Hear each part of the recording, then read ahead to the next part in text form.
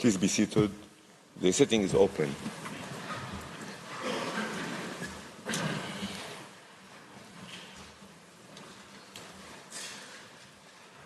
La Cour se réunit ce matin pour entendre la Namibie, la Norvège, Oman, le Pakistan, l'Indonésie et le Qatar sur les questions soumises à elle par l'Assemblée générale des Nations unies relatives aux conséquences juridiques découlant des politiques et pratiques d'Israël dans le territoire palestinien occupé, y compris Jérusalem-Est.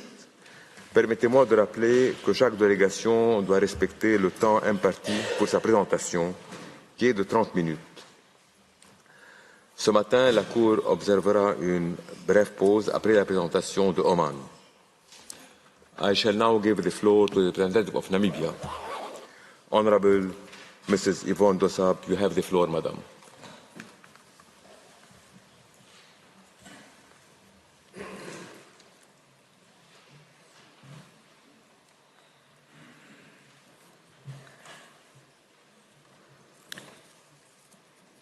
Mr. President, Madam Vice President, members of the Court, it is a special honor to appear before you today on behalf of the Republic of Namibia. With your kind indulgence, I wish to first pay tribute to our late President, Dr. Hage Geingob, who passed away on 4 February 2024 and will be laid to rest this weekend. President Geingob was a key figure in our struggle for independence. He was a committed anti-apartheid and anti-colonial freedom fighter who stood up against injustice and oppression wherever it occurred.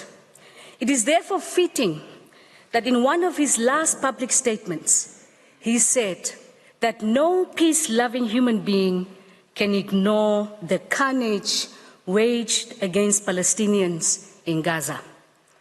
President Geingob was the representative of SWAPO and its petitioner to the United Nations from 1964 to 1971. It was during this period that the General Assembly condemned and declared the policies of apartheid and racial discrimination as a crime against humanity.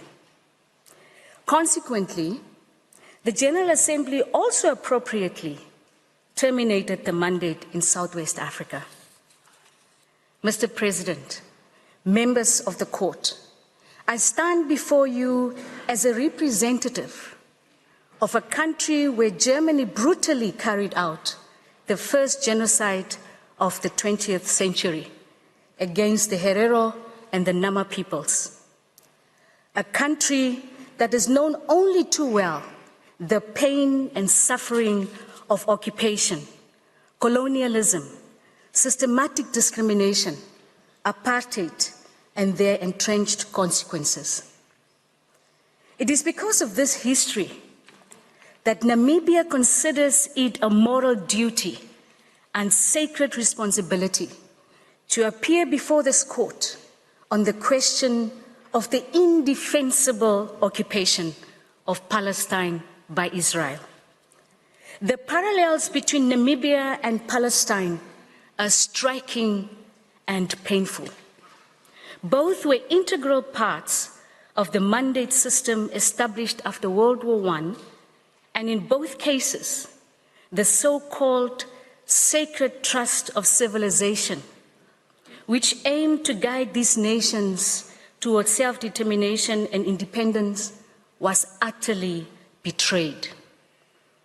Instead of achieving self-government, both Namibians and Palestinians suffered the loss of human dignity, life, liberty, and the outright theft of their land and natural resources. Hundreds of thousands of their people were violently expelled from their homes or forced into exile, joining the ranks of the world's refugees.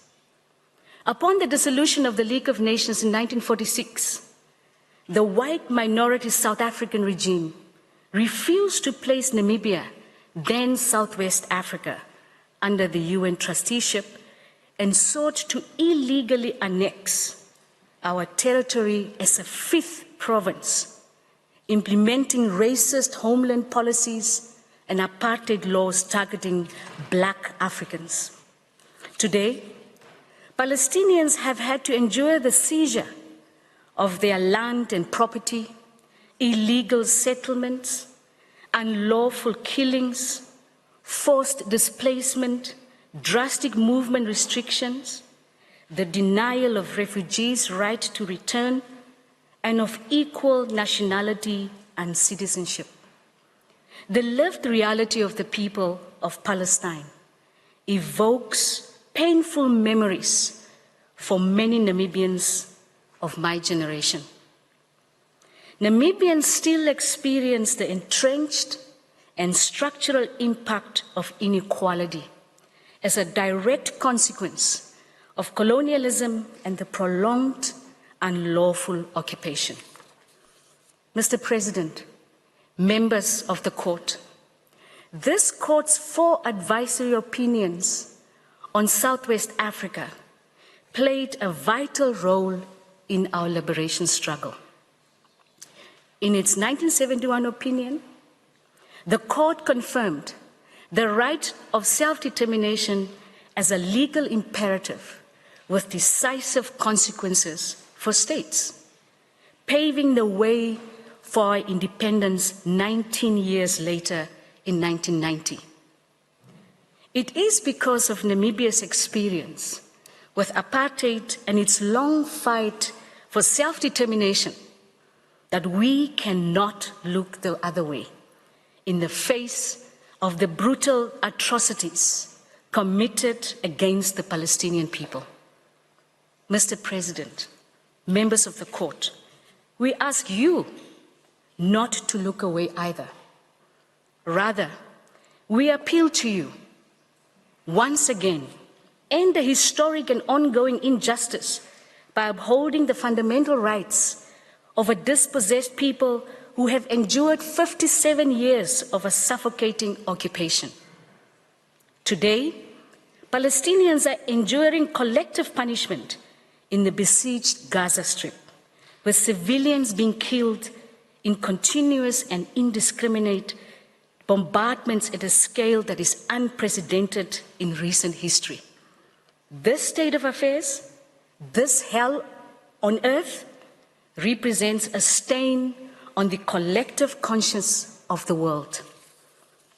Civilized nations cannot and must not accept images of children covered in blood with gaping wounds, of men and women crying in despair because of the helplessness they feel.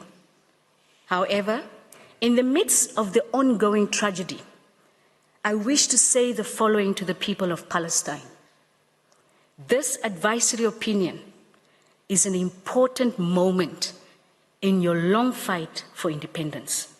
And I leave you with the words of our founding president and father of the Namibian nation, Dr. Sam Nujoma. A people united, striving to achieve a common good for all members of society, will always emerge victorious. End of quote.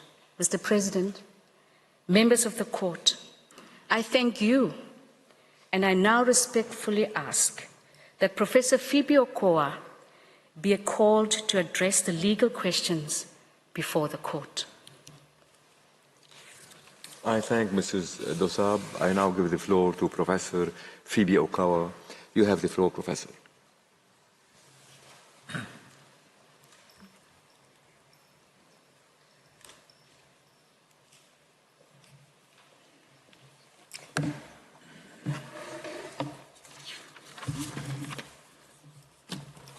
Mr. President, Madam Vice President, members of the court, it's a great honor for me to appear before you in these proceedings and a special privilege to do so on behalf of the Republic of Namibia. Our presentation is in 3 parts. First, I will make 2 general observations on why the court should answer the request in its entirety and why Israel's occupation is illegal. Then I will focus on Israel's policies and practices in the occupied Palestinian territory that grossly violate its obligations under international law, specifically the prohibition of apartheid and racial discrimination and the principle of self-determination. Finally, I will address the legal consequences that arise for Israel, for third states, and for the United Nations on account of these violations. As a threshold matter, Namibia reiterates, as do the overwhelming majority of states in these proceedings, that the court has jurisdiction to render the requested advisory opinion and that there are no compelling reasons for the court to decline the request. Namibia notes that there is also wide consensus among the participants on the legal status of the occupation. Namibia makes only 4 brief observations. First, insofar as the law of occupation envisages any belligerent occupation as a temporary measure immediately following military operations, Israel's prolonged or permanent occupation breaches the law of occupation. It is a de facto annexation in all but name. Second, Israel's occupation in and of itself is unlawful under general international law. This is because it violates the Charter of the United Nations and peremptory norms, specifically the prohibition on territorial acquisitions through illegal use of force, the principle of self-determination, and the prohibition of apartheid. Third, successive resolutions of the Security Council and the General Assembly have declared Israel's occupation to be illegal and called on Israel to end it immediately. These resolutions provide an independent source of authority for the illegality of the occupation. Finally, the continuation of the illegal occupation does not absolve Israel from its obligations and responsibilities under international law. This is consistent with your own conclusions in the Namibia Advisory Opinion that physical control over territory and not sovereignty or legitimacy of title is the basis of state liability for acts affecting other states.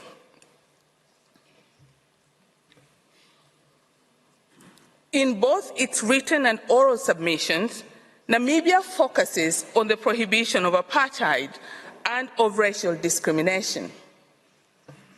This is in part on account of Namibia's history as one of the few countries that was subjected to this egregious form of systematic and institutionalized racial discrimination. We also do so on account of the fundamental importance of the court's 1971 Namibia opinion, where this court declared that the policies of apartheid constitute a denial of fundamental human rights and are a flagrant violation of the purposes and principles of the United Nations Charter. But above all, we do this because, notwithstanding the egregious nature of apartheid as a state delict, as a violation of a peremptory norm, and as a crime, it has received virtually no clarification beyond the specific circumstances of Southern Africa. An advisory opinion on threshold questions of apartheid will therefore assist the General Assembly in respect of its own action in identifying the key elements of the illegality and in formulating appropriate responses to Israel's discriminatory practices in the occupied Palestinian territory. Specifically, we invite the court to clarify 3 aspects of the obligation. First, we respectfully ask the court to make it clear that the prohibition of apartheid is not limited to Southern Africa in the last century. It extends to Israel's policies in the occupied Palestinian territory today. Article 3 of SAD places all state parties, including Israel, under an obligation to prevent, prohibit, and eradicate apartheid in territories under their jurisdiction. This is also the conclusion of the SAD Committee. The 1998 Rome Statute of the International Criminal Court, negotiated after the end of apartheid in South Africa, also recognized apartheid as a crime against humanity without temporal or geographical restriction. Second, the court should also confirm that the prohibition of apartheid binds all states as a peremptory norm. In your decision, in the case under SAD brought by Qatar against United Arab Emirates, you acknowledged the universal character of SAD is confirmed by the fact that while 82 states are parties to it. The International Law Commission and its Special Rapporteur on Youth Cogents, as Judge Tladi then was, has also expressly recognized the peremptory character of the prohibition of apartheid. Finally, Namibia invites the court to clarify the definition of apartheid. Namibia aligns itself with other participants that the definition in Article 2 of the Apartheid Convention incorporates the three key elements of the delict under international law. First, the state must engage in one or more inhumane acts. Crucially, these take the form of violations of fundamental human rights within an institutionalized framework of systematic oppression and domination. Second, these inhumane acts must be directed against a racial group or its members. Finally, the state must commit these inhumane acts for the purpose of establishing and maintaining domination by one racial group over the other and systematically oppressing them.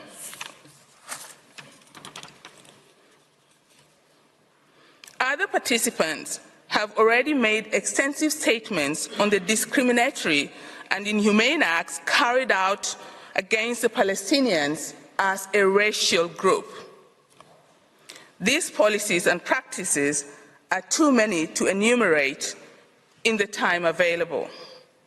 They include laws that discriminate in matters of citizenship, ownership and transfer of property, and freedom of movement.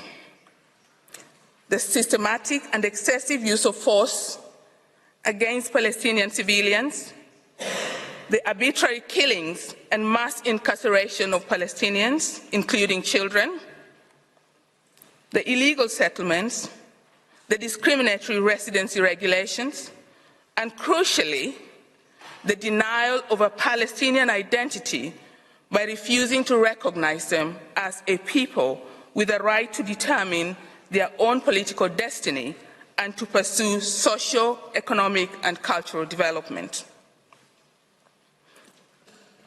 Namibia's submission will focus on the final requirement, the purpose of establishing, maintaining domination and systematic oppression.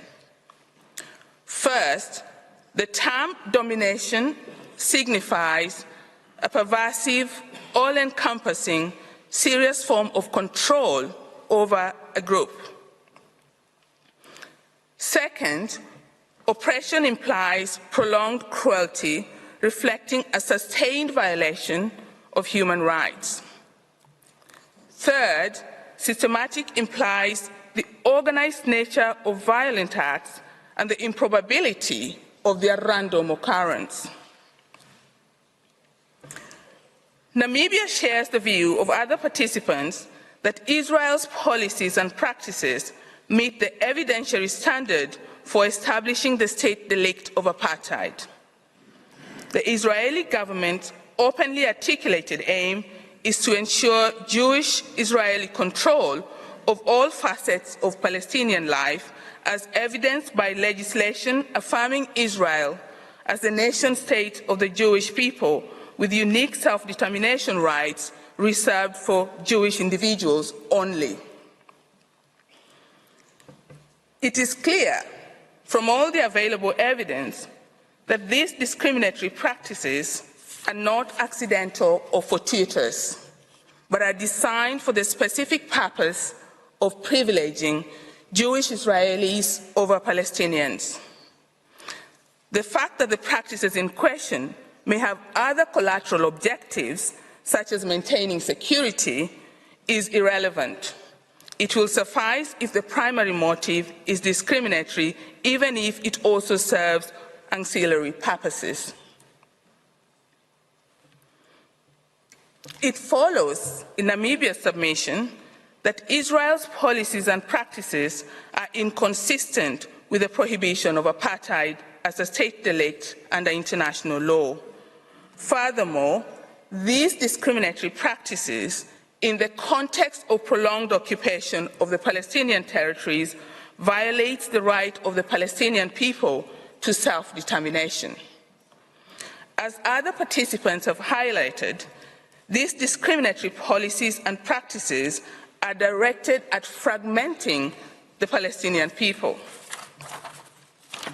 These elaborate systems of administrative controls undermine group cohesiveness by dividing the Palestinian people into a number of administrative domains or groups with varying degrees of rights. This strategic fragmentation of the occupied Palestinian territory into Bantustans makes Palestinian life burdensome and in many cases unbearable, forcing them to leave their homes. Perhaps the epitome of discriminatory laws negating the Palestinian right of self-determination is the 2018 Basic Law, passed with constitutional status, which boldly declares that Israel is the nation of the Jewish people and that Jewish settlement is a national value. I will now turn to the final part of my submission. I will first examine the legal consequences of Israel's violations, irrespective of the status of the occupation. Second, I will examine the legal consequences arising out of the illegal status of the occupation. First, Israel must bear consequences for its violations. This is the most elementary requirement of the law on state responsibility. As others in these proceedings have highlighted, this includes the obligations of secession and the duty to make reparation for more than 5 decades of harms inflicted on the Palestinian people. The government of Israel has a legal duty to dismantle all the vestiges of systematic racial discrimination and oppression that permeate all aspects of Palestinian life in the occupied territories. As the State of Palestine itself said on Monday, Israel must bring to an end the annexation of Palestinian land, dismantle existing settlements, and recognize the right of the Palestinian people to self-determination in a viable state of their own. Second, states are under an obligation not to recognize Israel's breaches of peremptory norms of general international law vis-à-vis the Palestinian people. At the same time, the obligation of non-recognition is matched by a parallel and positive duty of recognition of the Palestinian people's right to self-determination realized through a viable and independent state of Palestine. Here, we ask the Court to pay particular attention to the historical context of these proceedings. Admission to the United Nations, unlike the League of Nations, was not automatic. It was conditioned on the state accepting to uphold the values and principles contained in the Charter, including self-determination. The admission of Israel was no exception. In the Wall opinion, you observe that when Israel proclaimed its independence, it did so on the strength of the partition plan resolution of the General Assembly. As is well known, that plan envisaged two states, one Arab and one Jewish. The Israeli Declaration of Independence makes this plain by recognizing, and here I quote, the natural right of the Jewish people to be masters of their own fate, like all other nations, in their own sovereign states, unquote. If that logic applied to the self-determination and statehood of the Jewish people, it must, by the same token, also apply to the self-determination and statehood of the Palestinian people. We further ask the court to consider whether there may be circumstances where political discretion in matters of recognition gives way to a positive duty of recognition, especially when it is necessary to safeguard a peremptory norm. And here, Namibia aligns itself with Jordan's written submission that all states are also under an obligation to recognize the right of the Palestinian people to self-determination, including by exercising that right within a viable and independent state of Palestine. Since Israel's policies and practices violate peremptory norms of international law, the occupation itself is unlawful. This entails consequences for Israel, for third states, and for the United Nations. In the Namibia opinion, you already set out the legal consequences of unlawful occupation. There, you said that once the court is faced with an illegal situation, it would be failing in the discharge of its judicial functions if it did not declare that there is an obligation, especially upon members of the United Nations, to bring the situation to an end. In that opinion, you recognize the clear obligation on South Africa to put an end to the illegal occupation and withdraw its administration from the territory. The same consequences must of necessity attach to the illegal occupation by Israel of the Palestinian territories.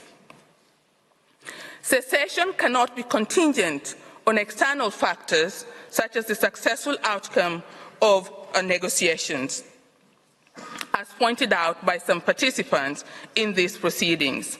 A withdrawal contingent on the outcome of political negotiations effectively gives Israel a veto over the future of the Palestinian people. Namibia invites the court to set a strict time limit within which Israel must be asked by the General Assembly to bring the occupation to an end without conditions. Failure to set a strict time limit has the perverse effect of being treated as a quiescence in the present occupation and permission for it to continue indefinitely. Of course, Israel has defied this court and ultimatums issued by the United Nations organs many times. But it is precisely for this kind of egregious violations of peremptory norms that a regime of countermeasures was contemplated in the now widely accepted International Law Commission draft articles on state responsibility. Equality before the law is a cardinal principle of the United Nations Charter. No state, not Israel, should be exempt from the comprehensive regime of sanctions. Moreover, Namibia reaffirms the position held by the majority of participants that all states are under an obligation not to recognize, assist, support, or contribute to the continuation of the unlawful occupation. This is also in line with your own settled jurisprudence. In the Wall opinion, you confirmed that obligations of third states include the obligation not to render aid or assistance in maintaining the illegal situation, that all states must refrain from all forms of assistance, including transfer of arms and political support, that de facto perpetuates the occupation.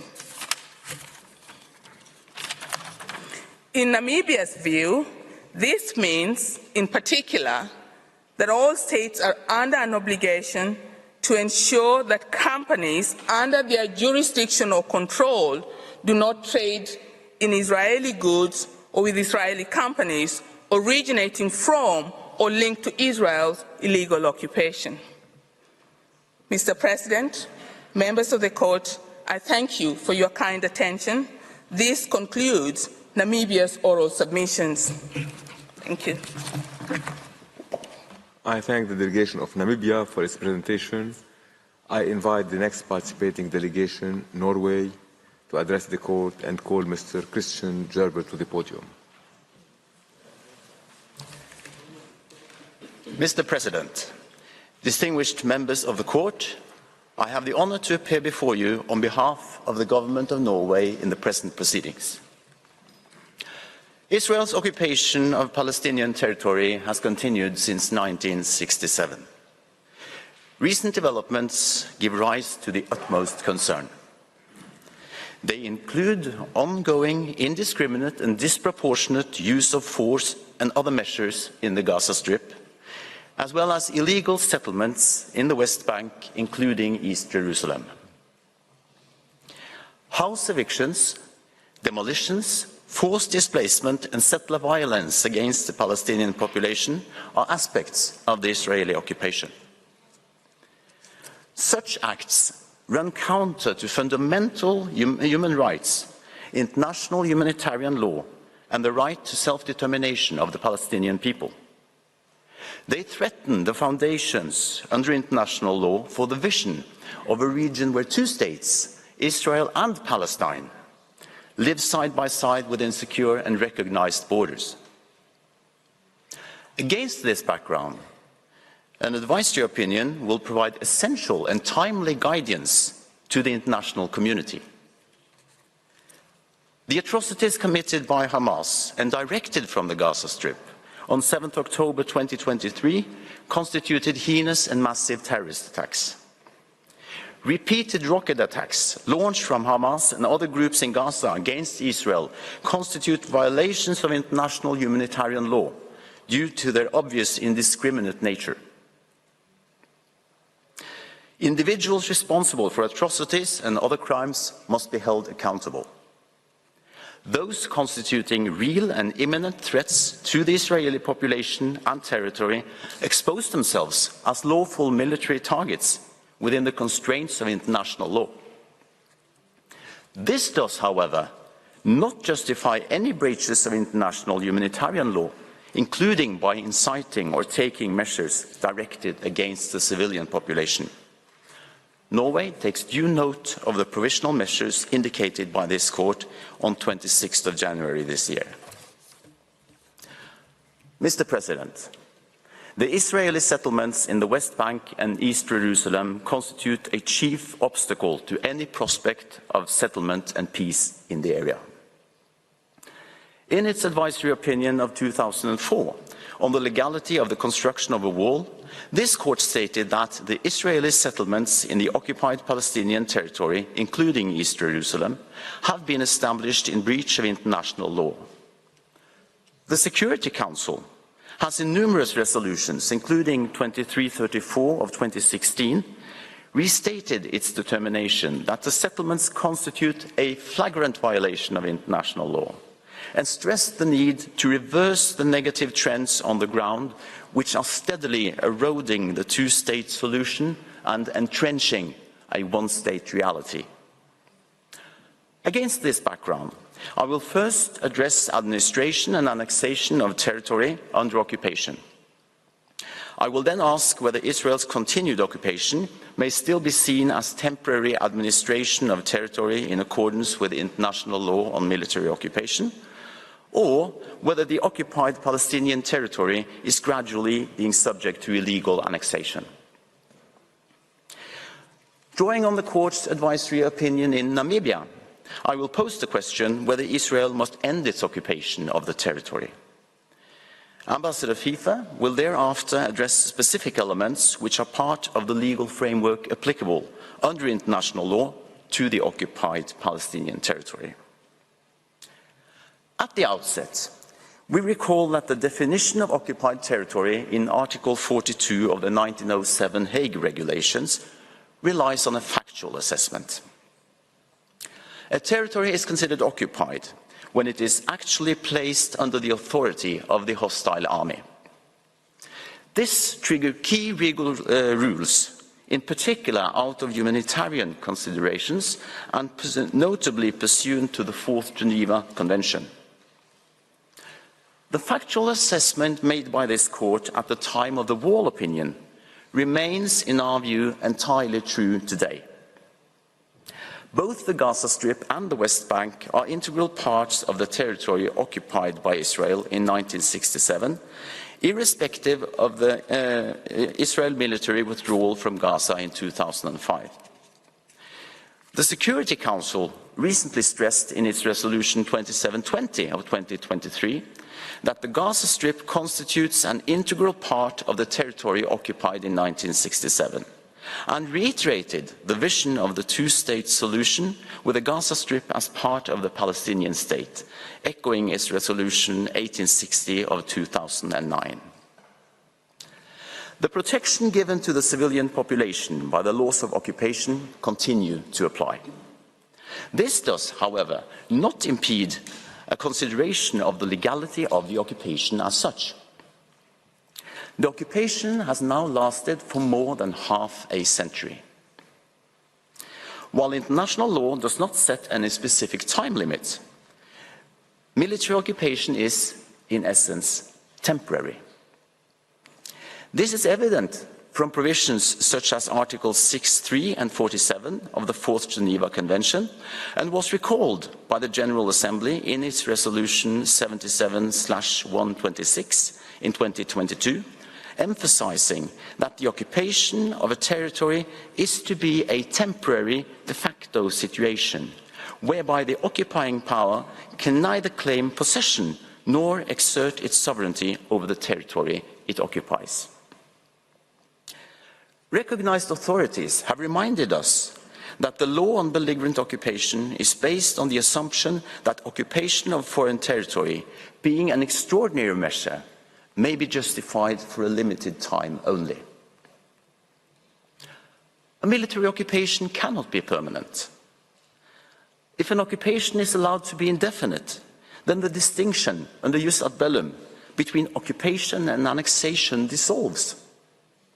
Furthermore, risks are patent with regard to deportations, transfers and evacuations in breach of Article 49 of the Fourth Geneva Convention. Both this court and the Security Council have found Israel to have violated this provision. Such developments give reason to ask whether the situation is turning into a de facto annexation. I now turn to the possible legal consequences arising from such prolonged occupation with regard to the Palestinian people's right to self-determination.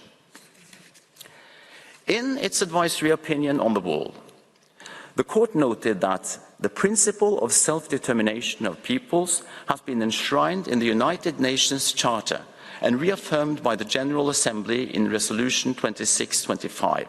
Pursuant to which every state has the duty to refrain from any forcible action which deprives peoples referred to of their right to self-determination. The court notes in para 149 that Israel is bound to comply with its obligation to respect the rights of the Palestinian people to self-determination. It added that there was a risk of further alterations to the demographic composition of the territory, contributing to the departure of Palestinian population from certain areas. On this basis, the court concluded that the construction of the wall, along with the measures taken previously, severely impeded the exercise by the Palestinian people to its right to self-determination and is therefore a breach of Israel's obligations to respect that right. In its 2019 advisory opinion on Chagos, para 160, The court emphasized the customary law character of the right to territorial integrity of a non-self-governing territory as a corollary of the right to self-determination. It follows that any detachment by the administering power of part of a non-self-governing territory, unless based on the freely expressed and genuine will of the people of that territory, is contrary to the right to self-determination. Norway believes that permanent or irreversible measures taken by Israel on occupied Palestinian territory would likewise be contrary to the Palestinian people's right to self-determination. I turn now to annexation. Annexation is a unilateral act by which a state incorporates into its territory all or part of the territory of another. As a concomitant of the prohibition on the threat or use of force in Article 2.4 of the UN Charter, annexation is prohibited under customary international law. This prohibition is reflected in Security Council Resolution 242 of 1967, referring to the inadmissibility of the acquisition of territory by war, repeated in its Resolution 298 of 1971. It is on this basis that the Security Council, in its Resolution 469 of 1980, declared Israel's de jure annexation of East Jerusalem to be invalid. What form annexation takes is irrelevant. To quote the court, with regard to the question of form, it should be observed that this is not a domain in which international law imposes any special or strict requirements. This is why it must be reiterated that annexation under any form, whether de jure or de facto, is illegal under international law. The formal characterization is immaterial. Nevertheless, there are grounds for asking whether Israel's occupation may be seen as tantamount to de facto annexation, as the court did in the Wall opinion. And I quote, "The construction of the wall and its associated regime create a fait accompli on the ground that could well become permanent, in which case, and notwithstanding the formal characterization of the wall by Israel, it would be tantamount to de facto annexation." End of quote. In its September 2022 report, the Independent International Commission of Inquiry on the occupied Palestinian territory, including East Jerusalem, held that, quote, "Israel treats the occupation as permanent and has, for all intents and purposes, annexed parts of the West Bank, while seeking to hide behind a fiction of temporariness. Actions by Israel constituting de facto annexation include expropriating land and natural resources, establishing settlements and outposts, maintaining a restrictive and discriminatory planning and building regime for Palestinians, and extending Israeli law extraterritorially to Israeli settlers in the West Bank." The Commission considered the situation tantamount to a de facto annexation as alluded to by the court. The court may wish to consider the following aspects when determining whether Israel's occupation may be tantamount to de facto annexation. First, the establishment of settlements in the occupied Palestinian territory represents a transfer over decades of parts of the occupying power's own civilian population into the territory it occupies in breach of Article 49.6 of the Fourth Geneva Convention. The Security Council has repeatedly, including in Resolution 2334 of 2016, condemned all measures aimed at altering the demographic composition, character and status of the territory occupied since 1967. Second, it could be asked whether the duration of the occupation, which has now lasted for more than half a century, in itself renders the occupation tantamount to de facto annexation. Third, there are grounds for serious concerns regarding announced plans for further expansion of Israeli settlements in the West Bank, including East Jerusalem. Fourth, Israel has appropriated natural resources of the West Bank, including water resources, and seized control of a physical infrastructure in order to bind the area closer to itself, and, it seems, to render irreversible its presence in the territory. Of particular concern are the repeated demolitions of the local Palestinian Bedouin communities and plans for infrastructure constructions that will isolate Bethlehem and the southern West Bank from East Jerusalem. Fifth, political leaders in Israel have stated that Israel's aim is a de facto annexation of the territory. In 2019, Prime Minister Benjamin Netanyahu declared that Israel would continue to build and develop the West Bank. He said that not one resident or community will be uprooted in a political agreement, and Israeli military and security forces will continue to rule the entire territory. He later pledged that his government would be applying Israeli sovereignty over all the communities to which Israeli settlers had been transferred. Norway looks forward to the determination by the court whether the occupation may have become tantamount to de facto annexation. Moreover, statements legitimizing extension of settlements may constitute direct and public incitements to commit further serious violations of international law. The State of Israel must take all measures within its power to prevent and punish such incitements. Norway believes that it would be useful to clearly set out the illegality of any measures tantamount to de facto annexation and underline the clear, continued legal obligation of the occupying power as regards protected persons in the territory occupied since 1967. In the case that the court reaches the conclusion that the situation in the occupied Palestinian territories must be seen as tantamount to de facto annexation, the next question is, what would be the legal consequences for Israel? In the 1971 Namibia opinion, this court referred to an obligation on the part of the occupant to withdraw its administration of the territory immediately or as rapidly as possible. Analogous conclusions were drawn by the court in the Chagos opinion. Furthermore, the Security Council, in Resolution 476 of 1980, reaffirmed the overriding necessity for ending the prolonged occupation.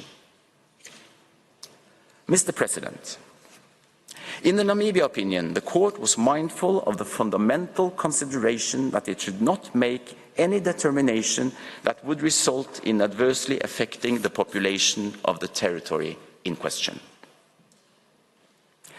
This principle is codified in Article 47 of the Fourth Geneva Convention as a cardinal safeguard. The provision clearly expresses the general principle that the Fourth Geneva Convention protects civilians regardless of the status of the territory in question. Moreover, the formal characterization of the occupied territory cannot relieve the occupying power of the obligation it owes to the population of that territory.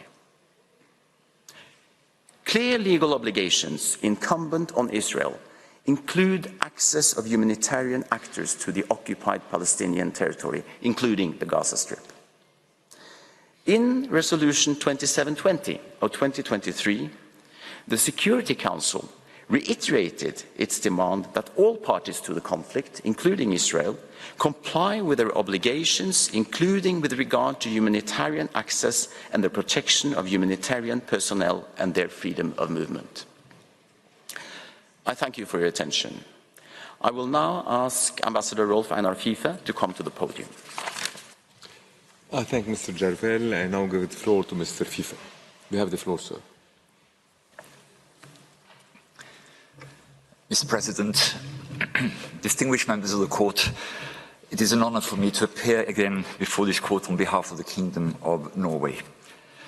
For completeness, I will now address certain elements which Norway considers to be part of the legal framework applicable to the occupied Palestinian territory. They constitute, in our view, solid foundations under international law for the two-state solution to which Norway is fully committed.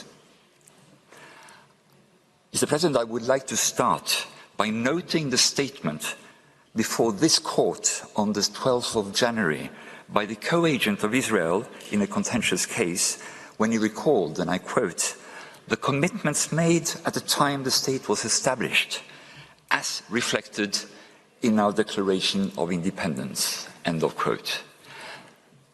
This reminder of the commitments made in the Declaration of Independence of the State of Israel on the 14th of May 1948 is indeed important. The Declaration is a key constitutive document for the establishment of the State of Israel.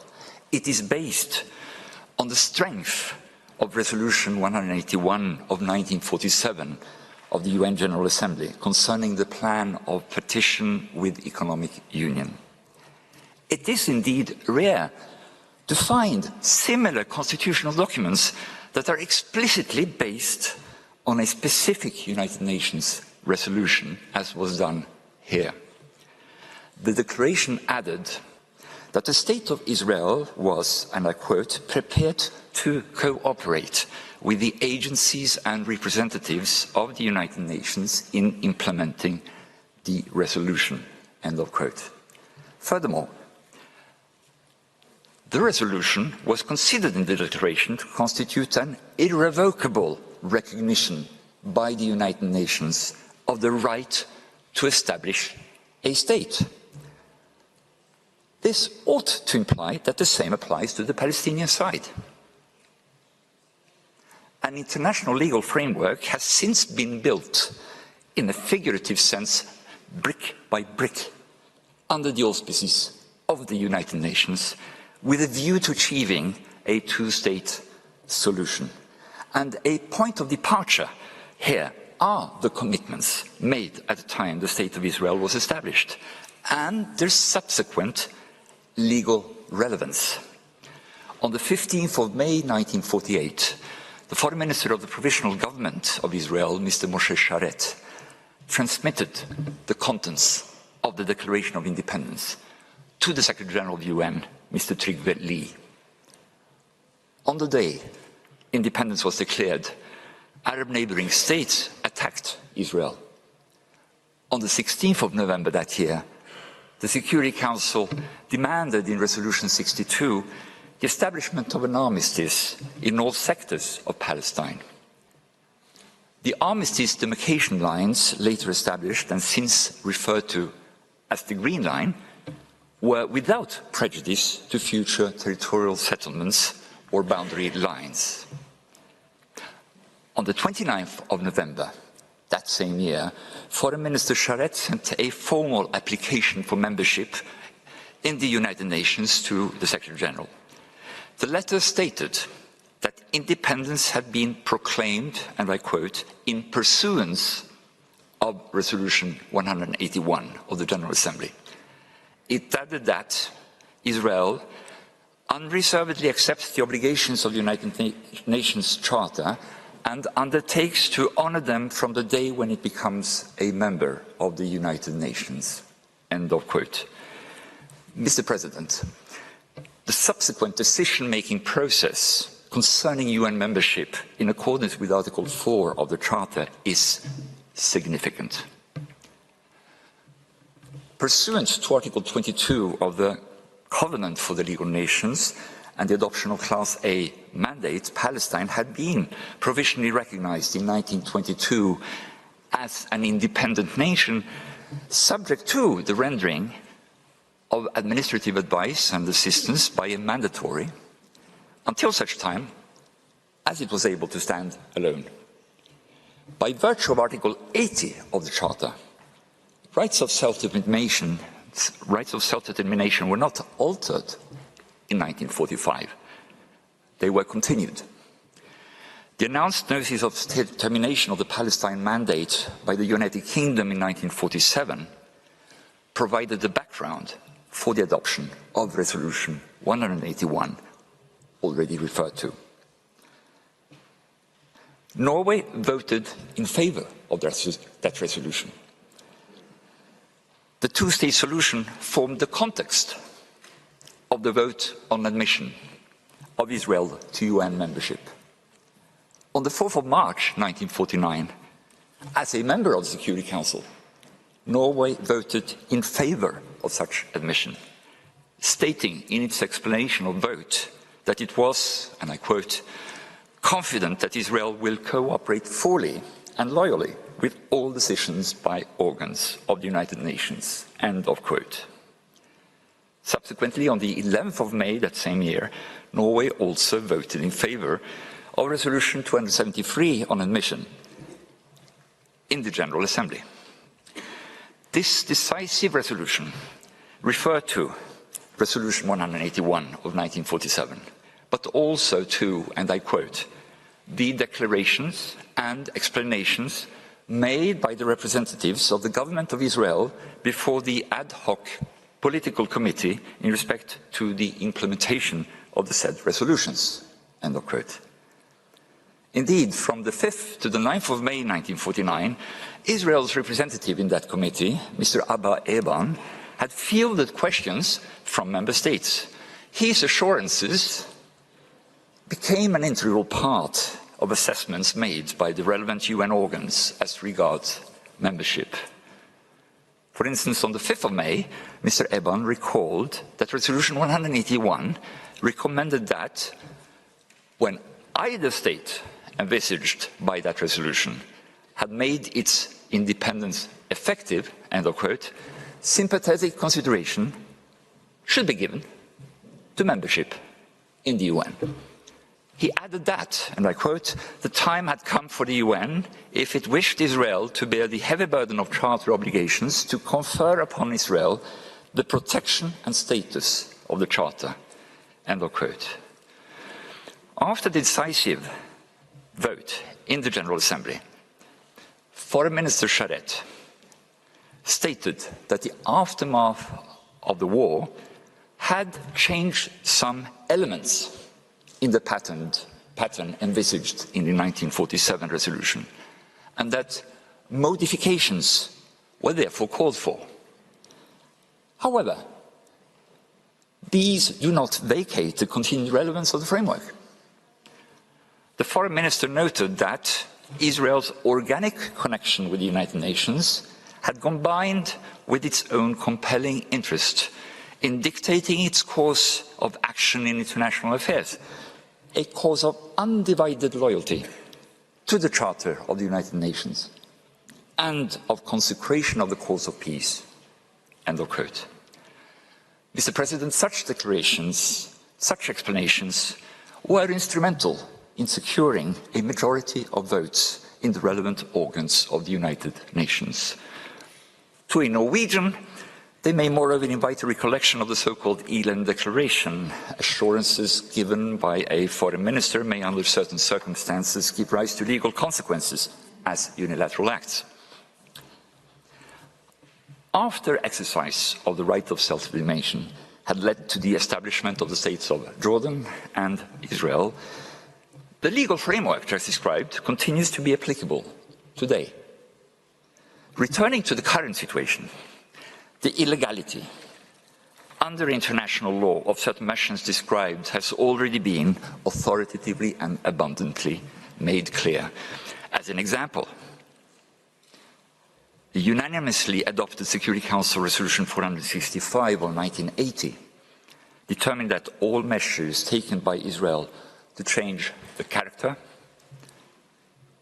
composition, structure, or status of Arab-occupied territories since 1967 have no legal validity.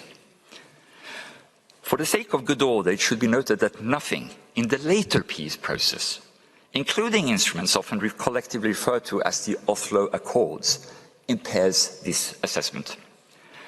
These instruments are based on an explicit recognition of the, I quote, legitimate rights of the Palestinian people and their just requirements, end of quote. Neither side shall, according to these instruments, initiate or take any step that will change the status of the West Bank and the Gaza Strip, pending the outcome of the permanent status negotiations. It is the view of Norway that a permanent settlement based on Security Council resolutions 242 and 338, must build on a confirmation of the role of international law and of the international legal framework that we have attempted to briefly describe here. Mr. President, our observations do not imply any lack of legitimacy of the establishment or of the rights of the State of Israel. On the contrary, they build on it. However, they also recall the clear obligations of a legal and not merely of a political nature incumbent on Israel. These rights and obligations correlate. They require fully contributing to the realization of a viable state of Palestine.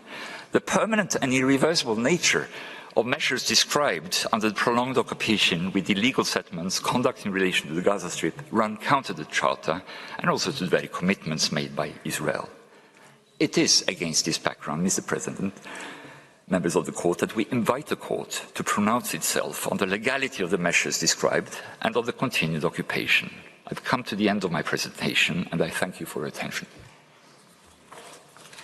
I thank the delegation of Norway for its presentation. I call upon the next participating delegation, Oman, to address the court and invite His Excellency Mr. Abdullah bin Salim bin Hamad al-Harithi to take the floor.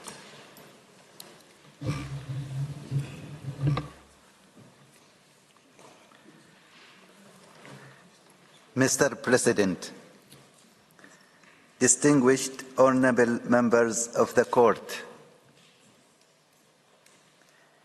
it is an honor and privilege to appear in front of the court to present a statement on behalf of the government of the Sultanate of Oman in the oral proceedings concerning the advisory opinion on the legal consequences arising from the policies and practices of Israel in the occupied Palestinian territory,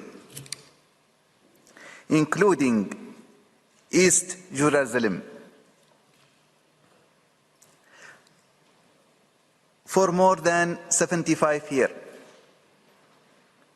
the Palestinians have been living under occupation, oppression, injustice, and daily humiliation committed against them by Israelis. Meanwhile, the international community and the international organizations have failed to assist the people of Palestine to realize their aspiration by having their own independent state.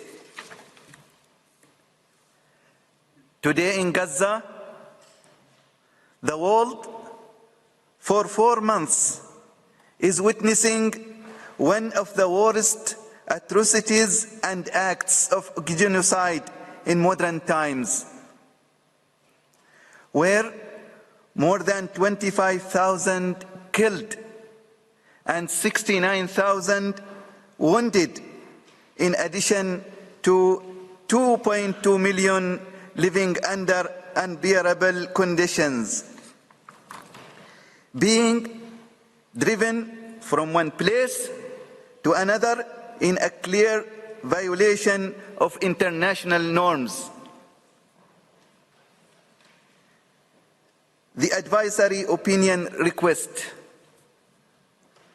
Oman supports United Nations General United Nations Resolution 77/247 of 30 December 2022, in which the Assembly requested the Court to render an advisory opinion in relation to 2 specific issues, namely, A, the legal consequences arising from Israel's ongoing violation of the right of the Palestinian people to self-determination. Its prolonged occupation of the Palestinian territory occupied since 1967, including the holy city of Jerusalem, and its measures aimed at altering the demographic composition, character, and status of the Palestinian territories, and from its adoption for related discriminatory legislations and measures. B. Israel's policies and practices referred in paragraph A affect the legal status of the occupation and the legal consequences that arise for all states and the United Nations from this status. The Sultanate of Oman requests that the following issues are taken in account. 1. Violation of the right to self-determination. That the occupation, settlement, and annexation of Palestinian territory occupied since 1967 by Israel obstructs the realization of the Palestinian people's inalienable rights, including their right to self-determination and right to return. There is an overwhelming international agreement on the existence of the right to self-determination and its continued denial in the occupied Palestinian territories. The right to self-determination is enshrined inter alia in Article 1(2) of the Charter of the United Nations. The United Nations General Assembly has consistently reaffirmed the right of the Palestinian people to self-determination. The United Nations Security Council has called for an end to the Israeli occupation and the establishment of two states based on the 1967 line. The Human Rights Council consistently recognizes the inalienable, permanent, and qualified right to self-determination of the Palestinian people. Arising from these clear and consistent breaches of the international law in maintaining a 75-year occupation, the court should determine that the government of Israel should bring an immediate and unconditional end to all activities, policies, and laws that prevent and impede Palestinian self-determination, principally by ending the occupation of the Palestinian territory.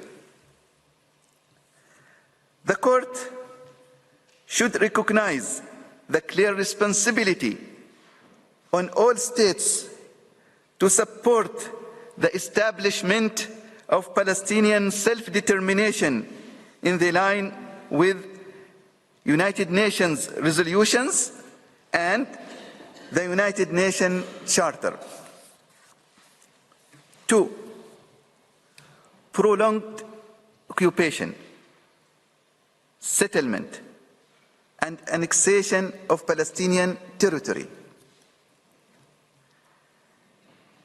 The consistent and systematic and lawful transfer of Israeli citizens to settlements in occupied Palestinian territory over decades is designed to perpetuate the occupation and make it permanent. Related to this policy is the displacement of Palestinians and establishment of coercive system of discrimination, zoning, planning, unlawful land appropriation, arbitrary arrest, and arbitrary violence since 1967. This foreseeable displacement of the occupied people and the transfer of citizens of the occupying power to occupied territory is prohibited under Article 49 of the Fourth Geneva Convention on the Protection of Civilian Persons in Time of War. Article 1 of that convention stipulates that every high contracting party to the convention is under an obligation to ensure compliance in all circumstances. The United Nations General Assembly, United Nations Security Council, and United Nations Human Rights Council have consistently and repeatedly condemned Israel's effort to alter the demographic character and status of the occupied Palestinian territories. States' obligations. The international community has an obligation to prevent unlawful annexation of Palestinian land. A fundamental principle of international law, as reflected in the Charter of the United Nations, is that the use of force in any form is prohibited. Consequently, accusation of territory by use of force is illegal.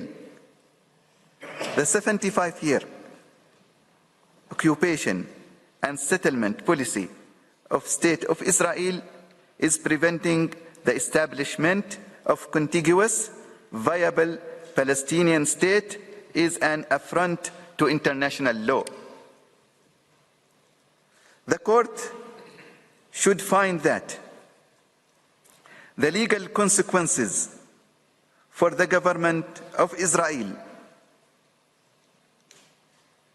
in this regard should include the immediate cessation of all illegal acts, including settlements and associated legal and administrative frameworks, clearly reparations for and dismantling of illegal structures and legal frameworks is also an imperative.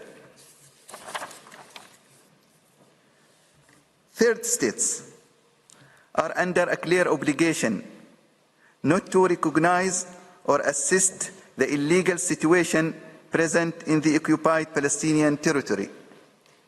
State parties to the Geneva Convention relative to the protection of civilian persons in time of war and under obligation to ensure Israeli compliance with international humanitarian law as embodied in the Convention, including the unlawful transfer of citizens to occupied territories. United Nations General Assembly Resolution 77/25 called upon all states consistent with their obligations under the Charter and relevant Security Council resolutions to pursue a policy of non-recognition, non-cooperation, non-assistance to the Israeli occupation, and to ensure respect for international law in this regard. I would like to conclude that the primary legal consequences arising from Israel's behavior is that there is now a de facto annexation by Israel of the Palestinian territories. There is no legal justification for continuing the Israelis' occupation and denying the Palestinian people right to self-determination. The Sultanate of Oman requests that the following issues are to be taken into account. A. The conduct and practices of an occupying power are well documented and strictly regulated in international law. The Fourth Geneva Convention is clear that an occupying power may not transfer its civilian population to occupied territories. In addition, international law does not provide for permanent occupation or occupation legitimized through the establishment of demographic change through settlement. The 75-year duration of Israeli presence in the occupied Palestinian territories and the persistence policy of settlement renders the Israeli occupation illegal and in breach of the United Nations Charter. B. The court should determine that Israel should bring to an immediate and unconditional end to this unlawful situation. Third states should support these efforts. Thank you very much. I thank the delegation of Oman for its presentation, and before I invite the next delegation to make its oral statement, the court will observe a break for 10 minutes. This sitting is suspended.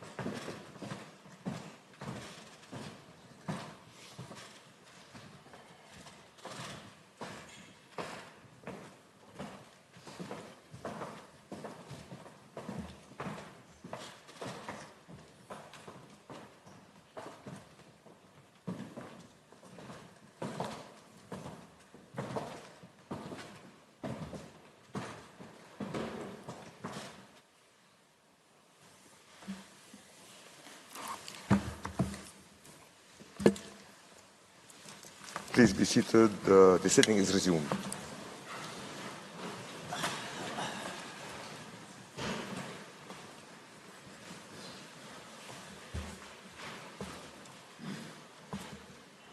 I now call upon the delegation of Pakistan to address the court and invite His Excellency Mr. Ahmad Irfan Aslam to take the floor.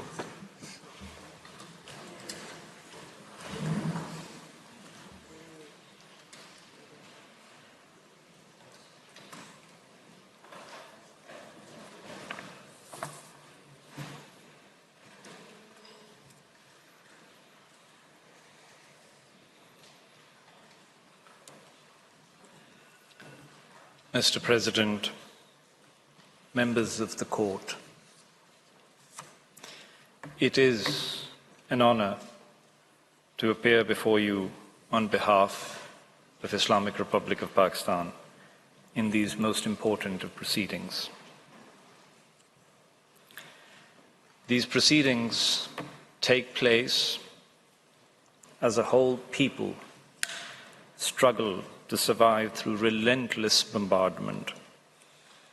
The very people who have endured daily persecution for over half a century. And yet, these proceedings inspire hope. They inspire hope because they present an opportunity. They afford this court an opportunity to develop jurisprudence, to advance essential principles of international law that preserves and advances the very basic human right of liberty and dignity.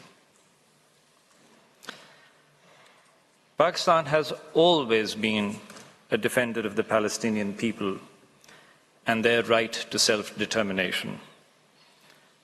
It was Pakistan that proposed the General Assembly's first resolution on the first day of the Six-Day War relating to Israel's invasion of Jerusalem and the measures taken by Israel to change the status of the city. Since then, Pakistan has continued to engage on these important questions of international justice, and it remains committed to contribute and play its part. Against this background, I will deal initially with 5 points and then make some technical legal arguments that Pakistan considers to be of particular importance in these proceedings. First, the question of self-determination. Second, the question of occupation and annexation. Third, systematic racial discrimination and apartheid. Fourth, the question of City of Jerusalem and its holy places. And finally, the two-state solution. Mr. President, members of the court, I come to my first point. The Palestinian people have, as the court itself has recognized, the right to self-determination. This right, which is codified in the two United Nations Human Rights Conventions, is one of the essential principles of contemporary international law. All states have a legal interest in protecting that right, which has the status of jus cogens. Israeli measures that severely impede the exercise by the Palestinian people of the right to self-determination are in breach of Israel's obligations to respect that right. Pakistan strongly believes in the inherent right of people to live freely and in the justice of struggle for freedom from alien subjugation under the right of self-determination. I turn to my second point, the question of Israel's occupation and annexation. It has always been the position of the United Nations that it, and I quote, cannot condone a change in the status juris resulting from military action contrary to the provisions of the Charter. The organization must therefore maintain that the status juris existing prior to such military action to be re-established by a withdrawal of troops and by the relinquishment or nullification of rights asserted in territories covered by the military action." End of quote. Thus, after the Six-Day War, the Security Council determined in Resolution 242 of 1967 that Israel must withdraw its armed forces from territories occupied in the recent conflict. In Resolution 476 of 1980, the Security Council reaffirmed the overriding necessity for ending the oppression of Arab territories occupied by Israel since 1967. Israel's occupation is no longer, if it ever was, a military occupation. It is annexation. In East Jerusalem, the annexation is de jure. In the rest of the territory, it is de facto. But the formal characterization matters little. To use the words of the court in the Wall case, the occupation is today, and I quote, "notwithstanding the formal characterization, tantamount to de facto annexation," end of quote. This now applies to the entire territory. This may have been the intention all along. Prime Minister Ben-Gurion affirmed in 1950 that, and I quote, "the Israeli empire must comprise all the territories between the Nile and the Euphrates," end of quote. And this was to be achieved as much by invasion as by diplomacy. More recently, Prime Minister Netanyahu has declared that his government will be, and I quote, "applying Israeli sovereignty over all the communities formed through the transfer of Israeli settlers, and not one resident or community will be uprooted," end of quote. Through its settlement policy, Israel has sought to create irreversible facts on the ground. It has aimed to create physical facts, which in practical terms make it as difficult as possible to bring an end to its prolonged occupation, the West Bank and East Jerusalem. Notwithstanding, the Security Council has reaffirmed that the settlements constitute, and I quote, "a flagrant violation under international law," end of quote. As this court said in the Namibia case, a binding determination made by a competent organ of the United Nations to the effect that a situation is illegal cannot remain without consequence. As in that case, in answering the legal questions now referred to it, the court is not concerned with the question of what practical steps would be required to seize the occupation. It is worth recalling, however, that even greater practical issues have been overcome in other contexts, such as when the French government withdrew 1 million settlers from Algeria in 1962. The French settlers were more numerous than the Israeli settlers in the West Bank and East Jerusalem taken together. France's settlements in Algeria were not only more numerous, they were also far older and better established than Israel's West Bank colonies. I come to my third point regarding systematic racial discrimination. Israel's policies and practices amount to systematic racial discrimination and apartheid. Israel has imposed a system of racial discrimination against the Palestinian people since 1967. It is a system that distinguishes deliberately and systematically along ethnic and religious lines between the Palestinian population and Jewish Israeli settlers illegally transferred into the territory. The purpose of domination and oppression may be inferred from Israel's pattern of conduct against the Palestinians.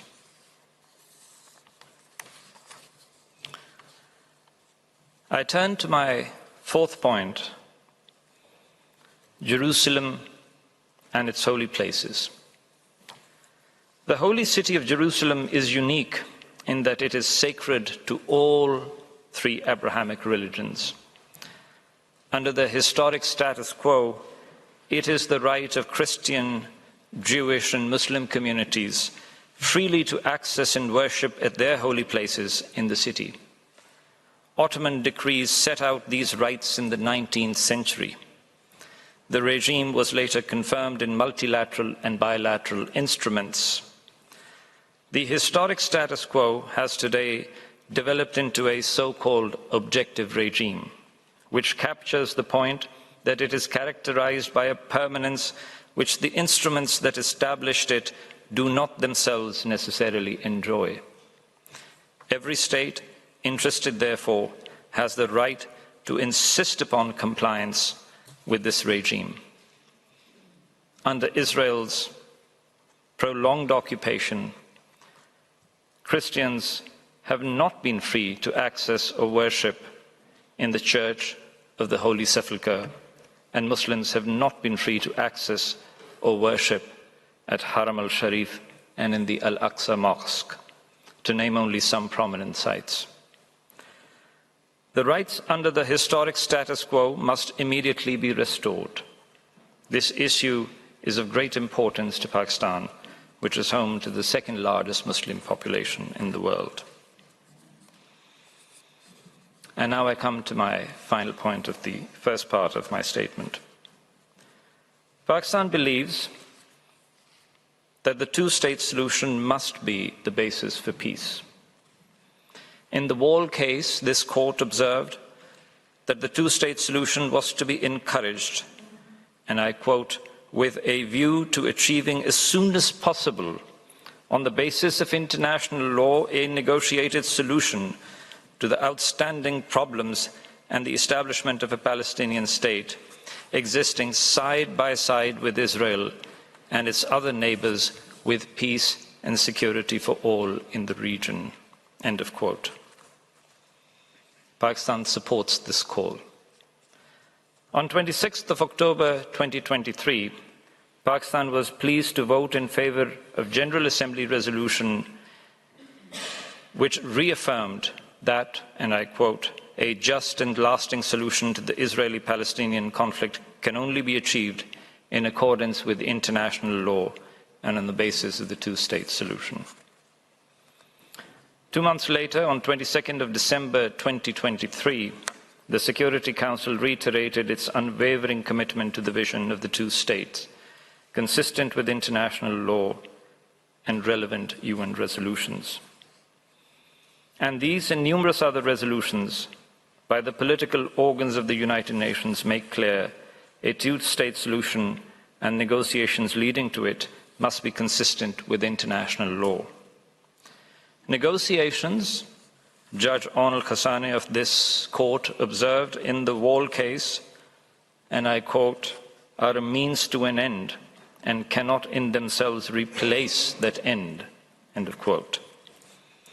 He continued to say that the discharge of fundamental international obligations cannot be made conditional upon negotiations. In this regard, the court's advisory opinion in these proceedings will be most important. Far from impeding negotiations in the achievement of a just and lasting two states, the court's advisory opinion will further assist such efforts by making it possible for the parties to make progress on the sound basis of international law and international legitimacy. Mr. President, members of the court, I now turn to more technical legal arguments of my submissions. The court has heard various competing submissions this week with respect to question B of the request. But there can be little doubt as to the central importance of three matters. First, the role of the rules on the use of force in governing the unlawfulness of a given occupation itself. Second, the series of General Assembly and Security Council resolutions that have consistently and expressly called for Israel's withdrawal and referred to the inadmissibility of the acquisition of territory by war, which is a corollary of those rules. Third, the Court's advisory opinion on Namibia is a helpful reference point for the Court. Pakistan hopes to assist the Court by suggesting a slightly different way of looking at things, which leads to the conclusion that Israel's occupation is unlawful and unlawfulness must have consequences. In this respect, Pakistan considers that a useful touchstone for the Court is the general principle that no state can benefit from its own wrong. As Sir Gerald Fitzmaurice explained, and I quote, "The general principle is that states cannot profit from their own wrong, and similarly that rights and benefits cannot be derived from wrongdoing. This admits of no doubt. It is a wide general principle having many diverse applications under international law. Of course, these principles apply not merely as regards treaty obligations, but to general international law obligations also." End of quote. Notably, in the Wall case, Israel accepted that this principle is as relevant in advisory opinions as it is in contentious cases. The principle is particularly important, whereas here the wrongs at issue are of the most serious kind. Second, the principle in the context of applicable law. This principle is one of the underpinnings of the prohibition on the acquisition of territory either by force or through the denial of self-determination. The wrongs are obvious, and no benefit in terms of lawful possession or a legal entitlement to administer the territory could be derived. As to this case, if the Court agrees with Pakistan and with many other states that Israel is in continued breach of these fundamental primary obligations, it cannot allow Israel to benefit from its own ongoing wrongs by somehow avoiding the natural consequences that must follow under this law of state responsibility. These include the obligations of cessation and non-repetition, which require immediate and unconditional withdrawal, as well as the obligations of non-recognition and non-assistance for all other states. As to the applicable primary rules, it is customary international law and the charter that govern the illegality of a given occupation at any point in time. As a separate matter, international humanitarian law governs the conduct of an occupying power with respect to the occupied population. But if the occupation itself is unlawful, that carries legal consequences for Israel and for all states under the secondary rules of state responsibility. Those legal consequences are in no way displaced by separate consideration of the lawfulness under international humanitarian law of particular conduct in the course of the occupation, much less by hope for a negotiated solution. Any other approach would effectively permit Israel to benefit from its own wrongdoing. For the same reason, there is no scope for an argument that other states in their dealings with respect to Israel or the occupied Palestinian territory could somehow put to one side the question of the unlawfulness of the occupation itself. They could not, for example, elect instead to focus exclusively on the different questions of whether specific Israeli measures were absolutely necessary to meet legitimate security requirements, such that those measures are not unlawful under international humanitarian law. Third, the principle in the context of Namibia advisory opinion. Mr. President, members of the Court, any conclusion could not be reconciled with the Court's opinion on Namibia. There are certain clear parallels with the present case. The General Assembly had condemned South Africa's occupation of Namibia, characterizing this as an occupation that engaged the Geneva Conventions, and the Security Council had expressly called for South Africa's withdrawal. In a later resolution, after condemning South Africa's non-compliance with the earlier resolutions, the Security Council had also declared that, and I quote, "the continued presence of South African authorities in Namibia is illegal," end of quote. This is to be understood as a reference to illegality under the rules on the use of force. Notably, the United States voted in favor of this resolution.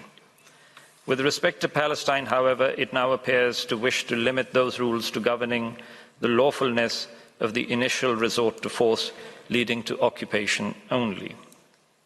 Of course, that could not be correct, including because it would allow an aggressor to benefit from an ongoing attempt to acquire territory through annexation. Indeed, in its 1971 advisory opinion, the court itself concluded the continued presence of South Africa in Namibia is illegal. The court held that South Africa was under an obligation to withdraw immediately and that all states were under an obligation to recognize the illegality of the occupation. In reaching this conclusion, the court found that South Africa's application of the apartheid regime to occupied territories amounted to disowning the mandate. In connection, the court relied on a context-specific expression of the general principle that no state can benefit from its own wrong, stating, and I quote, "One of the fundamental principles governing international relationship thus established is that a party which disowns or does not fulfill its own obligations cannot be recognized as retaining the rights which it claims to derive from the relationships," end of quote. South Africa had claimed it had an independent right to administer the territory by reason of its long occupation. Evidently, the court disagreed. 3 points follow from this. First, the court in Namibia case implicitly recognized that neither the fact of an occupation nor the law of occupation confer upon the occupying power any legal entitlement to administer the territory. Any contrary view would allow an occupying power to benefit from its unlawful use of force. Second, the court made a positive finding that South Africa's occupation was unlawful. In Namibia, there was a binding Security Council decision to that effect. The Security Council has made no such Security Council decision with respect to Palestine. But this in no way displaces or impedes the court's judicial function in determining this legal question for itself. Third, the court plainly did not consider that South Africa's continued status as an occupying power made any difference. As Judge Greenwood has explained, the basic position under the law of occupation is that an occupying power has the liberty to govern within certain limits without being guilty of violation of the jus in bello. The occupying power is required to administer the territory as temporary conservator or trustee for the benefit of the occupied population.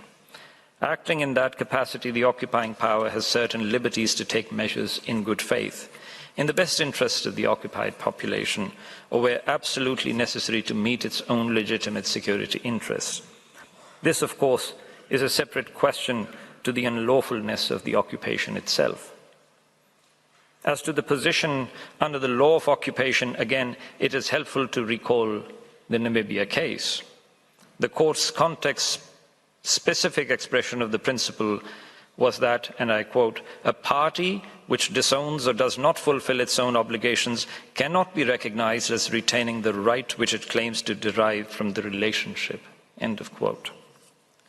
Pakistan considers that this has relevance when considering whether an occupying power should be recognized as retaining liberties to administer the occupied territory. In this case, if one were to zoom in exclusively on Israel's conduct as an occupying power, the only conclusion could be that Israel has disowned its basic duties. Its policies and practices of occupation deny the rights of the Palestinian people to self-determination and amount to systematic racial discrimination and serious violations of international humanitarian law and human rights. Plainly, they cannot be said to be absolutely necessary to meet Israel's own security interests. They serve Israel's other interests, including its goal of acquiring the territory. Mr. President, members of the Court, I conclude with the general principle that no state can benefit from its own wrong. Firmly in mind, it cannot be right that, as some states have suggested, the Court should refrain from finding that the occupation itself is unlawful or that there is no obligation to withdraw. This would be to allow Israel to profit from its own continued grave wrongs. And to adopt the Court's words in Namibia, the Court would be failing in the discharge of its judicial functions. Such abdication of responsibility would not encourage or facilitate the achievement of a negotiated solution on the basis of international law. More generally, the Court would be sending out a clear signal to other states that they too might be allowed to benefit the prolonged and lawful occupation of the territory of another state. Mr. President, members of the Court, these proceedings are a great moment in law. They are a great moment in history. We all have a collective opportunity to develop jurisprudence in a way that advances the cause of humanity. I wish you good luck in your deliberations. Thank you. I thank the delegation of Pakistan for its presentation. I invite the next participating delegation, Indonesia, to address the Court, and I call Her Excellency Ms. Retno Marsudi to the podium.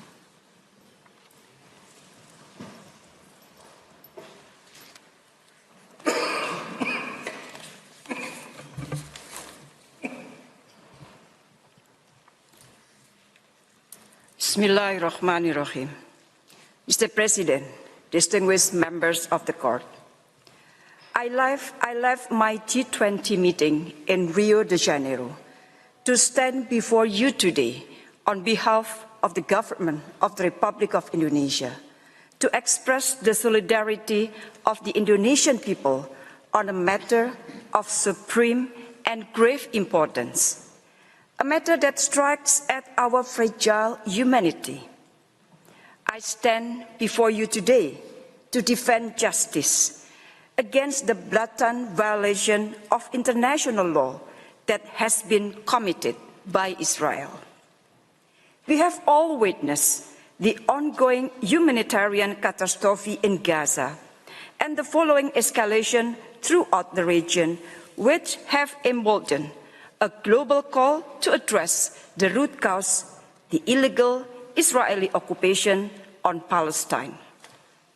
Israel's unlawful occupation and its atrocities must stop, and neither should it be normalized nor recognized. Mr. President, members of the Court, it is clear that Israel has zero intention to respect, let alone abide by, its international legal obligation. The Prime Minister Benjamin Netanyahu even said, and I quote, "Nobody will stop us, not The Hague, not anybody else," unquote. This is also evident in Israel's action in Gaza, as it is continuing its indiscriminative campaign of annihilation against civilians in Gaza. Apparently, the death of almost 30,000 lives is not enough for Israel, as it is close to launch another strike on Rafah, once the only gateway for life-saving humanitarian assistance to Gaza. No state should be granted a free rein to do anything they want against weaker state. This is why we have international law. This is why we need to uphold it. The role of ICJ is central to safeguard what the so-called rule-based international order. There is a big hope from the international community. I repeat, a big hope that ICJ delivers a favorable advisory opinion to the interests of justice and humanity. Mr. President, members of the court, the hope is on this court. Against this backdrop, we all assume a collective moral duty to furnish information on the question submitted to the court. Mr. President, members of the court, my statement today will be divided into two parts. First, on jurisdiction, and second, on the merit of the case. First part, on jurisdiction. Indonesia maintains that the court has jurisdiction to render the advisory opinion, and there is no ground for declining to exercise such jurisdiction. This has been clearly elaborated in Indonesia's written statement and written comment.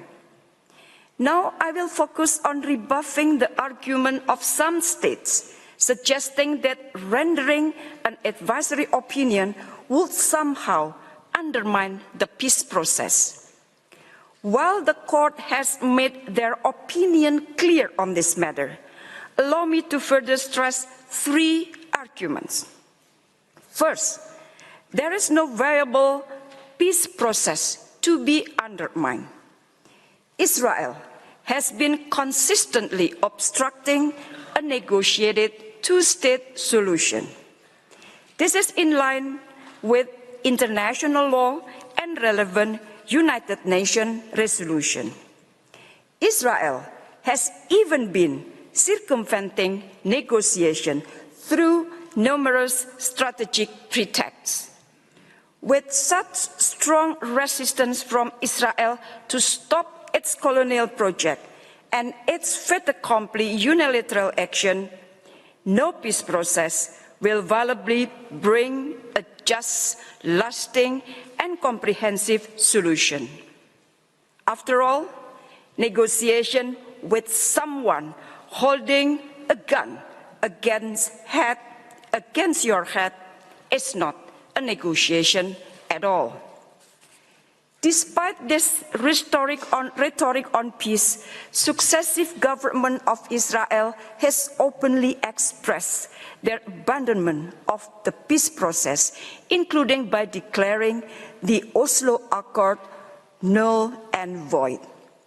Just last November, Prime Minister Netanyahu even boasted that, and I quote, "I'm proud that I prevented the establishment of Palestinian state," unquote. It is no wonder that Israeli officials of all levels have been openly ignoring the calls from the UN Security Council to settle this issue peacefully and abide by its international obligation. Along with these attitudes, Israel only has been pursuing a one-sided solution without engaging Palestinians, let alone addressing their interests. Indonesia submits that this confirming Israel has never been interested in any peace process. Second, the request for advisory opinion is not intended to decide on a final solution to the conflict.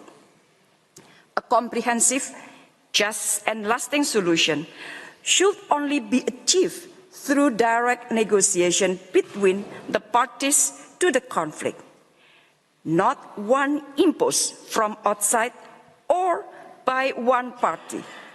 Rather, the request is intended to seek the court opinion on legal questions asked by the UN General Assembly within its competence.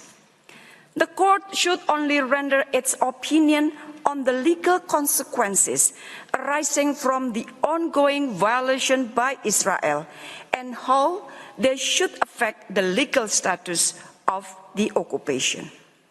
The questions should be understood as a request for advice to facilitate the General Assembly in devising necessary action within its function.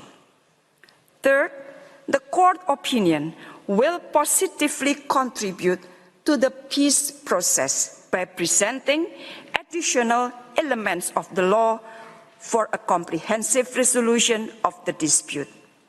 A genuine and lasting peace process can only be achieved if it is consistent with the international law. Thus, the court opinion is very much needed. By clarifying the relevant legal rules, the court opinion will help in resolving the stalemate that have impeded the peace process. In addition to this positive impact, the court's opinion would be useful to guide the future step to be taken by the United Nations and all states. Thus, Indonesia submits that there are no grounds to dismiss this request on the basis that it will risk fundamentally delegitimizing any future prospect of peace process. Mr. President, members of the court, my second part is on the merit of the case. Indonesia has made clear its legal argument on the question posed to the court as appeared in our written statement. I will begin with the continued denial of inalienable right of Palestinians to self-determination. In its 2004 advisory opinion on the wall, the court reasserted the Palestinian right to self-determination is no longer an issue. This confirmed the long-held belief of the international community, including as expressed through various UN Security Council and General Assembly resolutions, that the Palestinian people are entitled to self-determination. Let me reconfirm Indonesia's position in line with the court view that the fulfillment of such right is an erga omnes obligation. In other words, all countries, I repeat, all countries have a legal obligation to respect that right and to contribute to its realization. Consequently, any endorsement or recognition of Israel's policies or practices that obstruct the right to self-determination of the Palestinians shall be unlawful.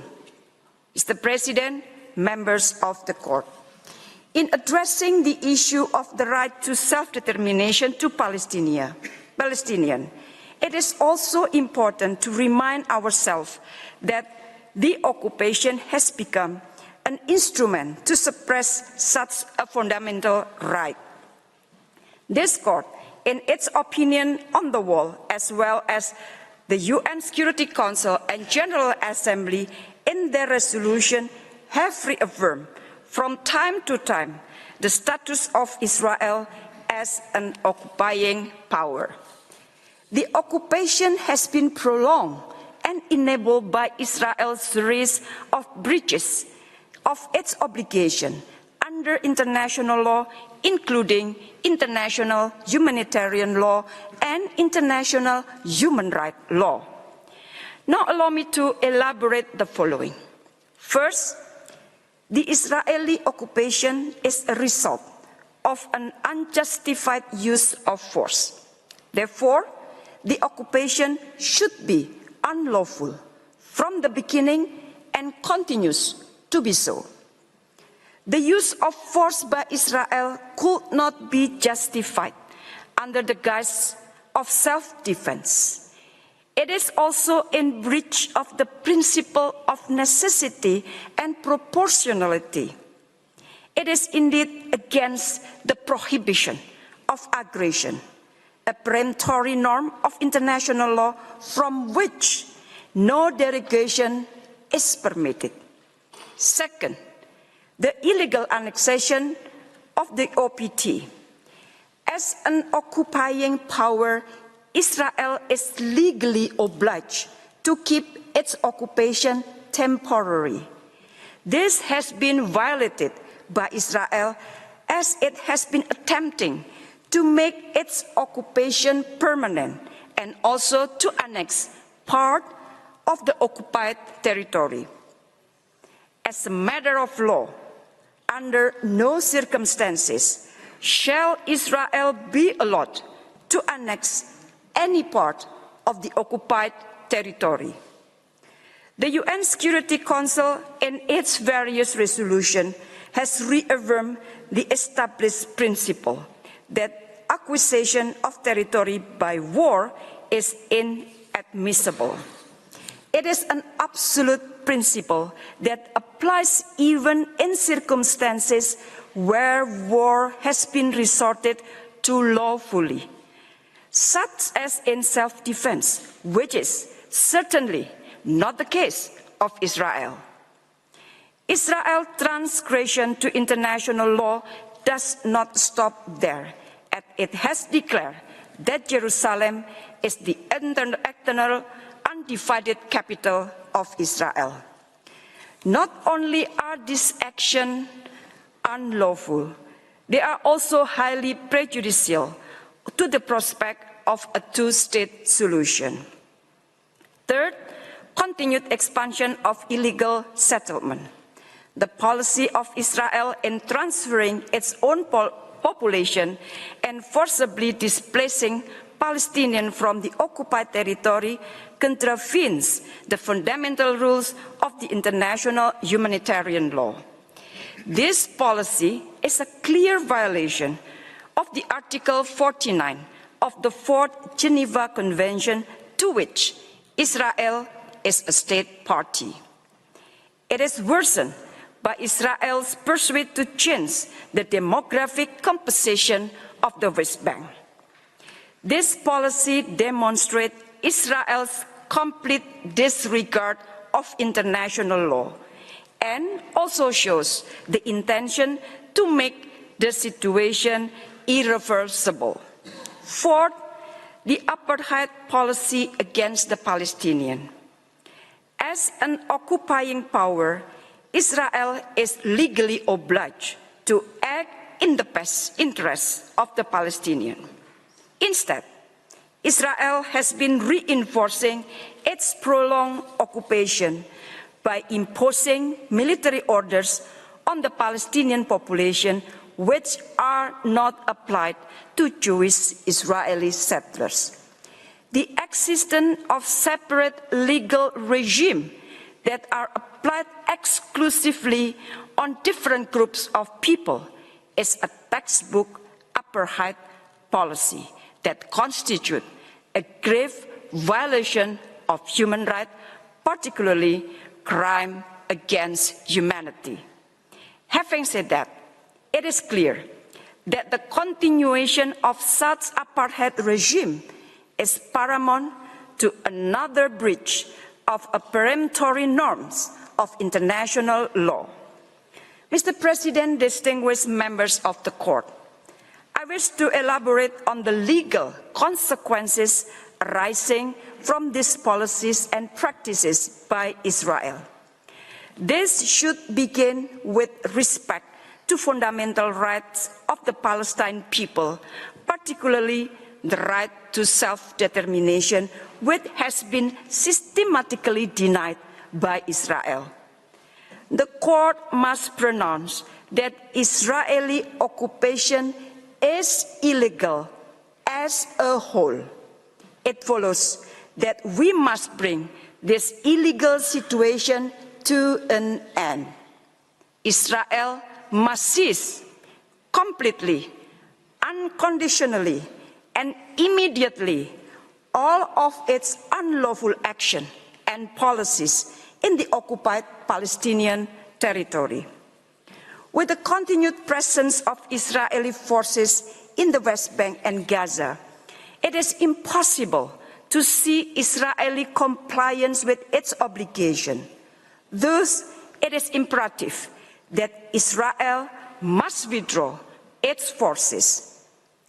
Given the illegal nature of the occupation, Israel withdrawal must neither be done with precondition nor subject to any negotiation. They must withdraw now. I repeat, they must withdraw now. Israel should also be obliged to make reparation both to the state of Palestine as well as to the Palestinian people.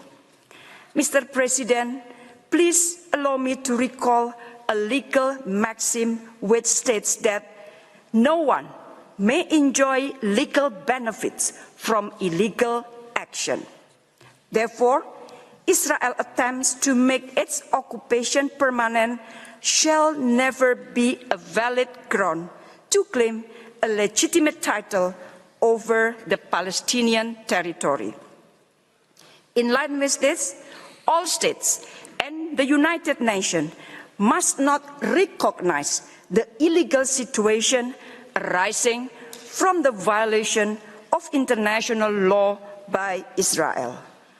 All states must not render any assistance to the maintenance of such violation. Moreover, all states and the United Nations should also ensure Israel compliance with its obligation under international law. Mr. President, members of the court, I would like to conclude by underlining that no country is above the law, that no country is above the law, and the sanctity of this court must be upheld. Indonesia believes that this legal motion is also a motion of global conscience. It should not be another item on the list, another proceeding to dismiss, another call to go unheeded, ignored blatantly by Israel. Never again means never again. We founded our current international system with the conviction that every single human being, I repeat, every single human being, without exception, is protected by law. Every single human being, without exception, is protected by law. Thus, let us all contemplate upon this question. Should the international community continue allowing Israel to manipulate the use of international law to justify its illegal action against the fundamental rights of the Palestine? For Indonesia, we shall not. And once again, the hope is on this court, as the court is the guardian of justice. I thank you very much. I thank the delegation of Indonesia for its presentation. I invite the next participating delegation, Qatar, to address the court and call upon His Excellency Mutlaq Al-Qahtani to take the floor.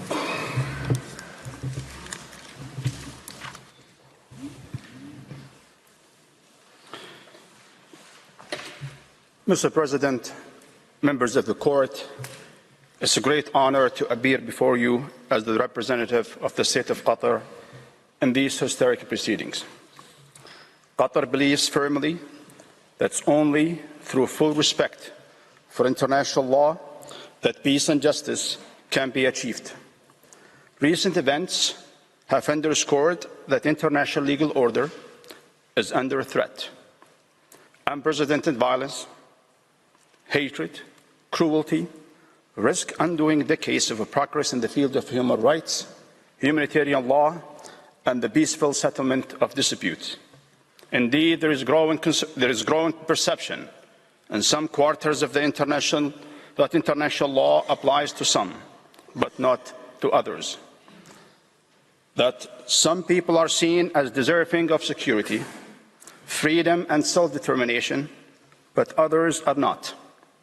Some children are deemed worthy of the law's protection, but others are killed in their thousands. Qatar rejects such double standards. International law must be upheld in all circumstances. It must be applied equally to all, and there must be accountability for all violations. Yet, more than 75 years, the light of the Palestinian people has been treated as an exception to the international rule of law. Mr. President, members of the court, you have the clear mandate and indeed the responsibility to remedy this unacceptable situation. The credibility of the international legal order depends on your opinion, and the stakes cannot be higher. Indeed, Israel's genocidal war on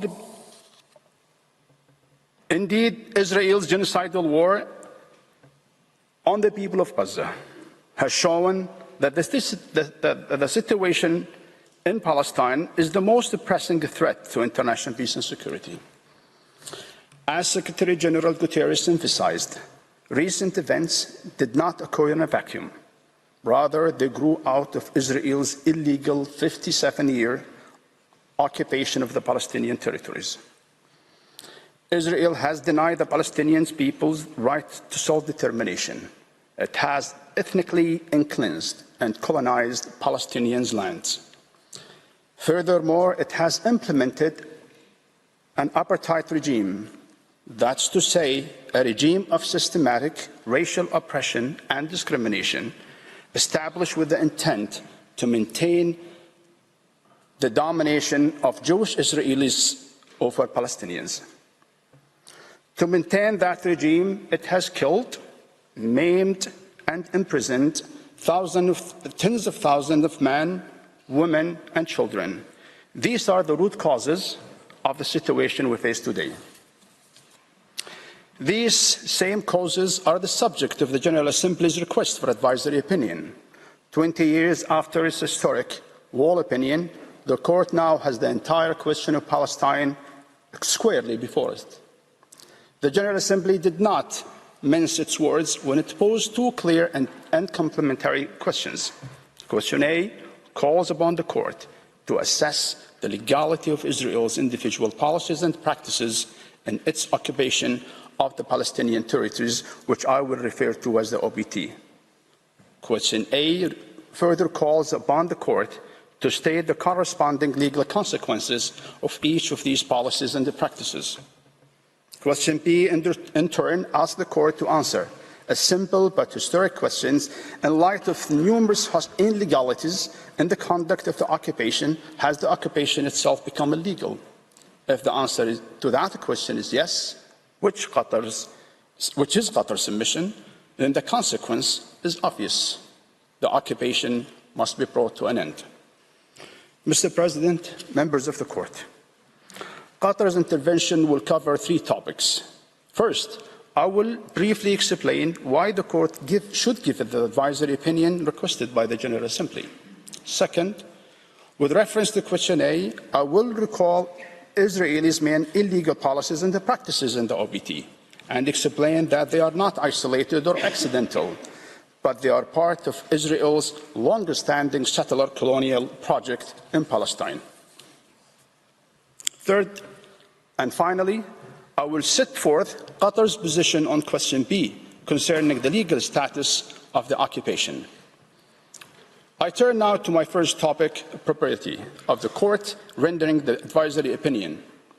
Mr. President, I need not to repeat what you have already heard from numerous participants this week.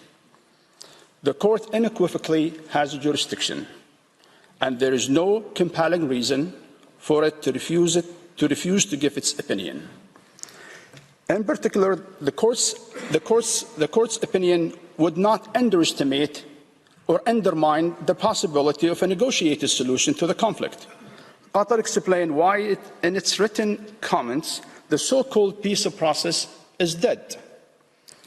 To provide the Court with relevant historical context, Qatar engaged two most prominent historians of the Israeli-Palestinian conflicts alive today. one Palestinian, Professor Rashid Khalidi of Columbia University, and one Israeli, Professor Efli Shalim of Oxford University.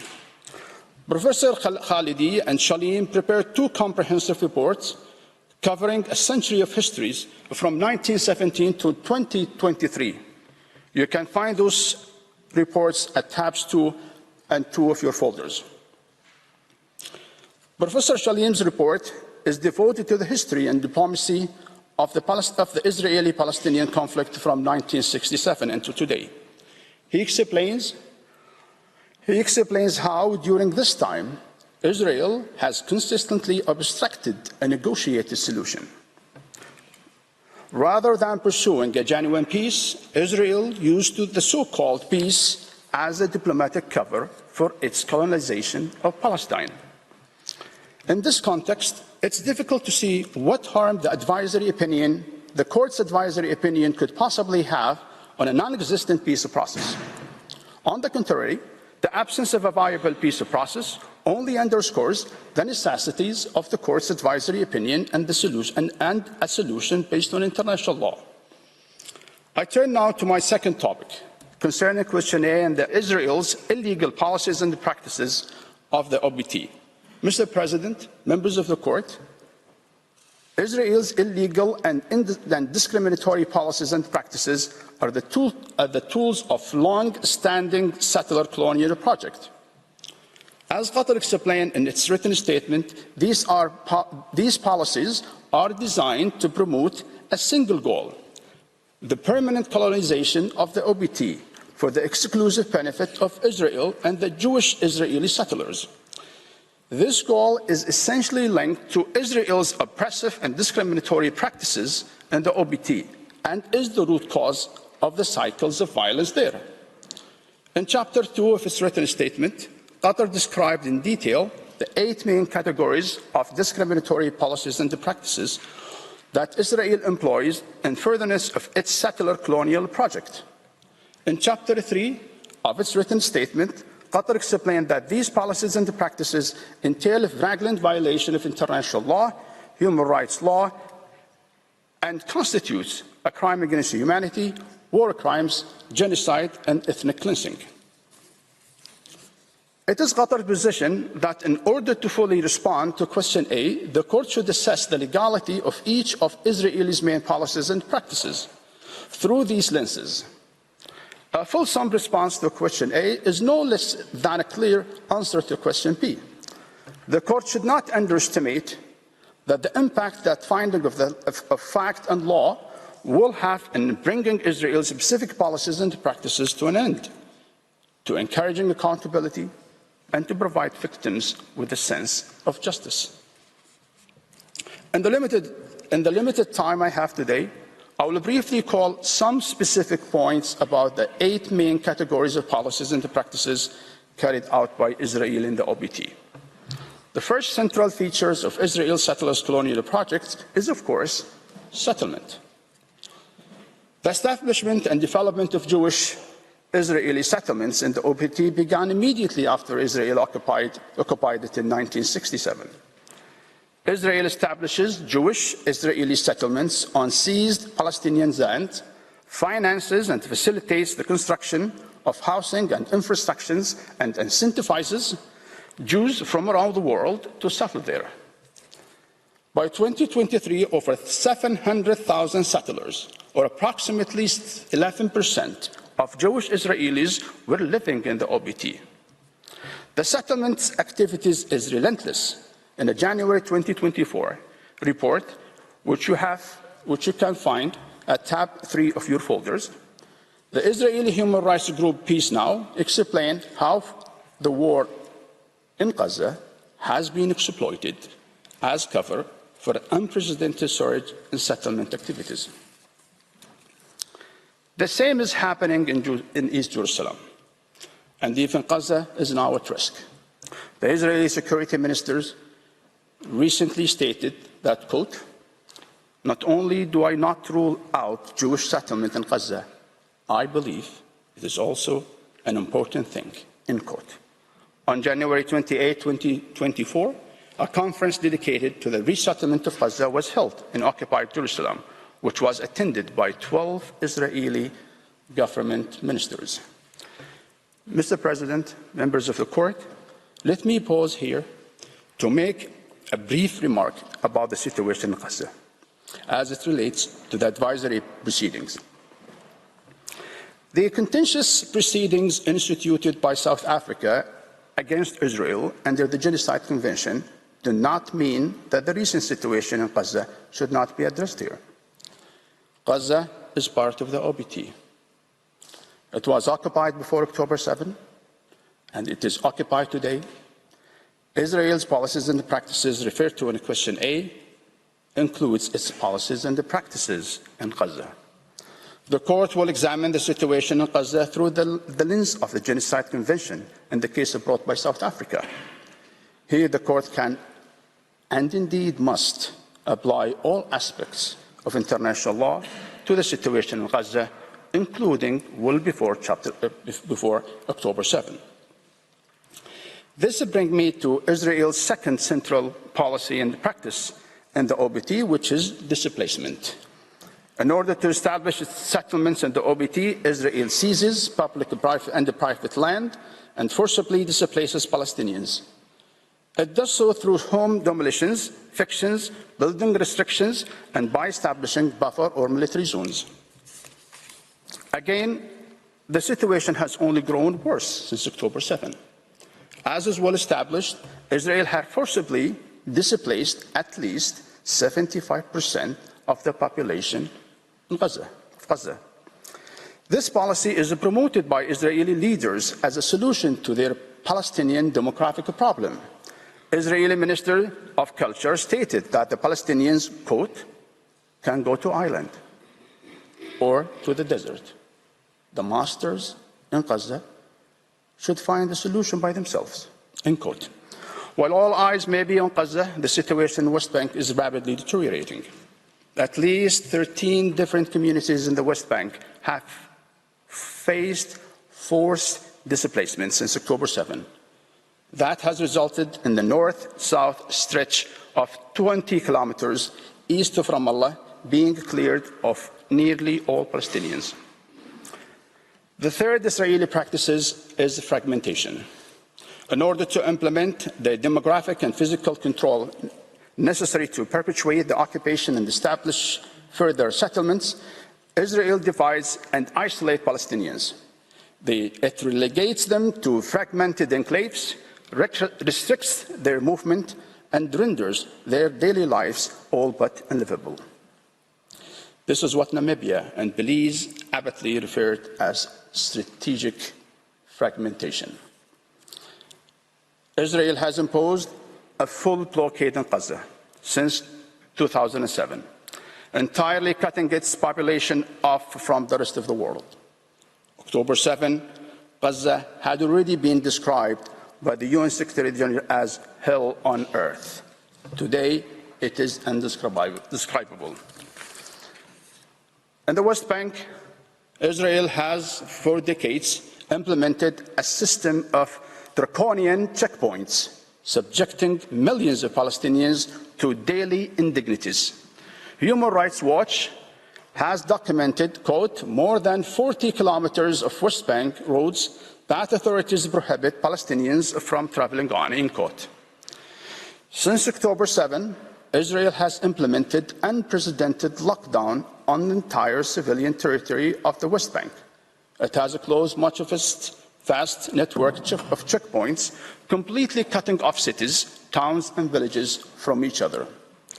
The fourth practice that characterizes Israel occupation is its discriminatory and unlawful violence. Israeli forces and Jewish Israeli settlers, often with the support of the state, use violence to crush even non-violent resistance to the occupation and to perpetuate a climate of fear and repression.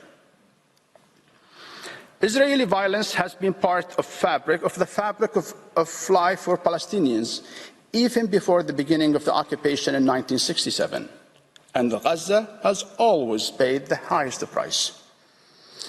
In the 15 years before October 7, Israeli military campaigns killed 5,365 Palestinians in Gaza, the majority of whom were undisputedly civilians. Of course, this is shocking statistics pales in comparison to what we have in the past 4 months. At the same time, the court cannot ignore the ever-worsening situation in the West Bank. Since October 7, 397 Palestinians have been killed across the West Bank, and 453 have been injured. Even before October 7, 234 Palestinians were killed in 2024, which was the highest number on record. Civilian casualties are not just collateral damage in Israeli attacks. They are the main target. The use of warplanes, armed drones, attack helicopters, and missiles was once unprecedented in the West Bank. Now it is routine. Mr. President, members of the court, Israel's victims are often children. They include 5-year-old Ruqayya, who was shot in the back by Israeli forces on January 7th at a military checkpoint in the West Bank. Her body was withheld from her family by Israeli forces for 10 days. Just last week, Israeli forces also shot 16-year-old Nahil in the head, killing him as he was leaving school. Nahil was the 100th Palestinian child killed by Israeli forces in the West Bank since October 7. This brings me to the fifth practice implemented by Israel, which is its discriminatory military legal system in the OBT. This system privileges Jewish Israeli settlers while depriving Palestinians of the most basic legal protections. A pillar of this system is the practice of indefinite administrative detention of Palestinians without charges. As we detailed in our written statement, this practice was widespread before October 7. Its use has increased excessively since then, in what some rights groups have characterized as mass enforced disappearances. In the past 4 months alone, thousands of Palestinians have been placed in administrative detentions. In Gaza, they are rounded up, blindfolded, disrobed, humiliated, and detained in mass makeshift outdoor prisons. You can find detailed reporting at tabs 5 and 6 of your folders. In the interest of time, I will not detail the 3 remaining policies and the practices that characterize Israel's occupation, which are discussed in Chapter 2 of Qatar's written statement. These practices are 6: the eradication and suppression of all manifestations of Palestinians' culture and religion in the OBT. 7th, the economic oppression of Palestinians and the exploitations of the OBT's natural resources.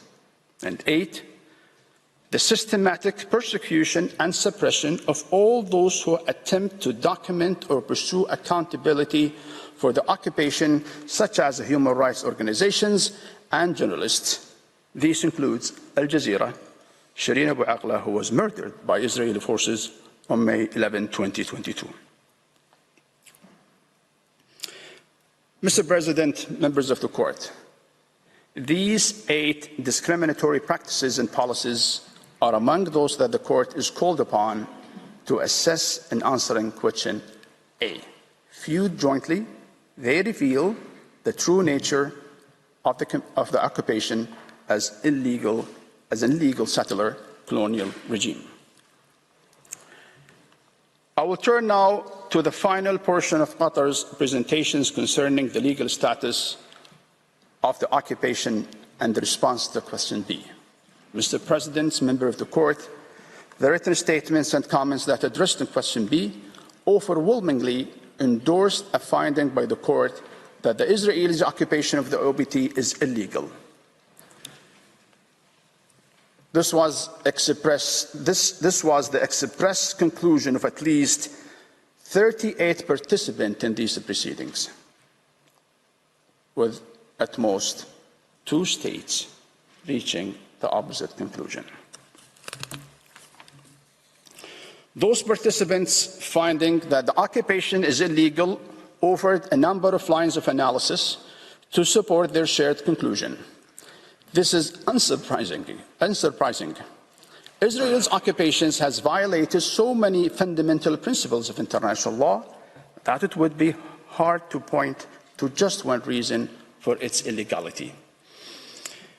In Chapter 3 of Qatar's written comments, we identified 5 main reasons as to why Israel's occupations of the OPT is illegal. With its written comments, Qatar also submitted a detailed appendix compiling relevant statements by participating states and organizations. These can be found at tabs 7 to 15 of your folders.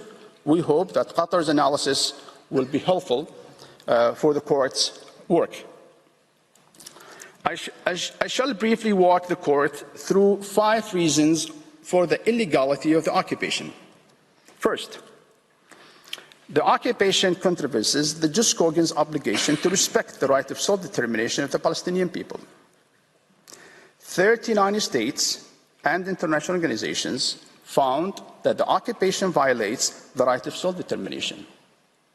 28 of those participants underscored that the occupation has become illegal for this reason.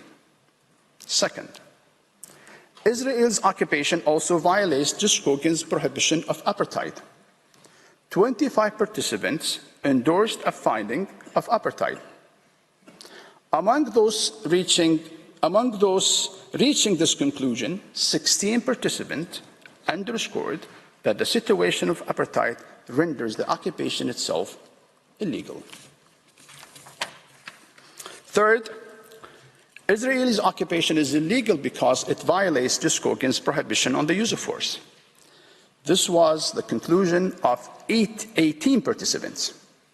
Fourth, by virtue of its illegal annexation of portion of OPT, Israel has breached yet another Jus Cogens norm, the prohibition on the acquisition of territory through the use of force. At least 41 participants in the proceedings have pointed this out, with 31 of them underscoring that the occupation is illegal as a whole because Israel's annexation of the OPT is an integral feature of the occupation.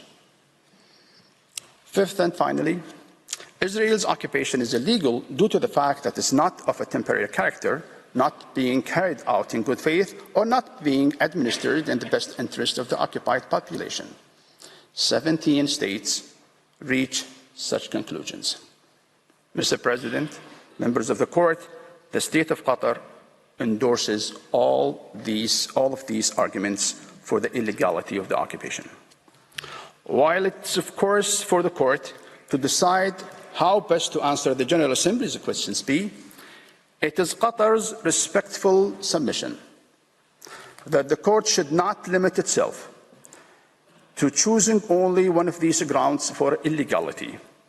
Unlike contentious cases, judicial economy does not support the adoption of only the narrowest reasoning possible in these proceedings. To the contrary, in the context of an advisory opinion, the court's function is to provide legal advice to the organ requesting the opinion.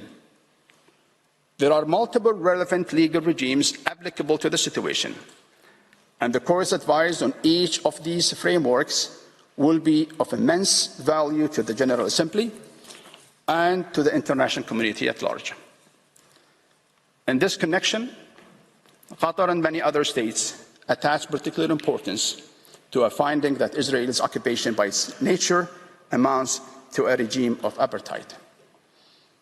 A finding of apartheid is not just the most accurate label for what the occupation has become. It also provides a tangible but a flexible roadmap for what must come next. What ending apartheid requires is achieving a solution, achieving a situation in which all people, Israeli and Palestinians, equally enjoy their fundamental human rights and dignity. With the requisite finding of apartheid by the court, the international community, including the General Assembly, can activate similar mechanism for bringing about an end of the occupation as it did with the apartheid regime in South Africa. This is the surest path to truth, justice, and yes, reconciliation. Mr. President, members of the court, the people of the world are looking at you. We are confident that you will seize this historic opportunity to finally bring to an end a century of injustice against the Palestinian people. I thank you for your kind attention. I thank the delegation of Qatar for its presentation, which brings to a close this morning's hearing.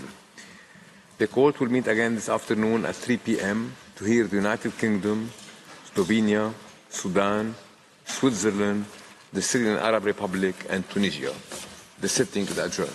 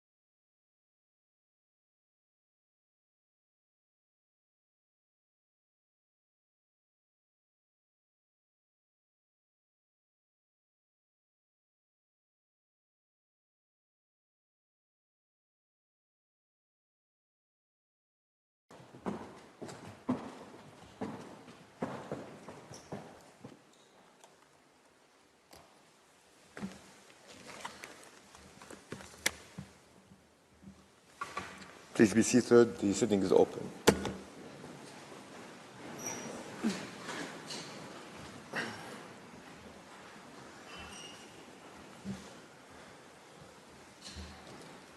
For reasons duly made known to me, Judge Abraham is unable to join us for this afternoon sitting. The court meets this afternoon to hear the United Kingdom, Slovenia, Sudan, Switzerland, Syrian Arab Republic, and Tunisia on the questions submitted to it by the United Nations General Assembly. I recall that each of the delegations has 30 minutes for its presentation. This afternoon, the court will observe a short break after the presentation of Sudan. I shall now give the floor to the representative of the United Kingdom, Ms. Sally Langrish. You have the floor, Madam.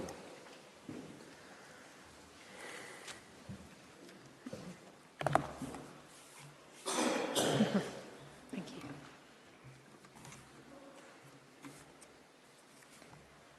Mr. President, members of the court, it is an honour to appear before you on behalf of the United Kingdom. In participating in these proceedings, the United Kingdom underlines its respect and continued support for the court. Our position on the Israeli-Palestinian dispute is long established. We firmly believe that a negotiated two-state solution is the only way to end Israel's occupation, to deliver Palestinian self-determination, and to preserve Israel's identity and security. That belief is founded on the relevant Security Council resolutions and the parties' existing agreements. Recent events only reinforce the importance and urgency of implementing the existing framework. On the 7th of October, Israel suffered the worst terrorist attack in its history. Hamas's terrorist attacks and the ensuing conflict in Gaza have resulted in tragic and large-scale loss of life and injury to civilians. Palestinians now face a desperate humanitarian crisis in Gaza. The United Kingdom wants to see an immediate suspension of the fighting in Gaza and then progress towards a sustainable and permanent ceasefire. It is essential to ensure irreversible momentum towards a two-state solution, guaranteeing security, justice and peace for both Palestinians and Israelis. The United Kingdom has only addressed matters of propriety in its written statement rather than the merits of the request. It takes the same approach in these oral submissions. In doing so, the United Kingdom should not be taken to accept any factual allegation or legal proposition advanced by other participants. Over the course of this week, we have heard certain characterizations of Israel's actions which we don't accept. We have also heard characterizations of our own conduct and the motivation for it, which we emphatically reject. We are confident that the court will find analogies with unrelated cases to be entirely unhelpful. What matters is the case before it today. The United Kingdom confines its submissions to relevant matters of legal principle, firmly founded on the court's own jurisprudence. We submit that the terms of the request do not allow the court to give an opinion in a manner consistent with its judicial functions. The United Kingdom will focus today on 3 key points concerning propriety, which will be developed by Professor Saroushi. They are: first, the impact of the non-circumvention principle in this case. Second, the unsuitability of the fact-finding exercise that the court would have to conduct to answer the request as presently framed. Third, the effect of Security Council resolutions 242 and 338. Each of these points independently provides a cogent reason for declining to answer the request. The court will have observed that our third reason has occupied a particularly prominent place in the participants' oral submissions. Should the court be minded to issue an opinion, then the United Kingdom would respectfully urge it to reformulate the questions to concentrate on the Security Council framework. In this scenario, the court should focus on assisting the General Assembly in supporting urgent progress towards a negotiated solution. I will address this point in concluding the United Kingdom submissions later.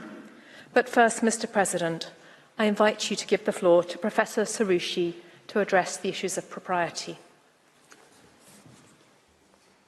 Thank you, Ms. Langridge. I now give the floor to Professor Saroushi. You have the floor, sir. Mr. President, members of the Court, it is an honour to appear before you on behalf of the United Kingdom. I shall first address the non-circumvention principle. The Court's jurisprudence has long recognised the distinction between its advisory and contentious jurisdictions. The Court has held consistently that its advisory jurisdiction cannot be used to undermine the fundamental requirement of state consent. Further, it should not provide a form of judicial recourse for parties, nor should the Court resolve disputes between parties using its advisory jurisdiction. Instead, the Court's advisory function is to offer legal advice to the UN organs requesting the opinion in order to assist them in their activities. Let me be clear. The United Kingdom does not submit that a state whose rights or duties may be affected by an opinion can prevent the Court from giving an opinion. Rather, consistent with the Court's jurisprudence, the United Kingdom's submission is that where a request is, I quote, directly related to the main point of a dispute between two parties, then the Court should refrain from giving an opinion. In the words of the Court in Western Sahara, to give an opinion in such a case, I quote, would have the effect of circumventing the principle that a court is not obliged to allow its disputes to be submitted to judicial settlement without its consent. Close quote. If the Court were to answer the request as currently formulated, it would entail a breach of the non-circumvention principle. The United Kingdom makes 4 points. The first relates to the nature and content of the bilateral dispute. It is more than a mere difference of views. It is a dispute of acute sensitivity. It is long-standing. It concerns the status of Israel's occupation, issues of security, and the conditions under which Israel can and should withdraw from the occupied Palestinian territories. Second, the request engages that core dispute. The General Assembly asks the Court to consider in express terms and rule on both the legal status of the occupied territories and the legal consequences of that status. The Court is also invited to make findings of Israeli responsibility in relation to its policies and practices. This engages key permanent status issues which are at the heart of the Israeli-Palestinian dispute, including on Jerusalem, on settlements, on security arrangements, and on borders. Indeed, a key participant has described the Assembly's request as taking the entire Palestine question to be looked at by the highest court in the globe. The third point concerns the relief requested. The Court is asked to determine that Israel's occupation is unlawful and to order that Israel should withdraw immediately from the occupied territories as a result. Over the course of this hearing, the Court has repeatedly been requested to order Israel's immediate, unconditional and total withdrawal. This repeated insistence further demonstrates that the Court is being asked to decide the main point of the dispute, which several states recognise. Finally, Israel has not consented to the main points of the dispute being resolved by this Court. To the contrary, it has asked the Court to refuse to respond to the request. Given the content of the request as currently formulated, there is thus no basis on which the Court should answer it. Participants have identified 2 main counter-arguments as to why the Court should proceed to answer the request. First, they say the court can determine key issues relating to the parties' bilateral dispute because it is of broader concern to the UN. Their argument relies on the court's recognition in the Wall opinion that the General Assembly has a permanent responsibility towards the question of Palestine. The result, they say, is that the request arises, quote, in a much broader frame of reference than a bilateral dispute. With respect, the United Kingdom disagrees. The General Assembly's consideration of a bilateral dispute does not mean that the non-circumvention principle is inapplicable. If it did, the principle would never apply in any advisory proceedings, since any bilateral dispute on which the Assembly made a request would always fall within the so-called broader frame of reference. Such an approach would deprive the non-circumvention principle of all practical application. This approach to the United Kingdom is consistent with the Wall opinion. That opinion did not concern the core aspects of the Israeli-Palestinian dispute. The court itself accepted that it could not properly address what it referred to as the greater whole of the dispute. Judge Higgins characterised that approach as wise and correct. Judge Karoma was careful to distinguish the request in the Wall case from any such broader request that concerned the Israeli-Palestinian conflict as such or its resolution. And Judge Awada accepted that the court's answer should not, quote, be tantamount to adjudicating on the very subject matter of the underlying concrete bilateral dispute that currently undoubtedly exists between Israel and Palestine. A related point that several participants have advanced is that the Israeli-Palestinian dispute is multilateral in character because it concerns erga omnes obligations.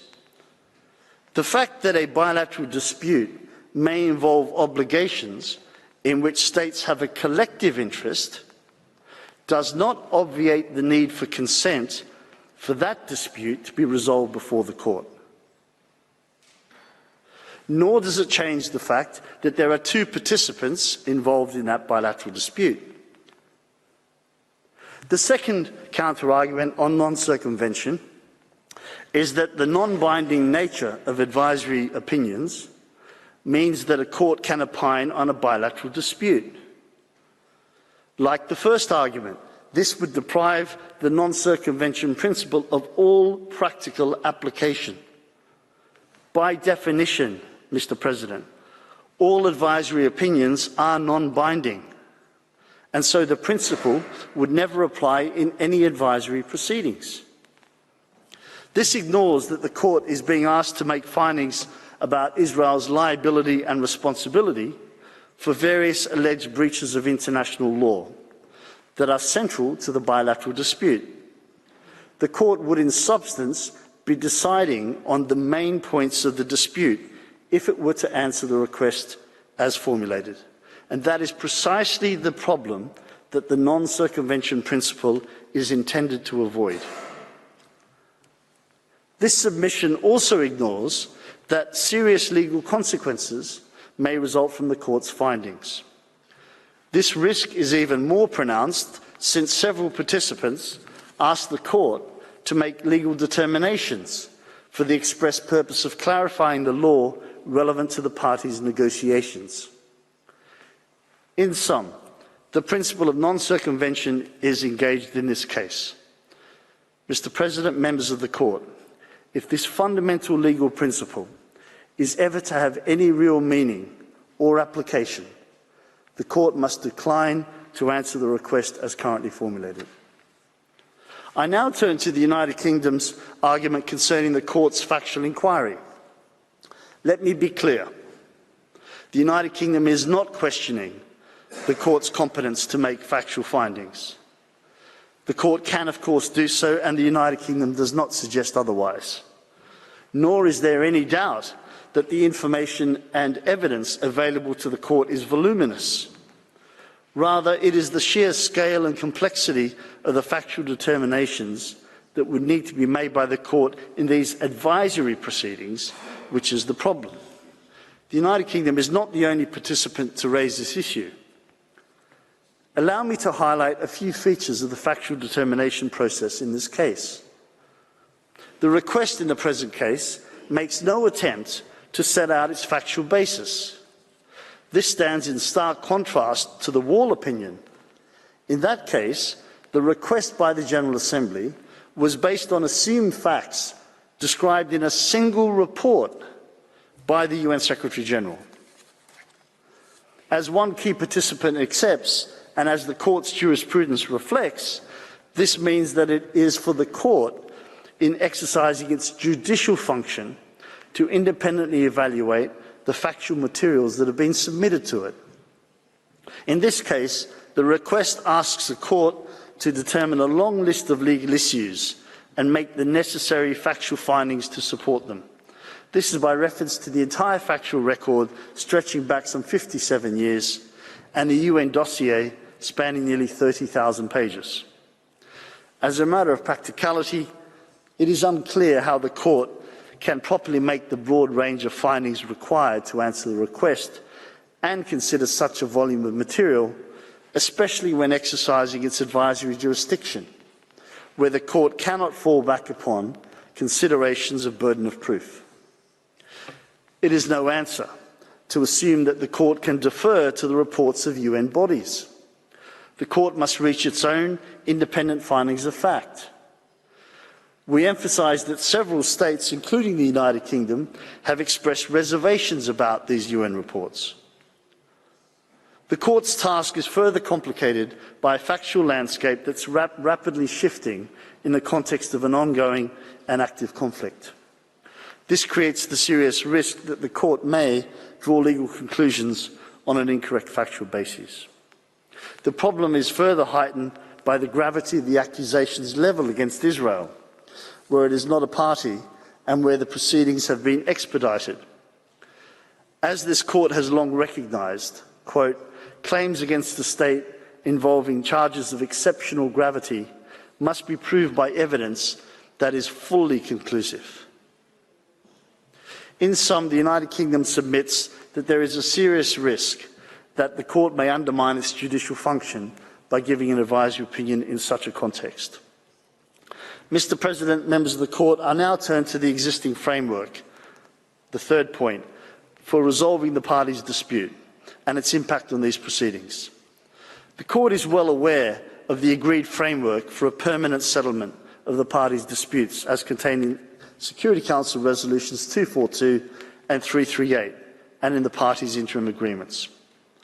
The precise terms of Resolution 242 are worth recalling. They identify the two interdependent principles of withdrawal and security, to which the Court was referred on Wednesday. To be clear, this resolution does not determine that the occupation is unlawful. The terms of the resolution make this plain. The Security Council and the General Assembly continue to endorse this framework.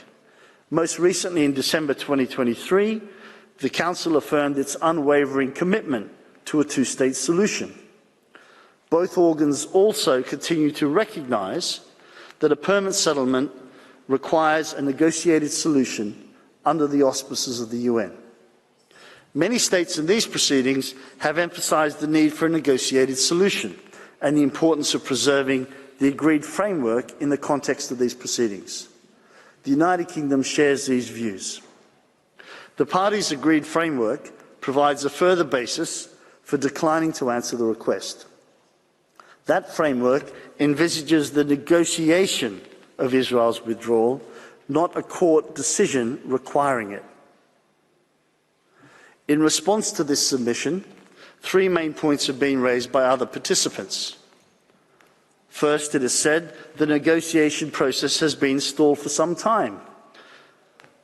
This does not negate the validity of the Security Council framework, nor does it change the reality that a negotiated solution under the UN's auspices is the only possible way in which the conflict will be resolved. It underscores the need to strengthen that process rather than undermine it. Second, some participants have referred to the court's jurisprudence on whether it should take account of adverse political consequences when considering propriety. The court's jurisprudence requires there to be an objective basis to assess the relevance of such consequences. In this case, there is an objective basis. It is the established Security Council framework. The General Assembly's general mandate in respect to the Palestinian question cannot override the Security Council framework. Third, it is argued that an opinion will not interfere with the Security Council framework or with negotiations conducted under its auspices. Instead, it is claimed an opinion will assist that process.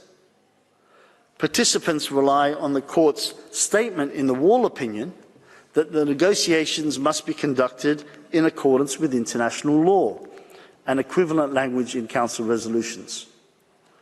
And so the court's legal conclusions can and should, they say, constrain the bases on which those negotiations are conducted. With respect, Mr. President, this argument is flawed. It would undermine the very premise of the Council's framework if the court were to address the status of the occupation and require Israel's withdrawal. As I observed earlier, that framework inextricably links withdrawal with security and applies on a reciprocal basis. An unconditional order directed at only one party contradicts that fundamental requirement. It also undermines the additional premise that Israeli withdrawal will be achieved by negotiation rather than by court opinion. Furthermore, an opinion addressing the parties' obligations would prejudice their negotiating positions and thus contravene the court's injunction in the interpretation of peace treaties and the Western Sahara advisory opinions. That, I quote, "the legal position of the parties to a dispute cannot be in any way compromised by the answers that the court may give to the questions put to it." For these reasons, the United Kingdom respectfully requests the court to decline the request as presently formulated. Mr. President, I now invite you please to give the floor back to Ms. Langrish. I thank Professor Saroushi. I now give the floor back to Mrs. Langrish. You have the floor, Madam. Thank you, Mr. President, members of the court. So Professor Saroushi has explained why the court should decline to answer the request. But if the court is nonetheless minded to provide an opinion, the United Kingdom proposes an alternative course, which seeks to respect the existing framework and ensure the parties' compliance with it. We foreshadowed this approach in our written statement. It is firmly rooted in the court's jurisprudence. Let me start by recalling the court's recognition in the Wall opinion that the resolution of the dispute requires the implementation of Security Council resolutions, in particular resolutions 242 and 338. This, in turn, requires a negotiated solution to the outstanding problems and the establishment of a Palestinian state existing side by side with Israel. Judge Higgins was even more prescriptive. She rightly observed that the resolutions embody key underlying requirements for the resolution of the Israeli-Palestinian dispute, namely that Israel is entitled to exist, to be recognised, and to security, and the Palestinian people are entitled to their territory, to exercise self-determination, and to have their own state. Judge Higgins further recalled that Resolution 1515 of 2003 envisages that these long-standing obligations are to be secured both generally and as to their detail by negotiation.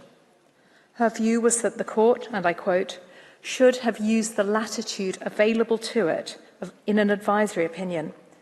And she reminded both parties not only of their substantive obligations under international law, but also of the procedural obligation to move forward simultaneously. The United Kingdom's position on the principles for the implementation of Resolutions 242 and 338 has long been clear. First, there must be an agreement on the borders of the two states based on the June 1967 lines with equivalent land swaps between the parties. Second, security arrangements for the Palestinians must respect their sovereignty, and for Israel, they must protect its security. Third, a just, fair, agreed and realistic solution to the refugee question must be put in place. And fourth, the aspirations of both parties for Jerusalem must be fulfilled through negotiations on the status of Jerusalem as the future capital of both states. The United Kingdom agrees with those states that urge the Court not to cause prejudice to the existing Security Council framework or to decide any aspect of the parties' bilateral dispute. Like other participants, the United Kingdom recognises that an alternative route to respect propriety is to reinterpret the request or reformulate its terms. There is no question that the Court has the power to proceed in this way. It has often been required to interpret or even reformulate the questions put. As Judge Tomka has acknowledged, the Court can avoid intruding on a bilateral dispute by narrowing the scope of its answer. The question for the Court is how best to achieve these aims.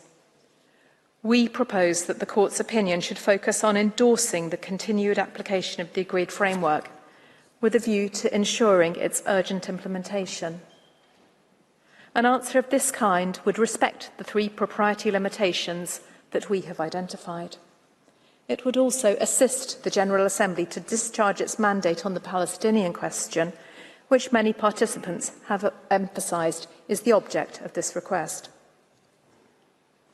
More specifically, the United Kingdom, in this alternative submission, respectfully invites the Court to do the following: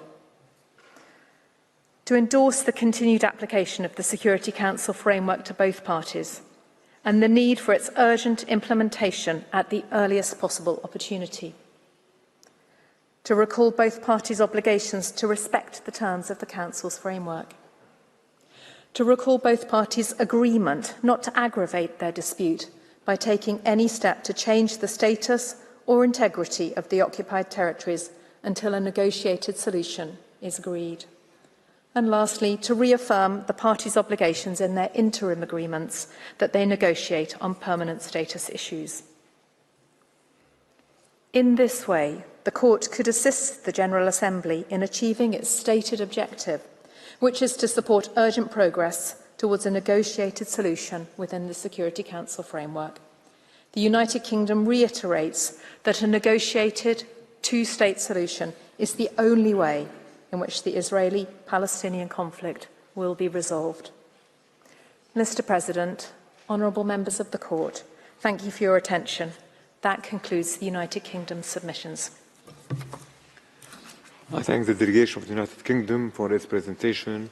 I invite the next participating delegation, Slovenia, to address the Court, and I call Mr. Helmut Hartmann to the podium.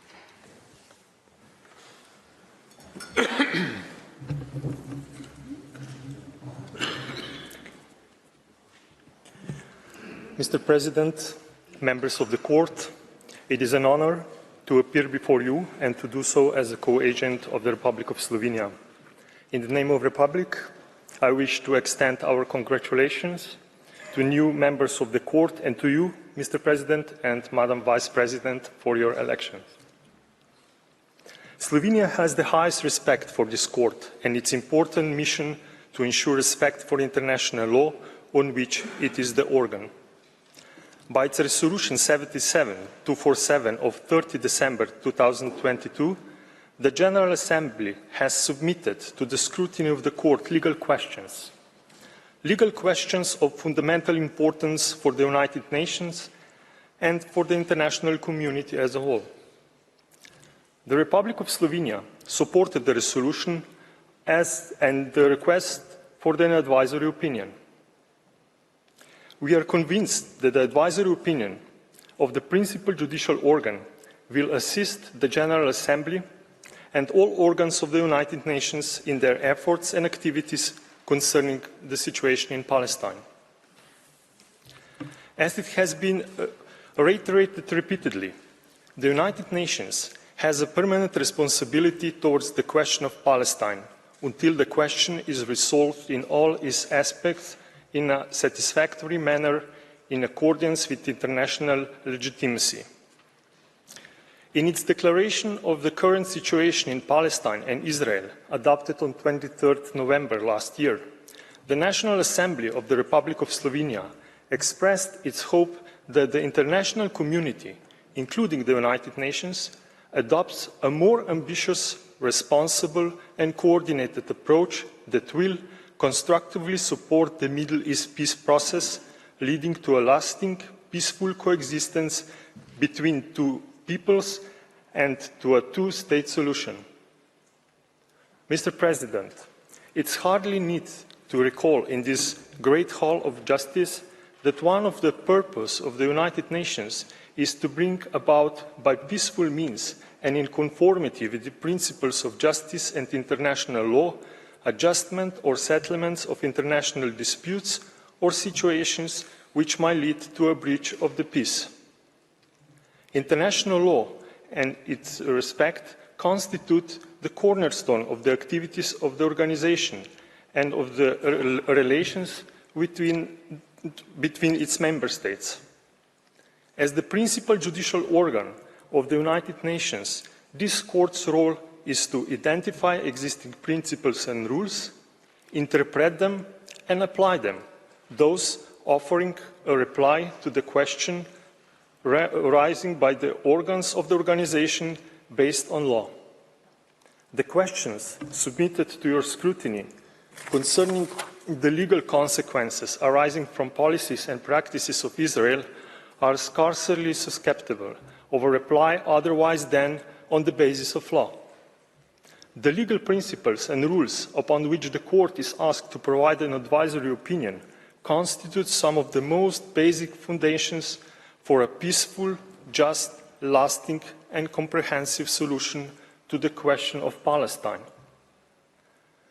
The Republic of Slovenia is fully committed to these fundamental principles, ensuring a consolidated multilateral system based on an effective United Nations organization, the sovereign equality of states, collective security, the peaceful settlement of disputes, the self-determination of peoples, high human rights standards, and a powerful rule of international law.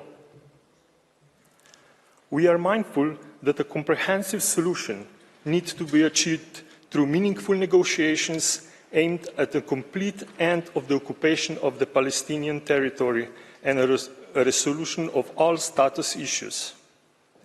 It is deeply concerning that despite the efforts of the United Nations and the numerous resolutions of the General Assembly and the Security Council, negotiations have been stalled. As we speak, the prospect of the mutual agreed solution seems to be more and more uncertain. The situation in the region is alarming. Therefore, more than ever, it is indispensable for the organization and for the international community to take and to encourage all efforts that, with a view to achieving as soon as possible, on the basis of international law, a negotiated solution to the outstanding problems and the establishment of the Palestinian state existing side by side with Israel and its other neighbors, with peace and security for all in the region, as the court emphasized in its 2004 advisory opinion.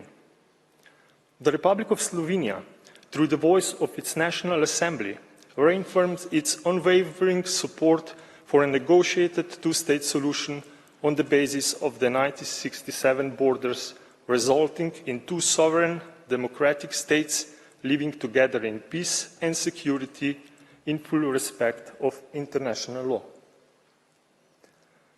However, Mr. President, the need for negotiations aimed at the mutual agreeable solution or the existence of the framework for such negotiations are not compelling reasons that should lead the Court to decline the request for an advisory opinion. On the contrary, further clarifications in respect of relevant legal principles, rules and responsibilities can only contribute to a solution on the basis of meaningful negotiations, international law and the rule of law. The Court recalled in 1996 and 2004 that it is, and I quote, aware that no matter what might be its conclusion in any opinion it might give, they would have relevance for the continuing debate on the matter in the General Assembly and would present an additional element in the negotiations on the matter. End of quotation. In this regard, the questions asked by the General Assembly are relevant and have a practical effect guiding the United Nations, its member states, and those most directly involved in respect of the legal implications that need to be taken into account for achieving a lasting, comprehensive and just solution through peaceful means, and particularly through negotiations, is plenty part of the Court's judicial function. As a court of law, as a world court, you are entitled to pronounce on legal questions that will and must drive, frame and facilitate further actions and negotiations aimed at a full and complete settlement of the questions of Palestine. Mr. President, the Republic of Slovenia considers that nothing prevents the Court to address the request of the General Assembly in law and in fact. As I have already recalled, the questions are legal ones. The Court is asked to opine upon the legal consequences arising from policies and practices of Israel. It is thus for the Court to assess whether these policies and practices are in breach of rules and principles of international law, and on this basis clarify the legal consequences of these violations. Moreover, the record before the Court and the information publicly available contains sufficient information and evidence enabling the Court of properly assessing the questions of fact that are relevant and necessary for answering the legal questions before it. Mr. President, members of the Court, I thank you for your attention. Mr. President, may I kindly ask to give the floor to Dr. Daniel, who will continue the presentation of the Republic of Slovenia. I thank Mr. Hartmann. So I now invite Dr. Daniel Müller to the podium. You have the floor, sir. Yes, thanks very much. Mr. President, distinguished members of the Court, it's a great privilege for me to appear before you and to do so to assist the Republic of Slovenia. Given the time at my disposal, it's scarcely conceivable to respond to all the aspects of the two questions addressed by the General Assembly in its Resolution 77247, so I'm going to stick to 2 points. First, the relevant rules and principles of international law to respond to the questions posed, and inter alia those relating to the right of the Palestinian people to self-determination. Then, secondly, I'll look at the legal consequences arising from the violations of these rules and principles of international law, inter alia for Israel, but perhaps all for all the other states and for the United Nations. I'll do with these 2 points seriatim. Mr. President, the right of the Palestinian people of self-determination, specifically mentioned in the first question posed by the General Assembly, is not open to dispute. Your Court has already underscored in your advisory opinion of 2004 that the existence of a Palestinian people is no longer an issue, and that among the legitimate rights of the Palestinian people is that of self-determination. A people's right to self-determination is not just some random right, Indeed, as of 1945, the importance of this right has justified its inclusion in the Charter among the objectives of the organisation and side by side with the principle of the equal rights of peoples. The General Assembly subsequently confirmed in 1960 that, I quote, all peoples have the right to self-determination and that the subjection of peoples to alien subjugation, domination and exploitation constitutes a denial of fundamental human rights, is contrary to the Charter of the United Nations, and is an impediment to the promotion of world peace and cooperation. The two covenants that Israel signed as of 1966 and to which it's a party since 1992 also reaffirm that all peoples have the right of self-determination and thus may freely determine their political status and freely pursue their economic, social and cultural development. So the right of peoples, of all peoples, to self-determination is not only one of the essential principles of contemporary international law, it is also a fundamental human right having a broad scope of application. Your court has recognised that the obligations arising from this essential right are erga omnes obligations. Now, as the co-agent has recalled, the Republic of Slovenia is particularly committed to this right. The people of Slovenia were able to exercise it in circumstances which the court will know well, in order to freely establish its own sovereign and independent state. Given its history, the Republic of Slovenia is persuaded that the right to self-determination is an essential and indispensable pillar of the international legal order. More recently, Slovenia has supported the incorporation by the International Law Commission of a non-exhaustive list of peremptory norms in its draft conclusions of 2022. And this list includes, as you well know, the right to self-determination.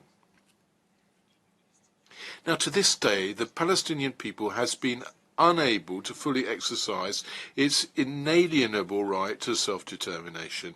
Indeed, Israel, the occupying power for many decades, is actively preventing the full realization of the Palestinians' right to self-determination in compliance with the guarantees and principles of international law. The occupation of Palestinian territory, its colonization and its fragmentation constitute not only a flagrant violation of the prohibition of the acquisition of territory by force, but also is a considerable impediment to the realization of a free and independent Palestinian state. The court recalled quite rightly that the peoples of non-self-governing territories are entitled to exercise their right to self-determination in relation to their territory as a whole, the integrity of which must be respected by the administering power. As a consequence thereof, any modification of the territorial base to which a people is entitled by right of self-determination, as well as the de facto and de jure annexation by Israel of a considerable part of Palestinian territory, are by their very nature contrary to international law.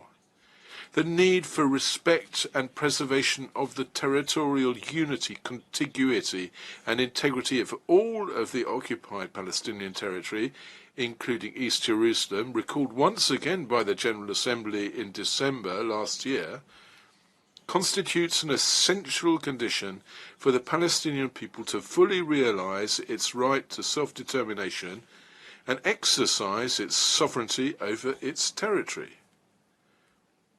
Thus, as the Council for Human Rights has recalled, the Israeli settlements fragmenting the West Bank, including East Jerusalem, into isolated geographical unit determination.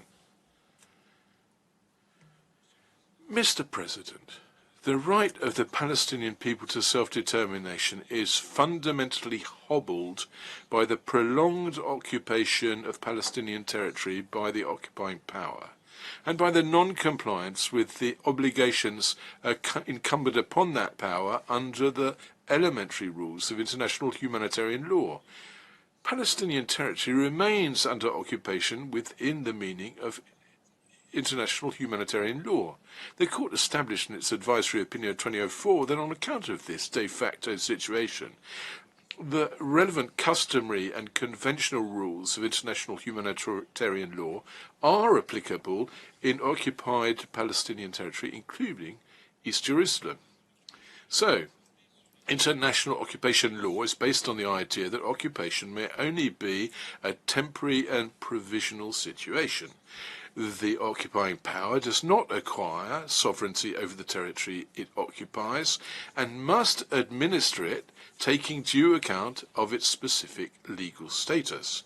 It must abstain from taking measures likely to entail permanent change, be they the extent of the territory occupied or to its social, economic and demographic reality. More generally, the occupying power must not exercise its authority in order to promote its own interests or with the aim of using the inhabitants, their property or the resources of the occupied territory for its own benefit. The occupying power must ensure the protection of the population subject to occupation and take the necessary measures in order to respect their rights and ensure their implementation. Above all, that includes the fundamental rights guaranteeing dignity, equality, and the value of the individual. Rightly, the Court confirmed in 2004 that the treaty instruments relative to human rights remained applicable in OPT, and thus must be respected vis-à-vis the men, women, and children of Palestine. The practices and policies implemented by the occupying power in occupied Palestinian territory do not comply with the elementary obligations of international human rights law or international humanitarian law. The court already confirmed this in 2004 with respect to the construction of the wall. However, the colonization of occupied Palestinian territory, including East Jerusalem, and the installation of settlements with the aim of achieving lasting demographic change, and the displacement of Palestinians, the destruction of their houses and their property, have but accelerated. The Court, the General Assembly and the Security Council have recalled that settlements in occupied Palestinian territory have no legal basis and remain illegal. The Council vigorously regretted for a long time the continuation and persistence of Israel in pursuing those policies and practices. The written and oral statements of participants in the instant advisory proceedings have also demonstrated that the practices and policies of the occupying power are not consistent with what is required of it under international law. All these violations of international law arising from the prolonged occupation compromises the effective exercise by the Palestinian people for its right to self-determination and the achievement of a two-state solution, to which the Republic of Slovenia remains profoundly committed. Distinguished members of the Court, every internationally wrongful act of a state entails the international responsibility of that state. That key provision of the Articles on State Responsibility for Internationally Wrongful Acts contains in itself a part, an important part indeed, of the answer to the question of the legal consequences of the policies and practices which are before you. Israel has engaged its international responsibility. The content of the international responsibility of the State of Israel, or to use the terms of the ILC, the legal consequences involved by this responsibility, are enumerated in Articles 29 through 32 of the Articles on State Responsibility. Israel has the obligation to put an end to its internationally wrongful acts and to all the practices preventing the Palestinian people from fully exercising its right to self-determination, first and foremost of which are the prolonged occupation and annexation of Palestinian territory. Israel must fully carry out its international obligations, in particular its obligation to respect and promote the self-determination of the Palestinian people in the full compliance with international law. The harm caused by these internationally wrongful acts must be fully repaired. Implementation and compliance with these applications arising from the wrongful acts are not only due to Palestine and to the Palestinian people. On account of the erga omnes nature of the rules and obligations breached, which rules are due to the international community as a whole, any state, without distinction, is entitled to invoke Israel's responsibility. Any state can require the cessation of violations and compliance with the obligations in question. Any state is entitled to require the implementation of the obligation of reparation in the interest of the Palestinian people and the state of Palestine. As the Court recalled in the Barcelona Traction case, in view of the importance of the rights involved, all states can be held to have a legal interest in their protection. Mr. President, as far as states other than Israel are concerned, and doubtless the United Nations too as an international organization, this isn't merely about summoning Israel to cease its wrongful acts. States do not only have a legally protected interest that Israel respects the right of the Palestinian people to self-determination.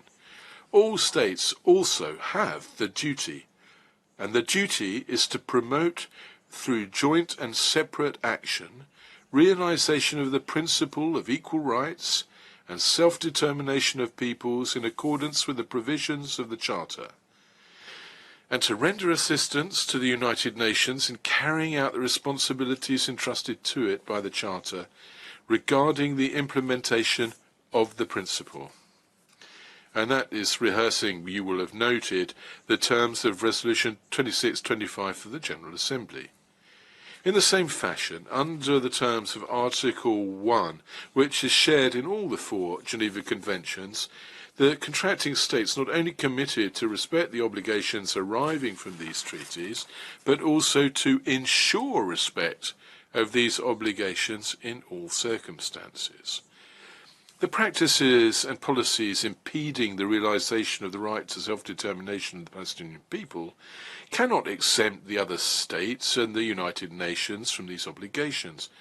On the contrary, in the presence of the illegality of these practices and policies noted time and again by the principal organs of the United Nations, including your court, we must be able to count on the members of the United Nations to draw all attendant consequences and to implement the obligations falling to them pursuant to the Charter and international law.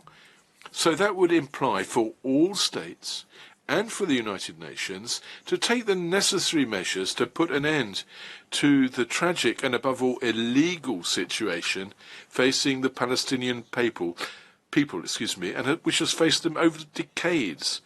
The General Assembly has recalled time and again and has urged all states and the specialized agencies and organizations of the UN system to continue to support and assist the Palestinian people in the early realization of their right to self-determination, independence and freedom.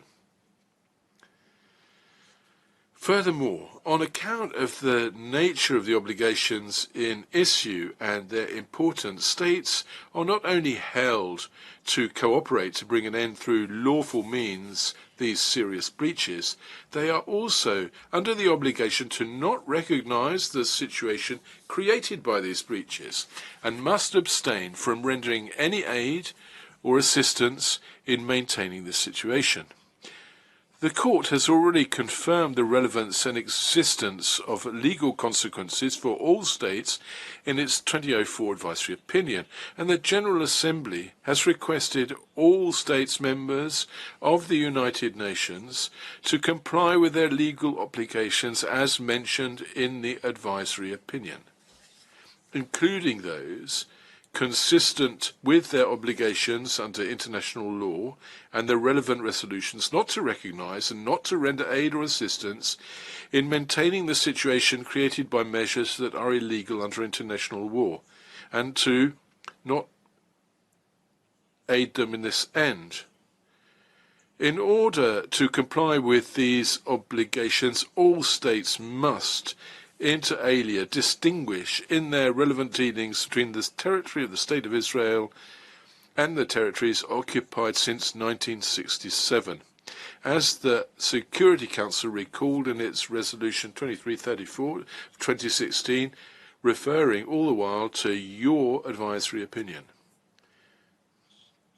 Mr. President, distinguished members of the Court, the painting by Paul Albert Besnard, which hangs in this great hall, recalls the cardinal principle of contemporary legal order: peace by justice.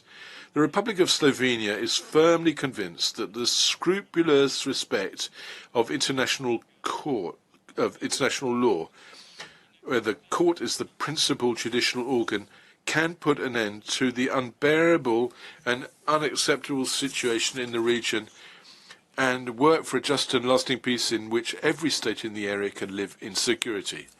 Mr. President, these words close the oral presentation of the Republic of Slovenia, and on behalf of our delegation, I would like to thank you for your kind attention. I thank the delegation of Slovenia for its presentation. I invite the next participating delegation, Sudan, to make its oral statement before the court and call upon Mr. Marwan Khair to take the floor.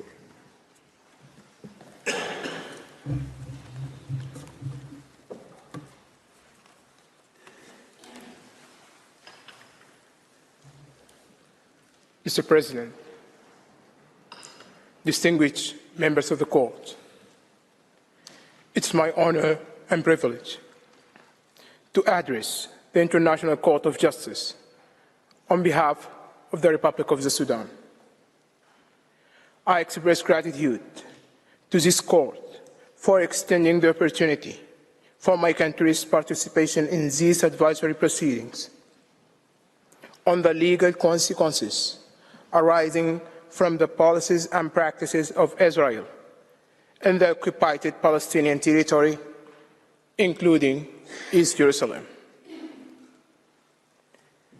The Sudan is present here today, owing to the profound significance of these proceedings in the context of realizing the inalienable right of the Palestinian people to self-determination.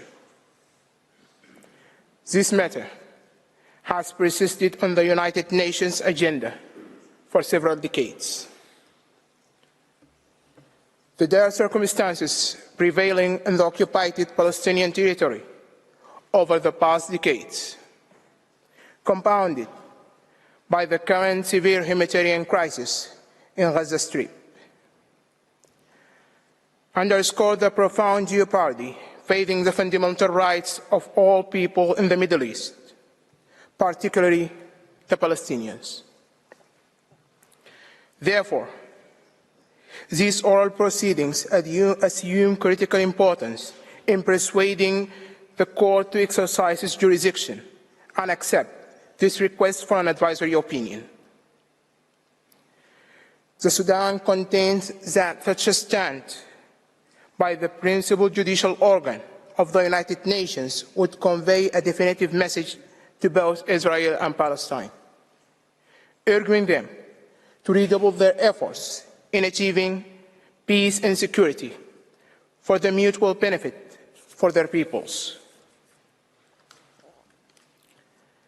Moreover, the Sudan maintained the perspective that,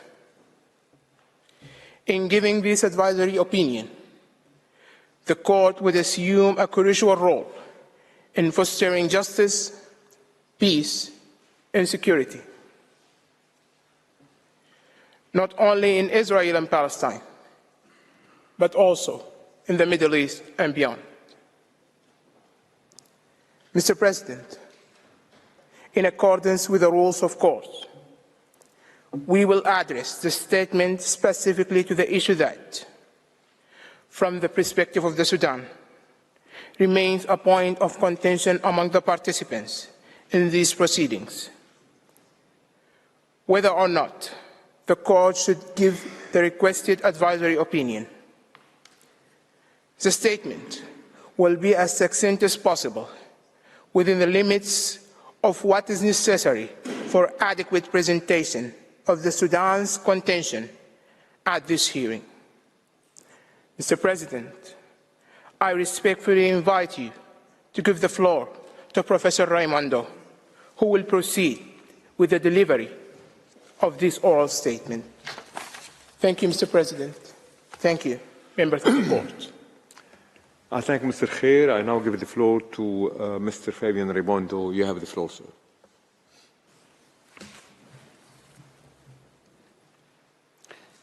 Mr. President, distinguished members of the court, it is my privilege and pleasure to stand before the International Court of Justice today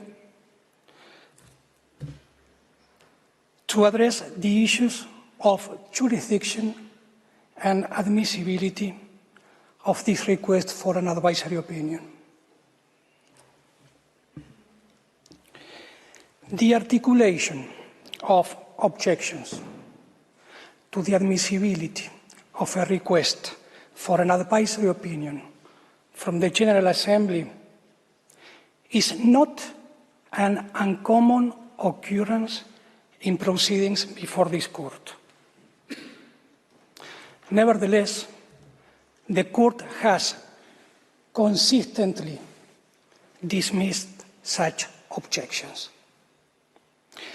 In the subsequent discussion, I shall initially recall the consistent jurisprudence of this court on the issues of jurisdiction and admissibility. It is within this body of jurisprudence that the court can find the resolution to the objections raised concerning the admissibility of the current request for an advisory opinion. As pointed out by this court in the Chagos advisory opinion, I quote, "When the court is seized of a request for an advisory opinion, it must first consider whether it has jurisdiction to give the opinion requested, and, if so, whether there is any reason why the court should, in the exercise of its discretion, decline to answer the request." Unquote. The jurisdiction of this court to provide an advisory opinion stems from Article 65, paragraph 1 of its statute.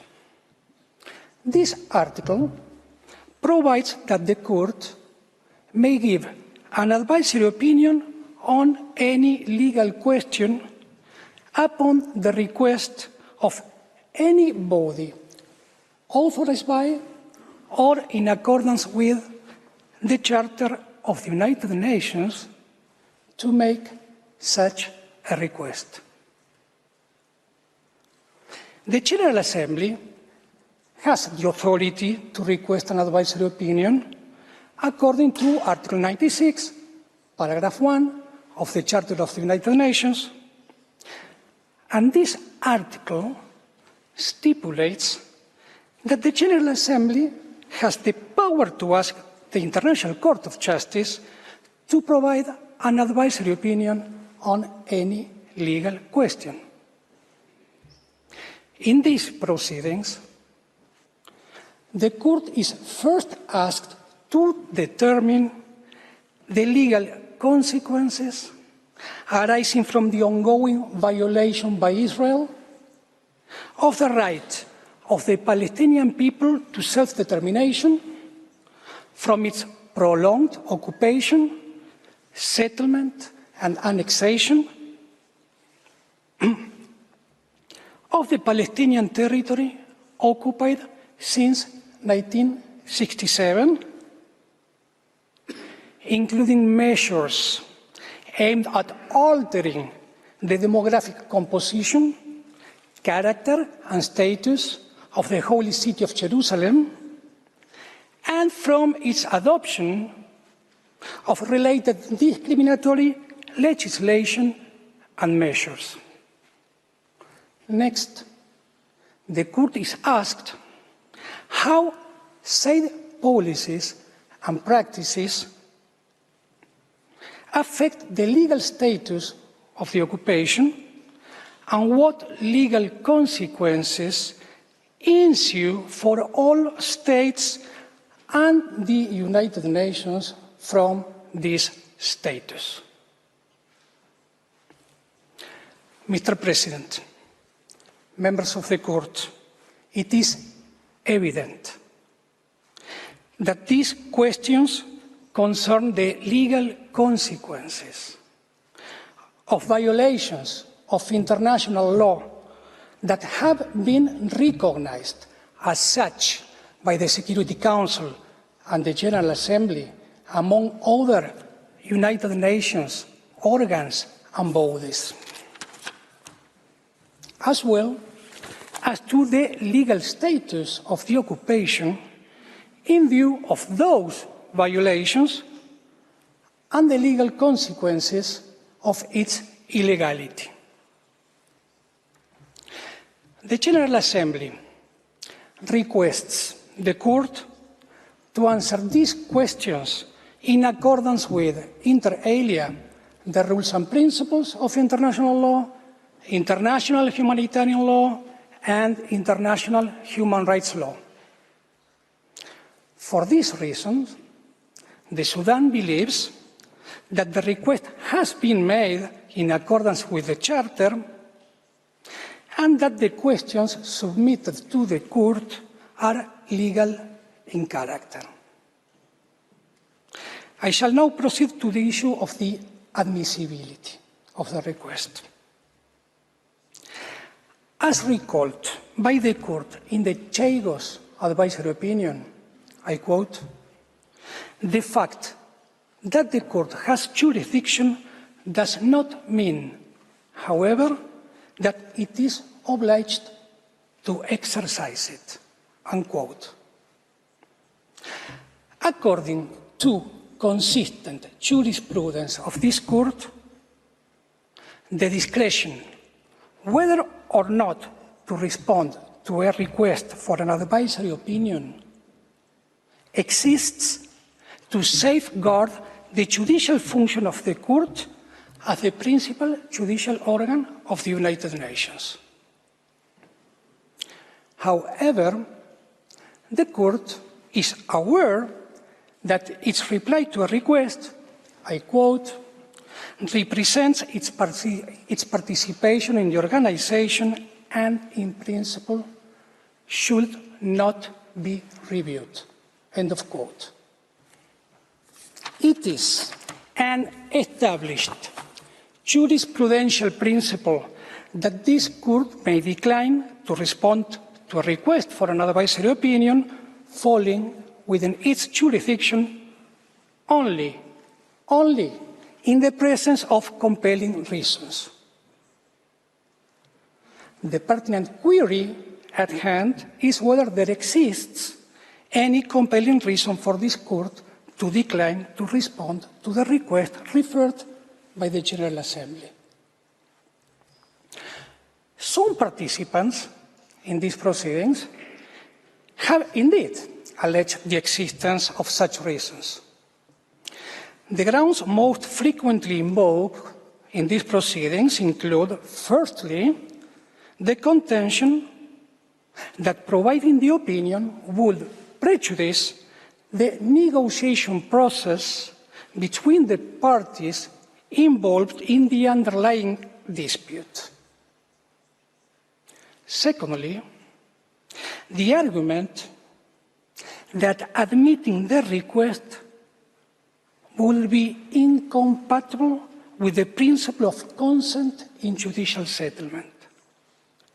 And thirdly, the alleged prejudicial nature of the underlying questions and the lack of sufficient factual inquiry. I will now examine the first ground.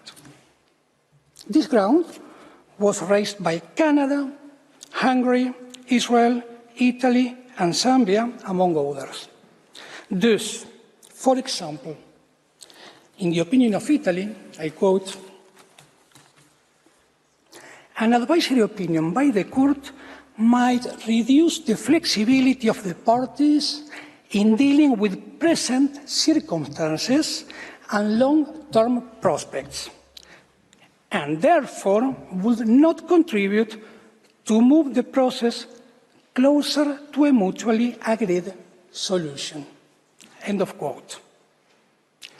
This constitutes a type of argument that this court has previously considered in other advisory proceedings. For example, in the nuclear weapons advisory opinion, the court noted that concerns were raised about the potential negative impact of its response on disarmament negotiations. The court acknowledged that regardless of its conclusions, they would introduce an additional aspect to the negotiations. However, the court stated that the ultimate effect of its opinion is a matter of appreciation and cannot be seen as a compelling reason to refuse exercising its jurisdiction. This jurisprudential principle was confirmed by this court in the advisory opinion on the wall. There is an additional, pivotal aspect to address in this context.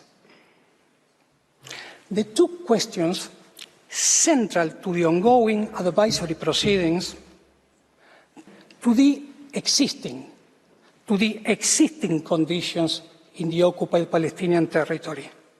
The court is not tasked with determining the content of a final settlement or the precise boundaries of the Palestinian state. Essentially, the request seeks the court to provide an authoritative legal opinion on the current legal ramifications of the practices and policies of Israel referred to in the request. The advisory opinion is expected to bear relevance to extant queries regarding legal status and its associated consequences. Such clarification holds the potential to significantly contribute to establishing the groundwork for a prospective negotiated resolution of the underlying conflict, rather than to endanger the established framework for negotiations that have been suspended for several years now. Hence, the Sudan believes that this does not constitute a compelling reason to decline responding to the request. I shall now address the second ground, the contention that the opinion would circumvent the principle of consent in judicial settlement. This ground was raised by Canada, Fiji, Hungary, Israel, and the United Kingdom, among other participants. For example, Canada objects that, I quote, "It is Canada's understanding that Israel, which has a direct interest in this case, has not provided consent for the ICJ to desist of this matter." End of quote. It is well-established jurisprudence of this court that the lack of consent to the court's contentious jurisdiction by interested states does not impact the court's jurisdiction to render an advisory opinion. This rationale is exemplified by instances such as when the court gave its advisory opinion on Western Sahara, even in the absence of Spain's consent to the request. When it delivered the advisory opinion on the wall, despite Israel not providing consent. And when it issued the Chagos advisory opinion, notwithstanding the absence of consent from the United Kingdom. In each of these instances, the court gave its opinions, even though the request concerned the responsibility of particular states.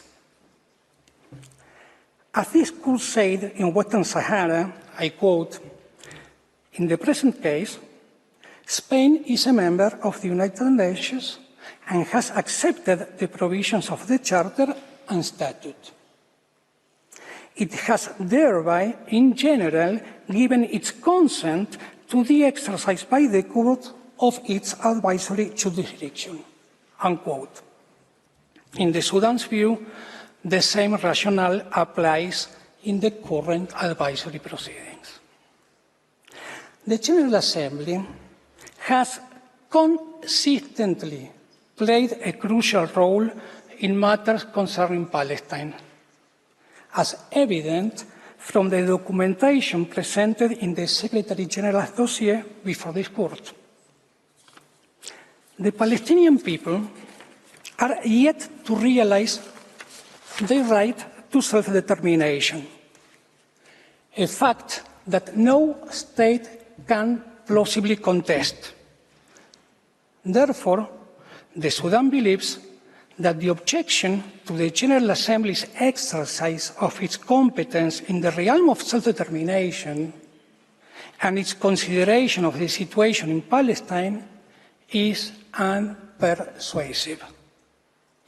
I shall now address the final ground, the allegedly prejudicial nature of the questions posed by the General Assembly and the lack of appropriate factual inquiry.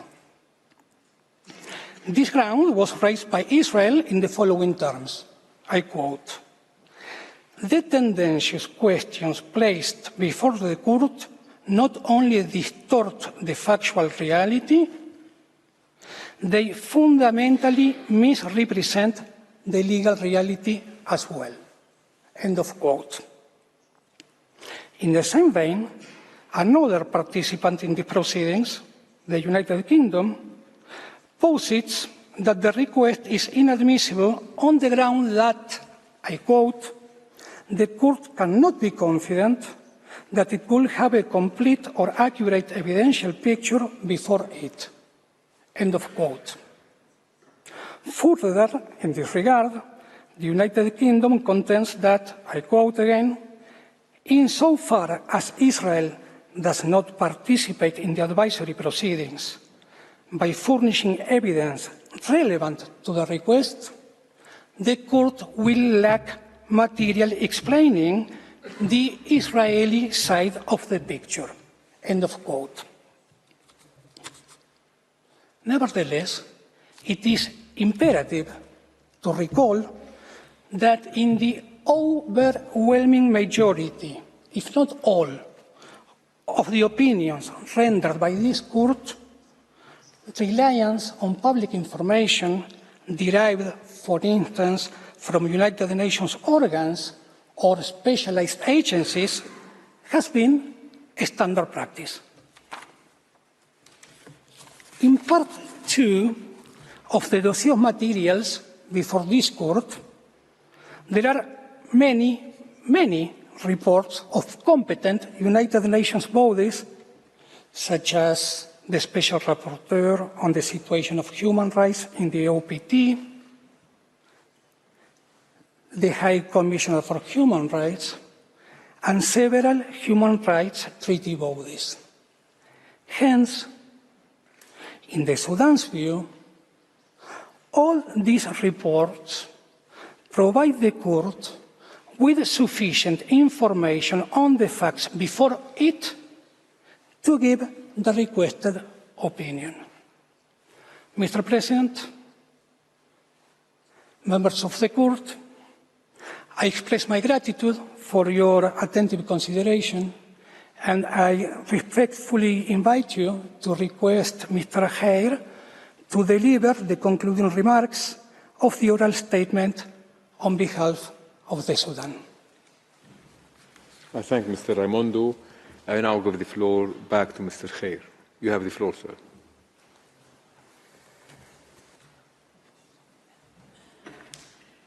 Mr. President, distinguished members of the court, I wish to emphasize the great significance of the right of peoples to self-determination.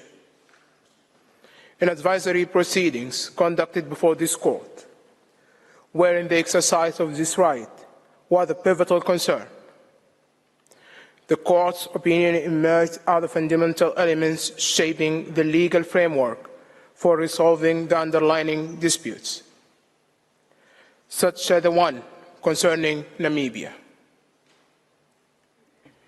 If only we had a comparable equivalent for Palestine.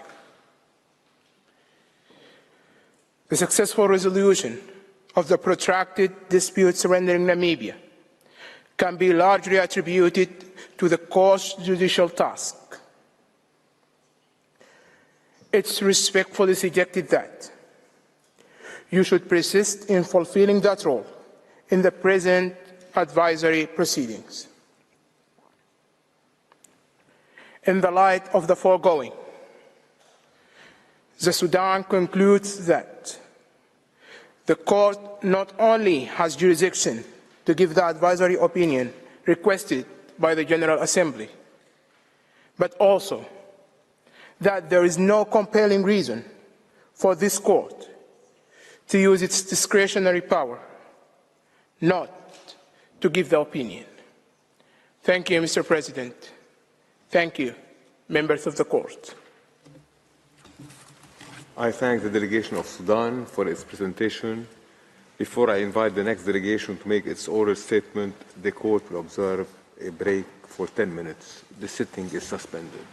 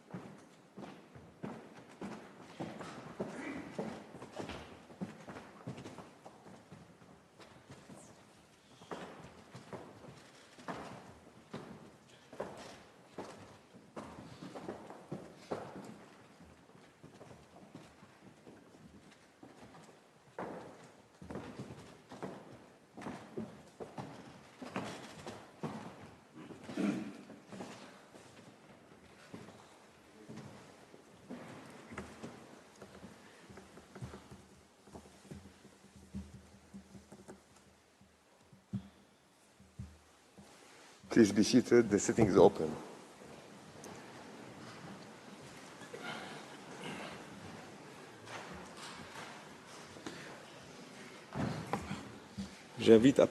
I now invite the next participating delegation, Switzerland, to address the court and call Mr. France Perez to the podium.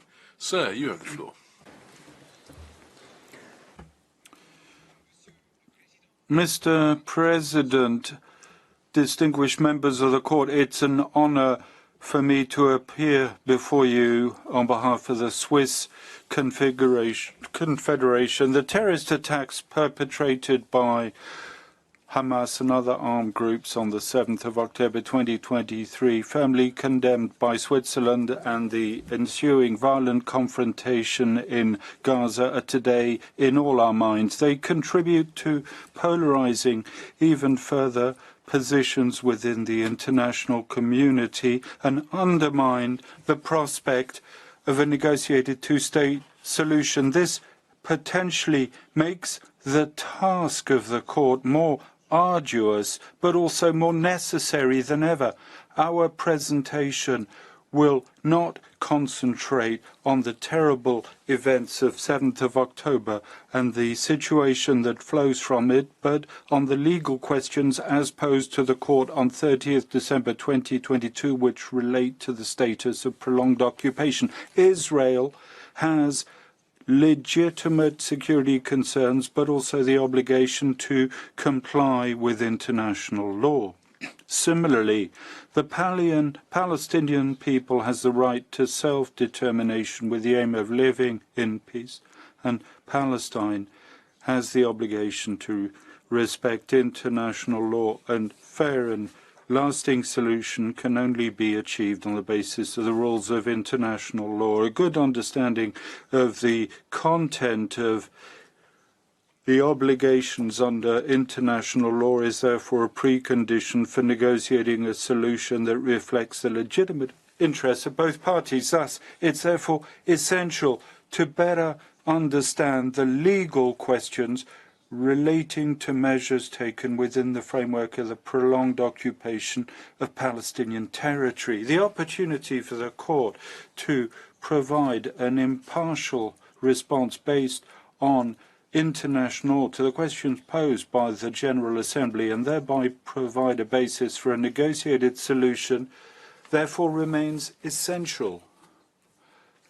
My oral presentation will focus on the specific issues linked to the prolonged occupation under the angle of international humanitarian law and human rights law. Moreover, I'll refer to our written submission of 17 July 2023 and to the developments contained therein.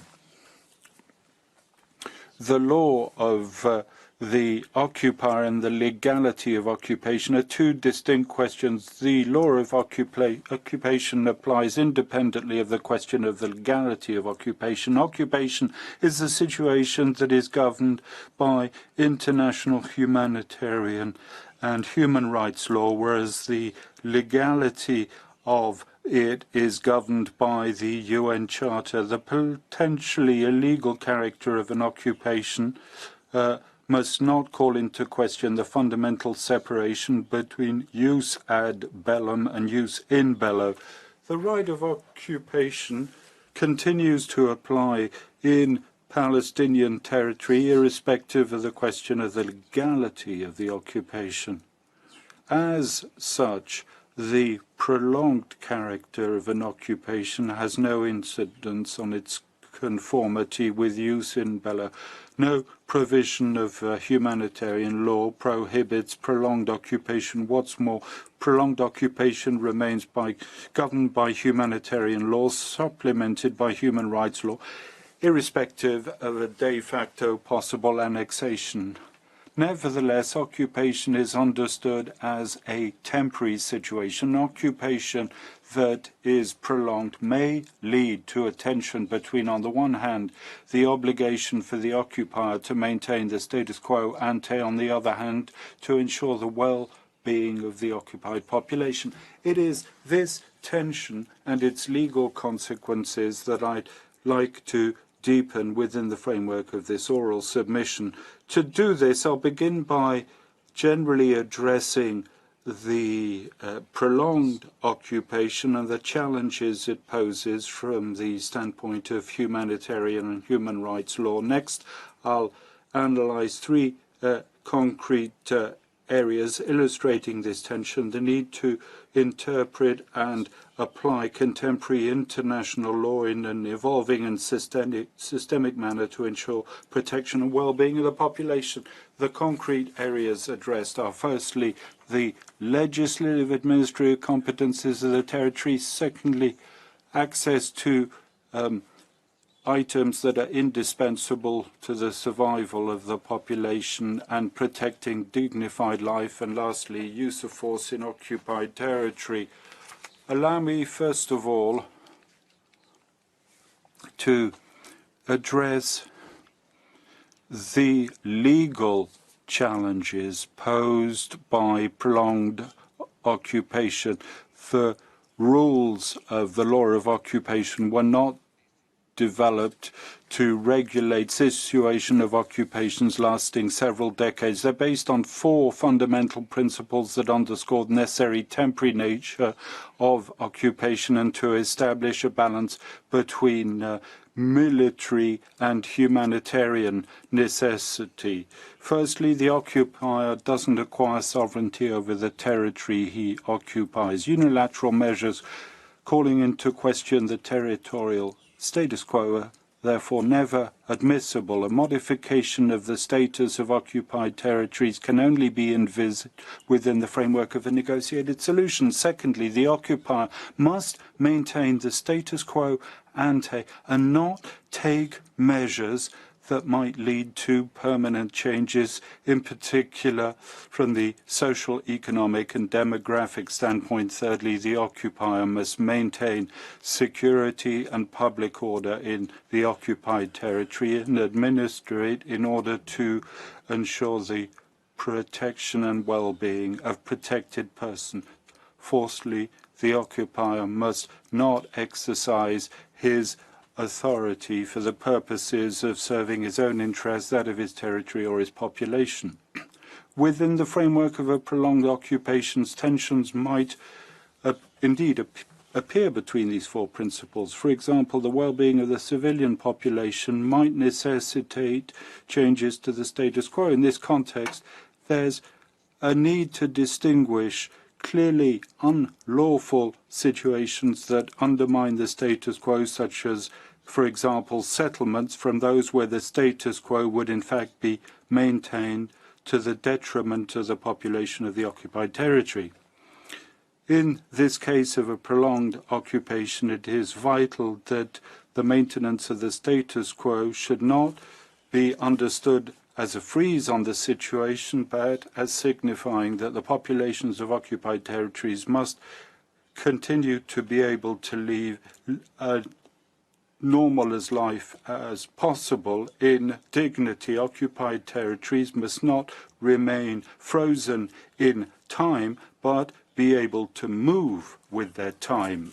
To address the legal tensions and challenges specific to a prolonged occupation, it's important to recall the function and the purpose of humanitarian law are to protect and ensure the well-being of the population and not to justify intrusive measures in the interest of the occupying power. The obligation of the occupying power to ensure the well-being of the occupied population calls for an interpretation in favor of the higher interests of the population living under occupation.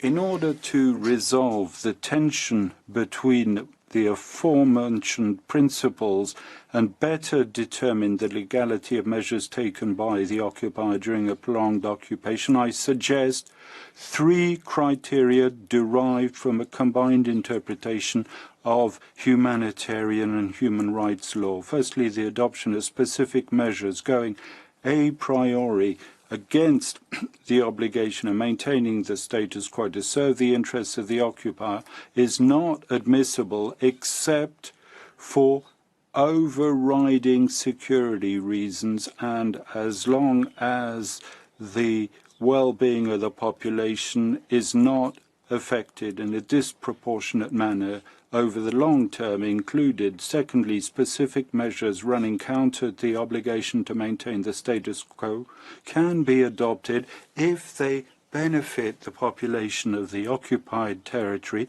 consistent with human dignity, and take account of the wishes of the population in the occupied territory and its historical and cultural specificities. Lastly, thirdly, the adoption of such measures is statutory when these measures amount to parallel obligations of humanitarian and human rights law. If humanitarian law was specifically designed to govern situations of armed conflict, it remains that human rights remain fully applicable in situation of occupation. The Fourth Geneva Convention compels the occupying power to assume active responsibility for the well-being of the population under its control. This obligation to protect the population under occupation and to promote its well-being is concretized in the obligation to respect, to protect, and to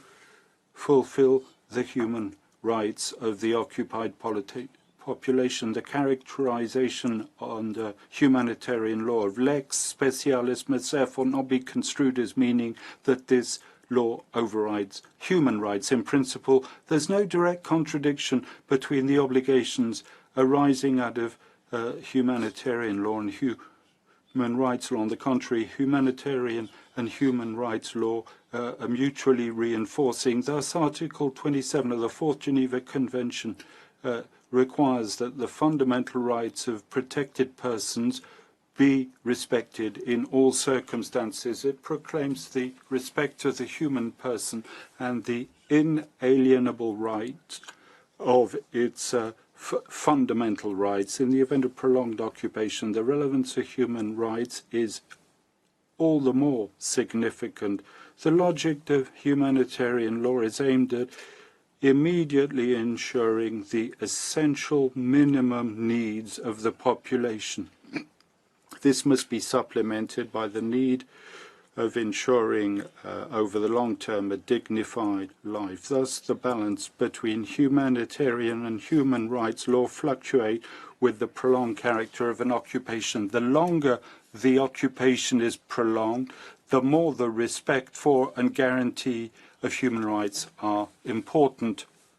To close this part, I'd like to stress that all actors exercising de facto control are also bearers of obligations at Israel's side. The practice of UN organs recognizes that, at minimum, an armed non-state actor exercising the governmental type functions or controls, in fact, a territorial population must uphold and protect the human rights of the inhabitants. Palestine, having notably ratified Covenants 1 and 2 of the UN relating to human rights and the UN Convention against torture, has the positive obligation to take all measures in its power and compatible with international law to assure to persons living in these parts of its territory the rights guaranteed by the Convention. Israel and Palestine are under obligation to cooperate and support one another and not to weaken one another in their efforts to ensure the well-being of the population. Victims must also be able to seek reparation for violations or abuse of their rights, whoever the actor at the origin of their grievance, in order to ensure effective respect of human rights. These various actors must cooperate by taking into account that the scale of their obligation will vary notably of the control they exercise and the resources available to them. I come now to the concrete areas, starting with that of legislative and administrative competences of the territory. By virtue of the principle of maintaining the status quo, the occupier cannot take measures bringing about permanent changes, in particular the social, economic and demographic standpoint. The occupier must restore and ensure, as far as possible, public order and safety while respecting, unless absolutely prevented, the laws in force in the country. However, by virtue of Article 64, paragraph 2 of the Fourth Geneva Convention, we can deduce that the occupier might introduce new laws if these are indispensable to ensure A, the security of the occupier, B, order of public life, and thirdly, respect for humanitarian law. Though human rights are not in the exceptions of maintaining local law, an updated reading of humanitarian law requires that their respect be guaranteed. Thus, in the case of prolonged occupation, the obligation to ensure public order and safety implies that the occupier administers the territory in such a way as to ensure protection and well-being of protected persons, not only respect and protect, but also provide them with a right to a dignified life. This, of course, means that he has to move away from the status quo. Mr. President, members of the court, the adoption of measures such as planning, zoning, contradicts the previously mentioned criteria. This regime contributes to put in place a coercive environment, aggravating the risk of forced transfer.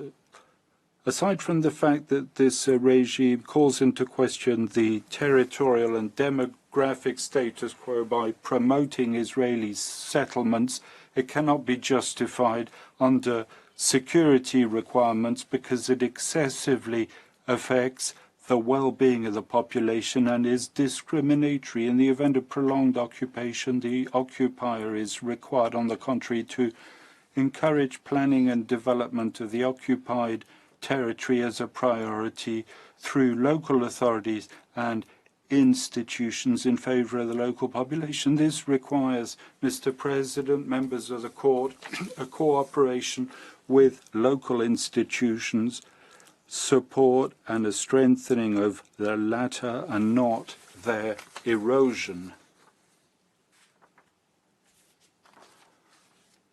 I will now turn to the second concrete area, that's to say access to vital goods for the survival of the population and protecting a dignified life. Humanitarian requires that the occupier supplies the population with essentials for its survival. The obligation to restore order and public life must be interpreted broadly and designates the various aspects of the life of the population. The occupier is therefore entitled to make changes going a priori against the status quo as long as they're necessary to improving local life. As indicated above, the conditions of existence of the population under occupation are also governed by human rights, which notably, in a context of prolonged occupation, support and reinforce humanitarian law. The occupier must immediately ensure minimum enjoyment of economic, social and cultural rights and refrain from adopting measures that would limit their exercise. Next, with the prolongation of occupation, the obligation to gradual achievement comes into play. It requires the occupier fully assumes the exercise of these rights in time. Furthermore, by virtue of the right to life, the occupier has the obligation to generate conditions of existence in accordance with human dignity for persons living under his jurisdiction. In the face of prolonged occupation, the economic and social development of the territory may require long-term changes which are opposed to maintaining the status quo. This, of course, creates obligations for Israel as occupying power as well as for Palestinian actors.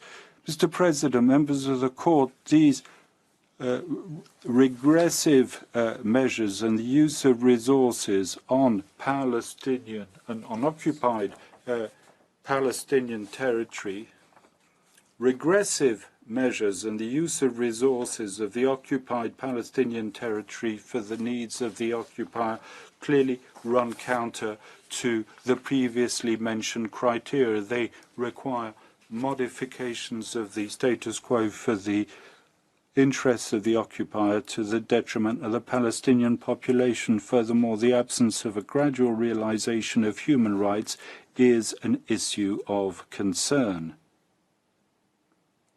Lastly, third specific area illustrated in the context of prolonged occupation, the tension between the right of the occupier to guarantee his security, the obligation to ensure the well-being of the population by using the example of the use of force in operations to maintain order. Under Article 43 of the Hague Regulations, the occupier may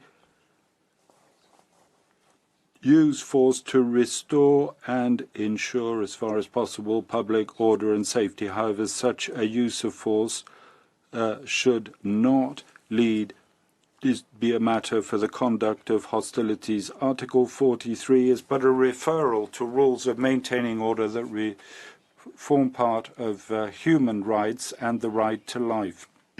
Maintaining order rests on three principles: necessity, proportionality, and precaution. By way of the principle of necessity, the use of lethal force can only be used in last resort and must pursue an objective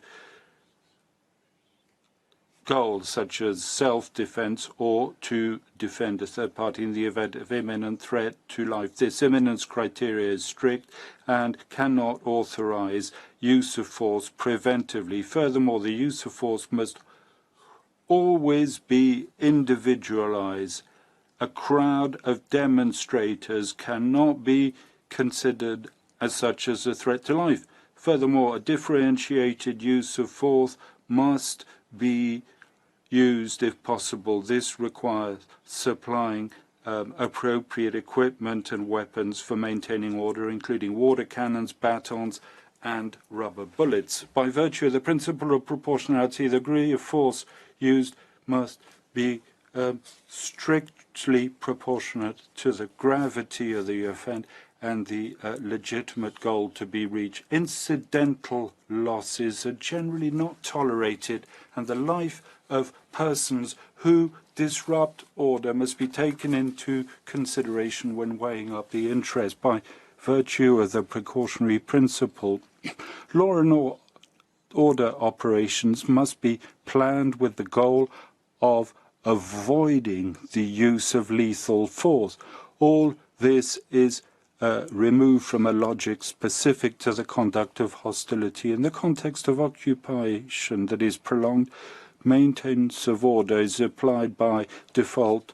Hybrid situations of civilian and hostile violence must be far rarer than the context of a nascent occupation. Weapons and equipment made available to occupying or security forces must be similar to those which are used by states in peacetime. The use of combat weapons and the use of snipers is even more inappropriate during long-term occupation. The militarization of maintaining order operations must be avoided ex ante when a legitimate legislative and administrative framework must be put in place to regulate the use of force, and the training of Israeli forces must be consistent with international maintenance of order. Ex post, any use of lethal force must be the subject of an actual investigation to ensure accountability, and in the case of proven violations of human rights, there is a requirement to bring those responsible to justice. Israel, as an occupying power, must protect the civilian Palestinian population in the West Bank. The violence exercised by individuals such as settlers towards the population of the occupied Palestinian territory must also be investigated and, where appropriate, subject to criminal proceedings. The positive obligation to protect the population from third parties is an essential component of the right to life. In conclusion, prolonged occupation may a priori give rise to tensions between maintaining the status quo, security of the occupier, and the well-being of the population. These tensions are resolved by humanitarian law supplemented by human rights law. The longer the occupation, the more respect and guarantee of human rights are important. The joint application of these two legal regimes strengthens the protection of populations living under occupation and may impose specific measures that run counter to the obligation to maintain the status quo. Thus, the development of the territory requires the adoption of positive measures in favor of the population of the occupied territory. Similarly, the well-being of the population requires transformations aimed at improving its conditions of life. Lastly, in the presence of a prolonged occupation, the use of force is presumed to form part of law and order. All parties must prevent violence and the resurgence of hostility in order to guarantee a life as dignified and as normal as possible to the population. In this spirit, Israel and Palestine must cooperate and support one another mutually and not weaken one another or erode the authority of the other party. Mr. President, members of the court, this brings to an end the written submission of Switzerland. Thank you for your attention. Je remercie la délégation de la Suisse pour son I'd like to thank Switzerland for their exposé. Public to address the court and call His Excellency Mr. Ammar Al-Hassan to the podium.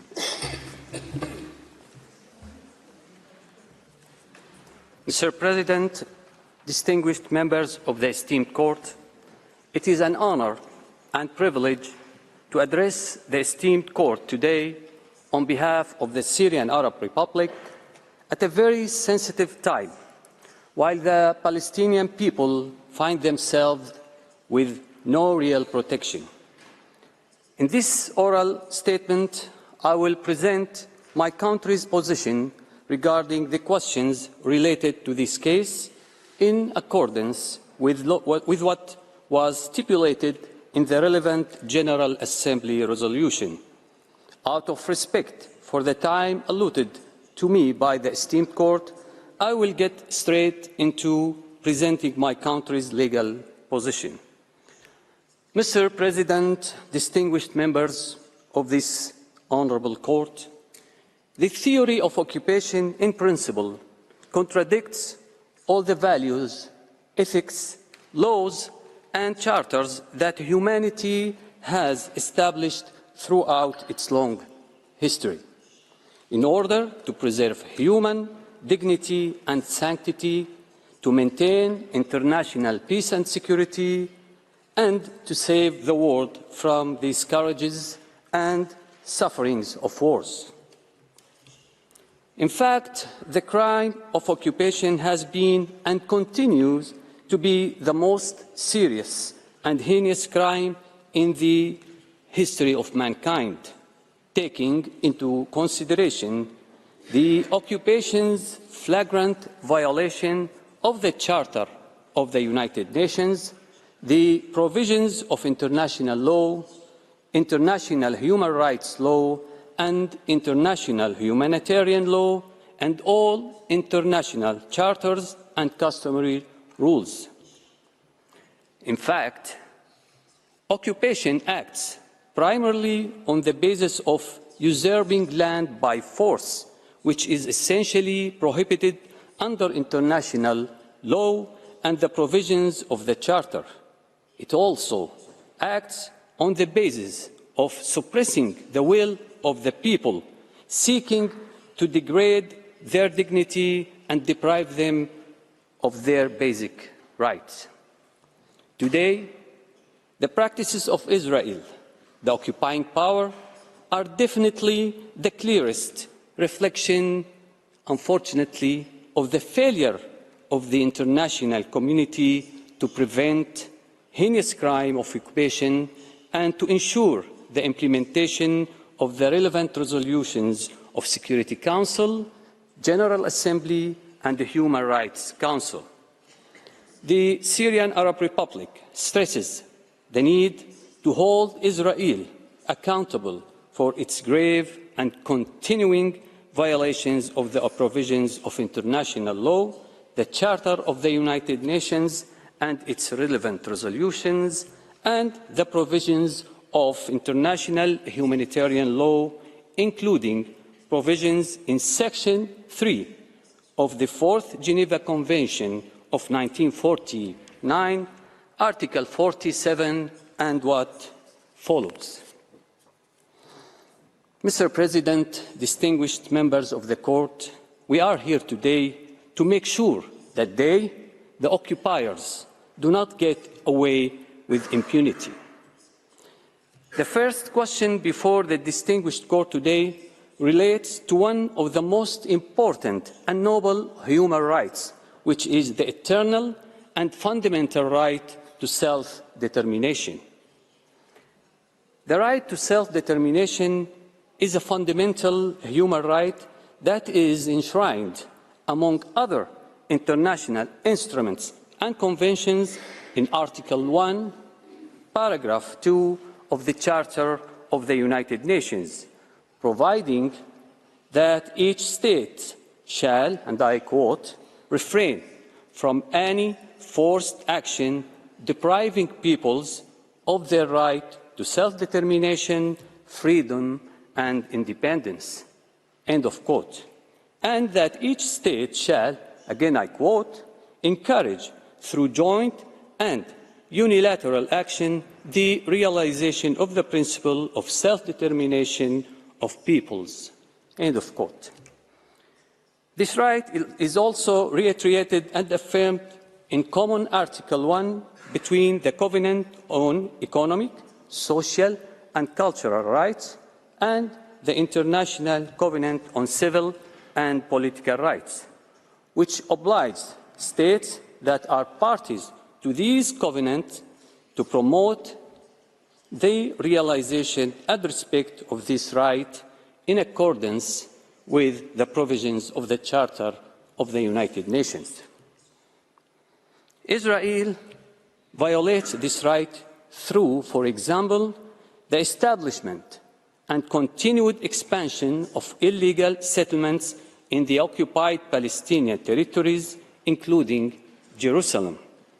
We note, in particular, the discriminatory Israeli legislation of 2018, or what's so-called the Basic Law, Israel as the nation-state of Jewish people, which recognizes the right to self-determination exclusively for the Jewish people, denying the right of the Palestinian people to self-determination on their land and in their homeland. I shall now turn to talk about the legal consequences. Israel must be held accountable for its violations of international law and United Nations resolutions. Israel must put an immediate end to the violation of its international obligations by halting all actions and measures that prevent and/or impede the exercise of the Palestinian people's right to self-determination, including putting an immediate end of the occupation in all its forms. For third states, since the right to self-determination is an erga omnes argument and obligation on all subjects of international law, all states must respect it and seek to achieve it. it is also the responsibility of all states, consistent with respect for the United Nations Charter and international law, to immediately put an end to the obstruction of the Palestinian people's exercise of their right to self-determination. The United Nations, in particular the General Assembly and the Security Council, should consider the additional procedures and binding international legitimacy tools stipulated in the Charter that are required to put an immediate end to any obstruction preventing the Palestinian people from obtaining their right to self-determination, and to take the necessary measures in order to ensure the implementation of its relevant resolutions without any further delay.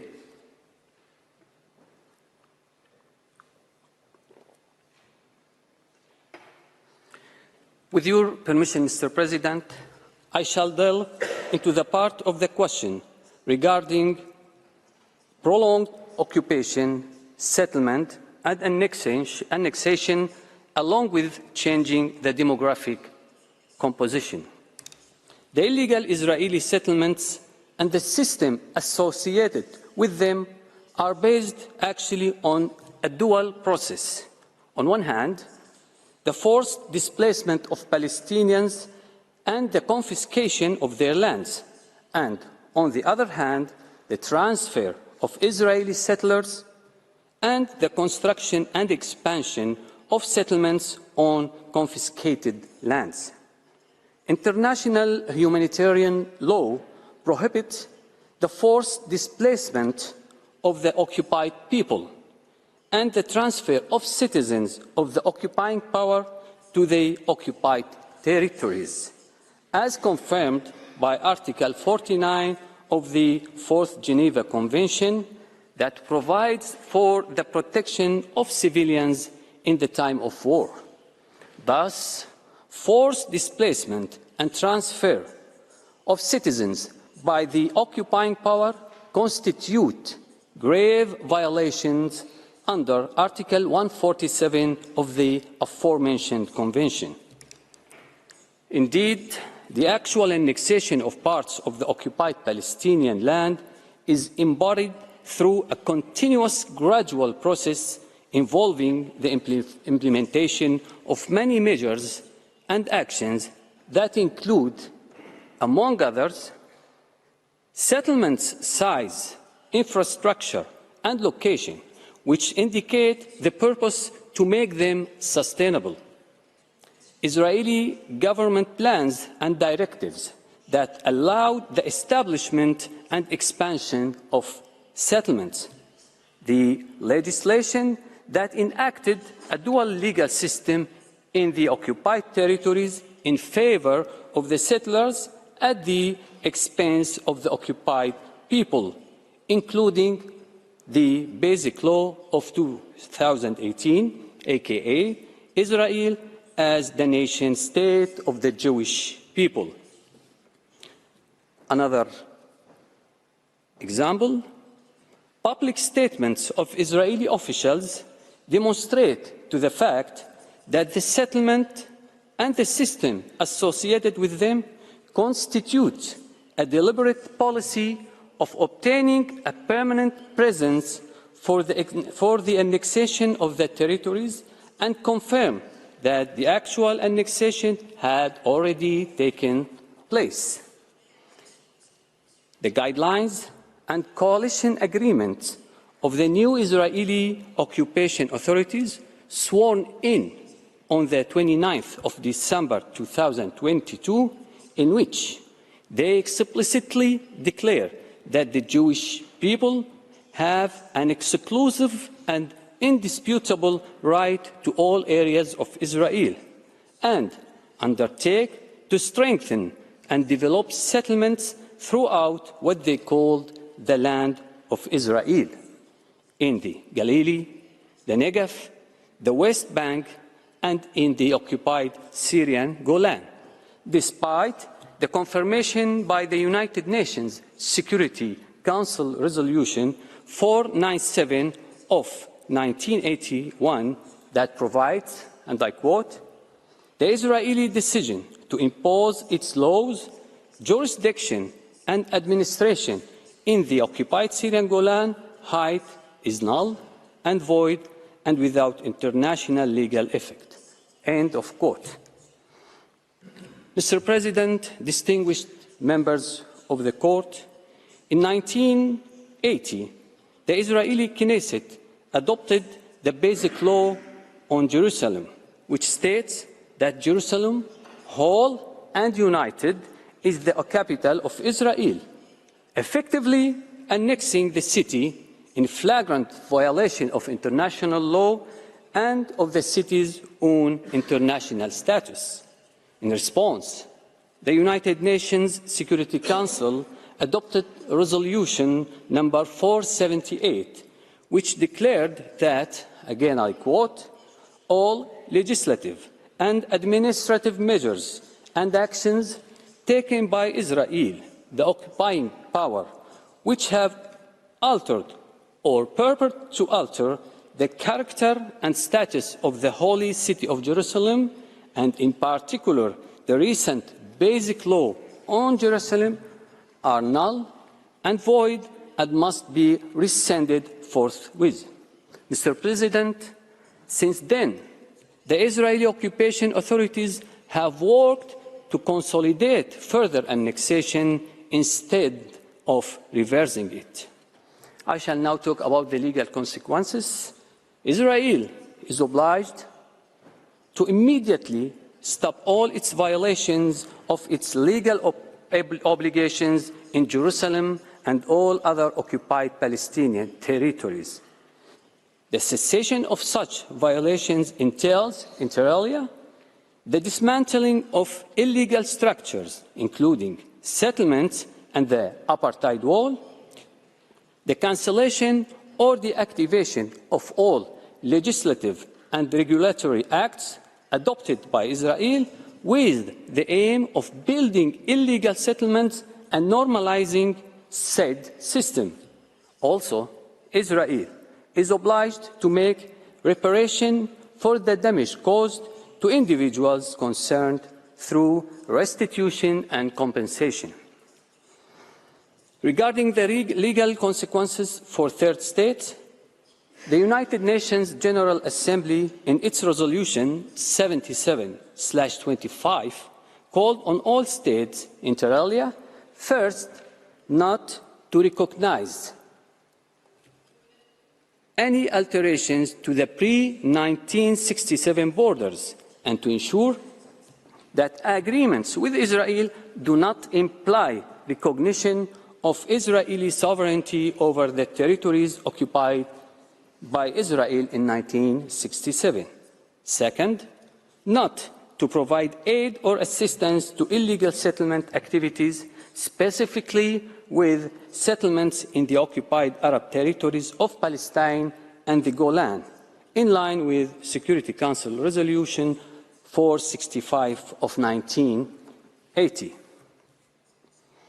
For the United Nations, the international organization, in particular the General Assembly and the Security Council, should consider the additional measures and binding international legitimacy tools stipulated in the Charter that are required to immediately end the illegal occupation and take the necessary measures to ensure the implementation of its relevant resolutions without any further delay. Your Honours, just as a reminder, today we are talking about a huge record of UN resolutions that Israel keeps violating. Actually, when it comes to the Arab-Israeli conflict, we are talking about 180 resolutions of the General Assembly and 227 resolutions of the Security Council. Mr. President, allow me now to move on to the part of the question regarding discriminatory legislations and measures. Since its inception, Israel has adopted various discriminatory legislations aimed to ensuring its control over the maximum geography with the minimum possible number of Palestinians. The United Nations Human Rights Council has described the Israeli discriminatory measures as, and I quote, a combination of movement restrictions consisting of the wall, checkpoints, a permit system that affects only the Palestinian population, and the application of a two-tier legal system that facilitated the establishment and consolidation of settlements and other violations and forms of institutional discrimination. End of quote. The United Nations General Assembly has always, and for many years, condemned in a large number of resolutions the discriminatory policies and practices of Israel, the occupying power, against the Palestinians as well as the Syrians in the occupied Syrian Arab Golan. These policies and practices include, according to these resolutions, killing and injuring civilians, arbitrary arrest and detention, in addition to forced displacement of civilians, transfer of settlers to the occupied Palestinian and Syrian territories, destruction and confiscation of civilian properties, and demolishing homes. Your Honors, in the devastated Gaza Strip, long before the 7th of October 2023, Israel practices racial discrimination towards the Palestinian population in the form of its ongoing blockade. The discriminatory nature of the blockade actually imposed on the Gaza Strip was recognized by the United Nations Committee on the Elimination of Racial Discrimination. This blockade was found to violate the Convention on the Elimination of Racial Discrimination. The actions of Israel are part of a large-scale, repressive, organized and systematic regime. Such actions have been identified as apartheid after thorough factual and legal examination by the UN Special Procedures and by various international organizations. Apartheid is most manifested in the occupied Palestinian territories, including Jerusalem, where illegally located settlers benefit from far-reaching privileges at the expense of the basic rights of the Palestinian people. For legal consequences, Israel is obliged to immediately repeal all legislations aimed at or leading to the maintenance and perpetuation of apartheid and racial discrimination against the Palestinian people. This includes the termination of its settlement activities, the cessation of all discriminatory policies and practices, along with due compensation to all those affected by these policies and practices, including Palestinian refugees. For third states, they must not recognize this illegal situation and must not provide any help or assistance in any way that may sustain and maintain this situation. For the United Nations, especially the General Assembly and the Security Council, the international organization should consider the additional measures required to end the apartheid system established by Israel and should take the necessary measures to ensure the implementation of its relevant resolutions without further delay.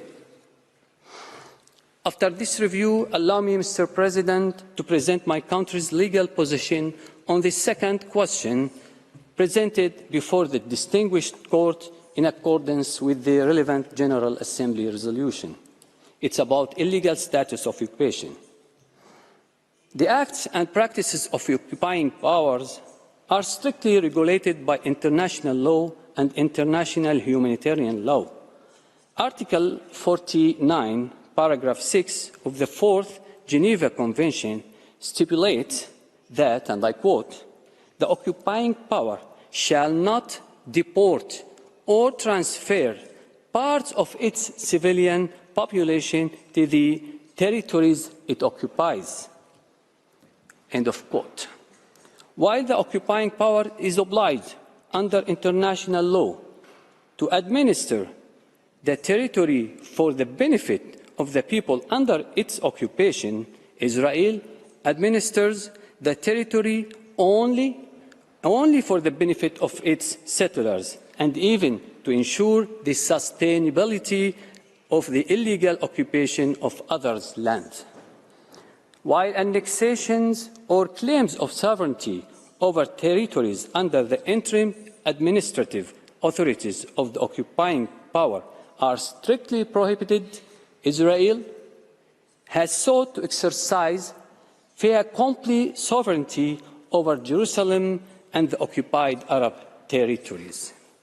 Mr. President, members, distinguished members of this honourable court, we believe in the first place that the Israeli occupation in and of itself should be considered absolutely illegal, and that we should not be satisfied with only and merely describing its practices and policies. Allow me now to move to the legal consequences. The legal consequences constitute Israeli commitment to an immediate and unconditional end to its occupation of the Arab territories in Palestine and the rest of the occupied Arab territories, including the Syrian Arab Golan, in addition to providing compensation to all those affected. For third states, it is imperative to commit to support all efforts exerted to end the illegal occupation without delay, and to refrain from any actions that contribute to maintaining the illegal situation. For the United Nations, in particular the General Assembly and the Security Council, it should consider the additional measures and binding international legitimacy tools stipulated in the Charter that are required to ensure the implementation of the relevant resolutions without any further delay, including the immediate and unconditional end to the Israeli occupation of the occupied Arab territories in Palestine and the Syrian Golan. The Honourable Judges, the Syrian Arab Republic affirms the principle that states shall not obtain legal rights from unilateral acts that do not comply with international law. Syria also re-emphasizes the temporary nature of the occupation, and that even if it is a fait accompli, this does not and will not give the occupying power the right to acquire sovereignty over the occupied territories, no matter how long this brutal occupation lasts. Syria reiterates that the stability of the Middle East and the credibility of the United Nations system, including the esteemed court, require taking measures to ensure the implementation of all relevant international resolutions to end the Israeli occupation of all occupied Arab territories in accordance with the relevant United Nations resolutions. Mr. President, esteemed members of the court today, in this case, does not create new rights, but rather reveals rights that are violated by Israel every day since 1948. Israel is not only committing the horrendous act that we have just mentioned, but we are currently witnessing Israel committing genocide in the occupied Gaza Strip, attacking Syria, attacking Lebanon, and committing war crimes and crimes against humanity. In fact, one of the reasons for Israel's consideration of itself as being above the law is that it has been carrying out illegal occupation and committing crimes for 75 years without facing accountability or any sort of consequences. Today, it has become imperative for all states to convince or to show Israel, the occupying power, by all possible legal means that it does not have a green light to annex more occupied territories, expel their indigenous people, and build more illegal settlements. Most importantly, convincing and showing Israel that there will be no peace, no security or stability for all and equal without ending the occupation and establishing a viable and sustainable Palestinian state that possesses full competence and authorities like all member states of international community. The continuance of these violations means more Israeli escalations vis-à-vis the Palestinian people exercising their legitimate right to resist the occupation. Many decades have passed, and the suffering of the Palestinian, Syrian, and Lebanese peoples under the Israeli occupation continues, mainly due to the absence of a decisive and credible political will that is keen to implement the provisions of international law. Your Honours, today, and for all these reasons, and for the sake of genuine peace and unshakable justice, we look forward to the role of jurists who took it upon themselves to equally uphold the provisions of the law in order to contribute to achieving peace and justice to those people suffering under the most violent, most tyrannous, and most oppressive form of occupation in the history of humanity. Thank you, Mr. President. Thank you, distinguished members of the Court. I thank the delegation of the Syrian Arab Republic for its presentation. I invite the next participating delegation, that's Tunisia, to address the Court and call Professor Slim Lagmani to the podium. You have the floor, sir. Monsieur le Président. Mr. President, distinguished members of the Court, it is an honour for me to appear before your esteemed Court to set out Tunisia's point of view on the request for the advisory opinion before you. This is a request for an opinion which deals with the oldest and most unbearable injustice, namely that of the Palestinian people. In December 2022, Tunisia voted in favour of Resolution 77247 because it was then and remains now convinced that an impartial and lucid legal opinion given in response to the questions posed by the General Assembly is necessary not only for the General Assembly and the United Nations, but even more so for the international community as a whole. Regarding questions relative to the jurisdiction and discretion, we are of the opinion that those arguments which led the Court in its advisory opinion on the legal consequences of the building of a wall in occupied Palestinian territory to conclude, I quote you, not only has the Court jurisdiction to give an opinion on the question posed to it by the General Assembly, but there is no compelling reason for the Court to use its discretion to not do so. End of quotation.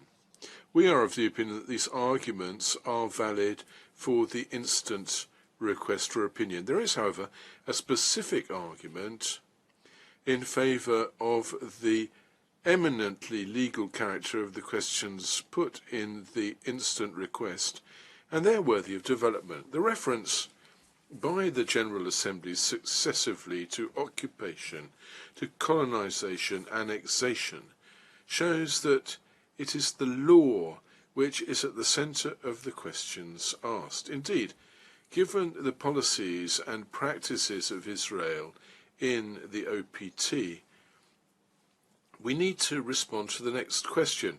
Can we still speak only of an occupation, understood as placing a territory under the authority of an enemy army?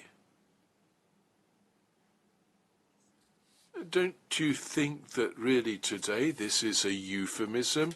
Hasn't Israel gone far further than just merely annexing de jure or de facto Palestinian territories by adopting laws and measures discriminatory?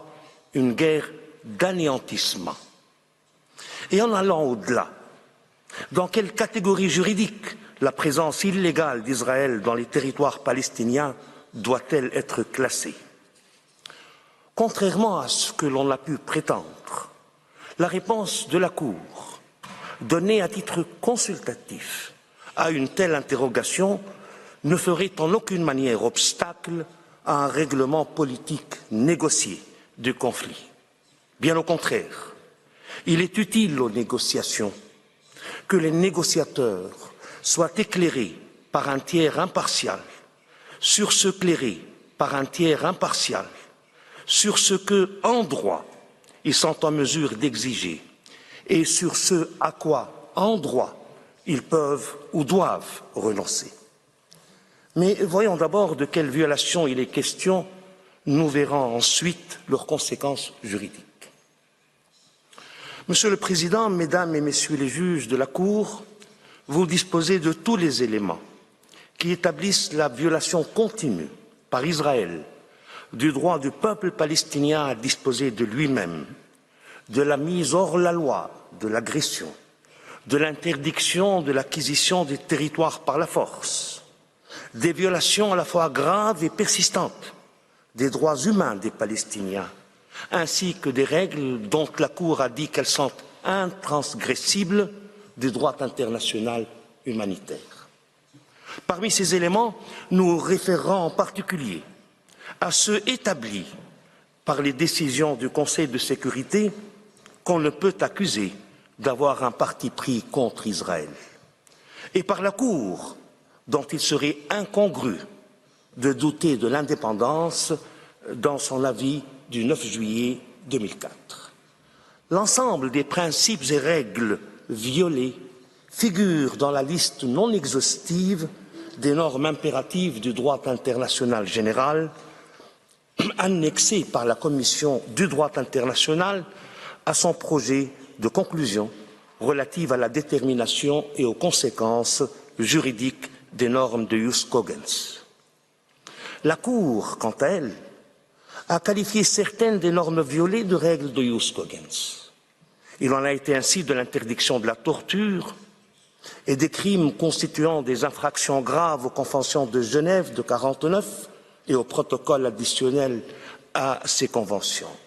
D'autres ont été qualifiés de droits ou d'obligations erga omnes, de principes cardinaux, de principes intransgressibles, de principes essentiels du droit international contemporain, ou encore de règles dictées par des considérations élémentaires d'humanité.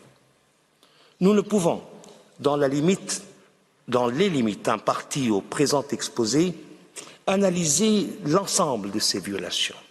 Il nous suffira de montrer que l'occupation des territoires palestiniens, considérée dans la durée et comme un tout, a pour finalité ultime la négation du droit du peuple palestinien à disposer de lui-même, l'acquisition de son territoire par la force.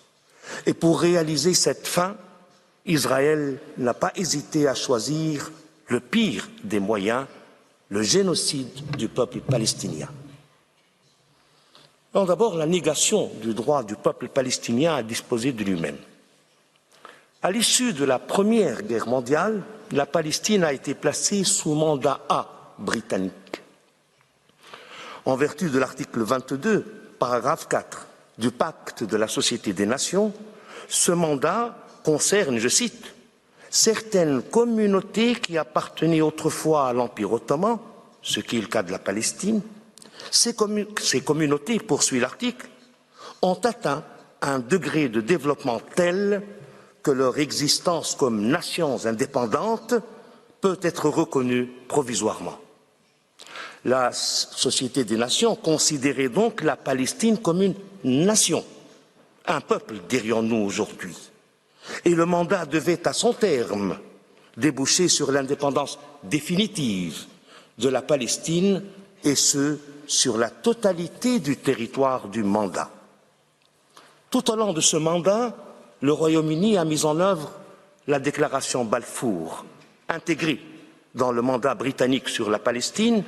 La déclaration prévoyait non pas la création d'un État juif, mais, je cite, l'établissement en Palestine d'un foyer national pour les Juifs. Ce processus a abouti à la résolution 181, deuxième session de l'Assemblée générale du 29 novembre 1947, qui recommandait de placer la ville de Jérusalem sous un régime international spécial, ainsi qu'un plan de partage accordant à l'État juif 56,47% du territoire de la Palestine mandataire. Cette recommandation, qui méconnaissait la raison d'être du mandat, menait la Palestine vers son indépendance définitive sur la totalité du territoire du mandat, devait, pour produire des effets juridiques, être acceptée par les deux parties. La partie juive l'accepta, mais les Palestiniens et les États arabes de la région la refusèrent. La partie juive s'empressa pourtant à proclamer son État. Il s'ensuivit la guerre de 48-49 qui aboutit à un amoindrissement de l'ordre de 23% de l'espace concédé à l'État palestinien par la résolution 181 et à l'exil de 750 000 Palestiniens. L'effet de cette guerre et des rapports de force qui se sont établis à la suite de la Seconde Guerre mondiale furent, dans un premier temps, une régression. La reconnaissance de l'existence d'un peuple palestinien et de son droit à disposer de lui-même par les organes politiques des Nations Unies a été en effet lente à venir. Avec votre permission, Monsieur le Président.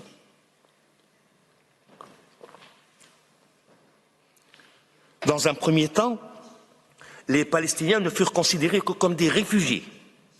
Et il faudra attendre le 10 décembre 1969 pour que l'Assemblée générale reconnaisse, je cite, les droits inaliénables du peuple de Palestine. Le 30 novembre 1970, elle condamnera, je cite, les gouvernements qui refusent le droit à l'autodétermination aux peuples auxquels on a reconnu ce droit, notamment les peuples d'Afrique australe et de Palestine. Elle reconnaîtra la légitimité de la lutte que mènent les peuples assujettis à une domination coloniale et étrangère et auxquels on a reconnu le droit à disposer d'eux-mêmes pour recouvrer ce droit par tous les moyens dont ils disposent.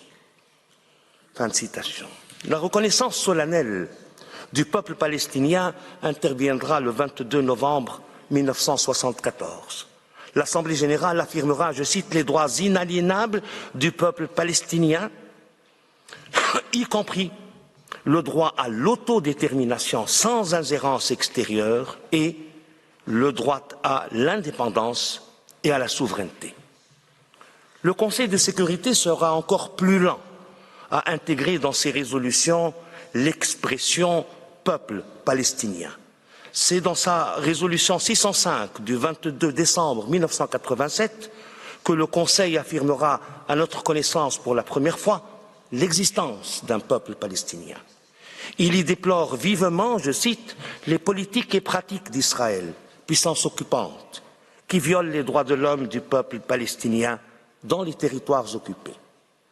Dans la résolution 672-1990, le Conseil reconnaîtra les droits politiques légitimes du peuple palestinien.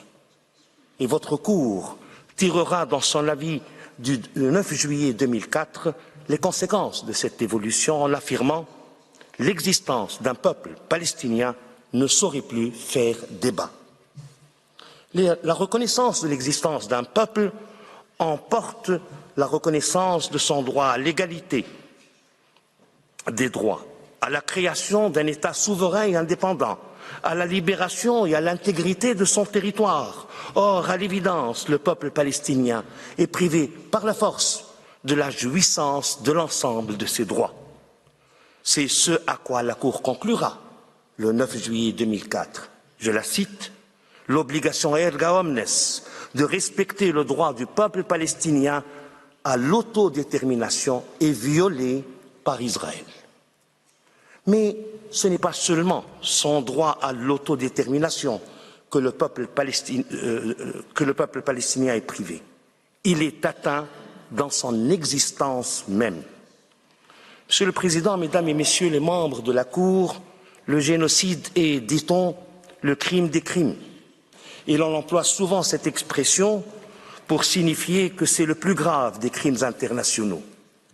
Nous l'employons ici pour déterminer l'incidence de ces actes illicites sur le statut juridique de l'occupation, objet de la question 2 que vous a posée l'Assemblée générale. Nous savons que la Cour est saisie au contentieux de la question du génocide, mais il est impératif, il est nécessaire de l'aborder ici également, parce que le génocide du peuple palestinien en vue de l'acquisition de son territoire et, du point de vue de la Tunisie, le statut juridique de l'occupation.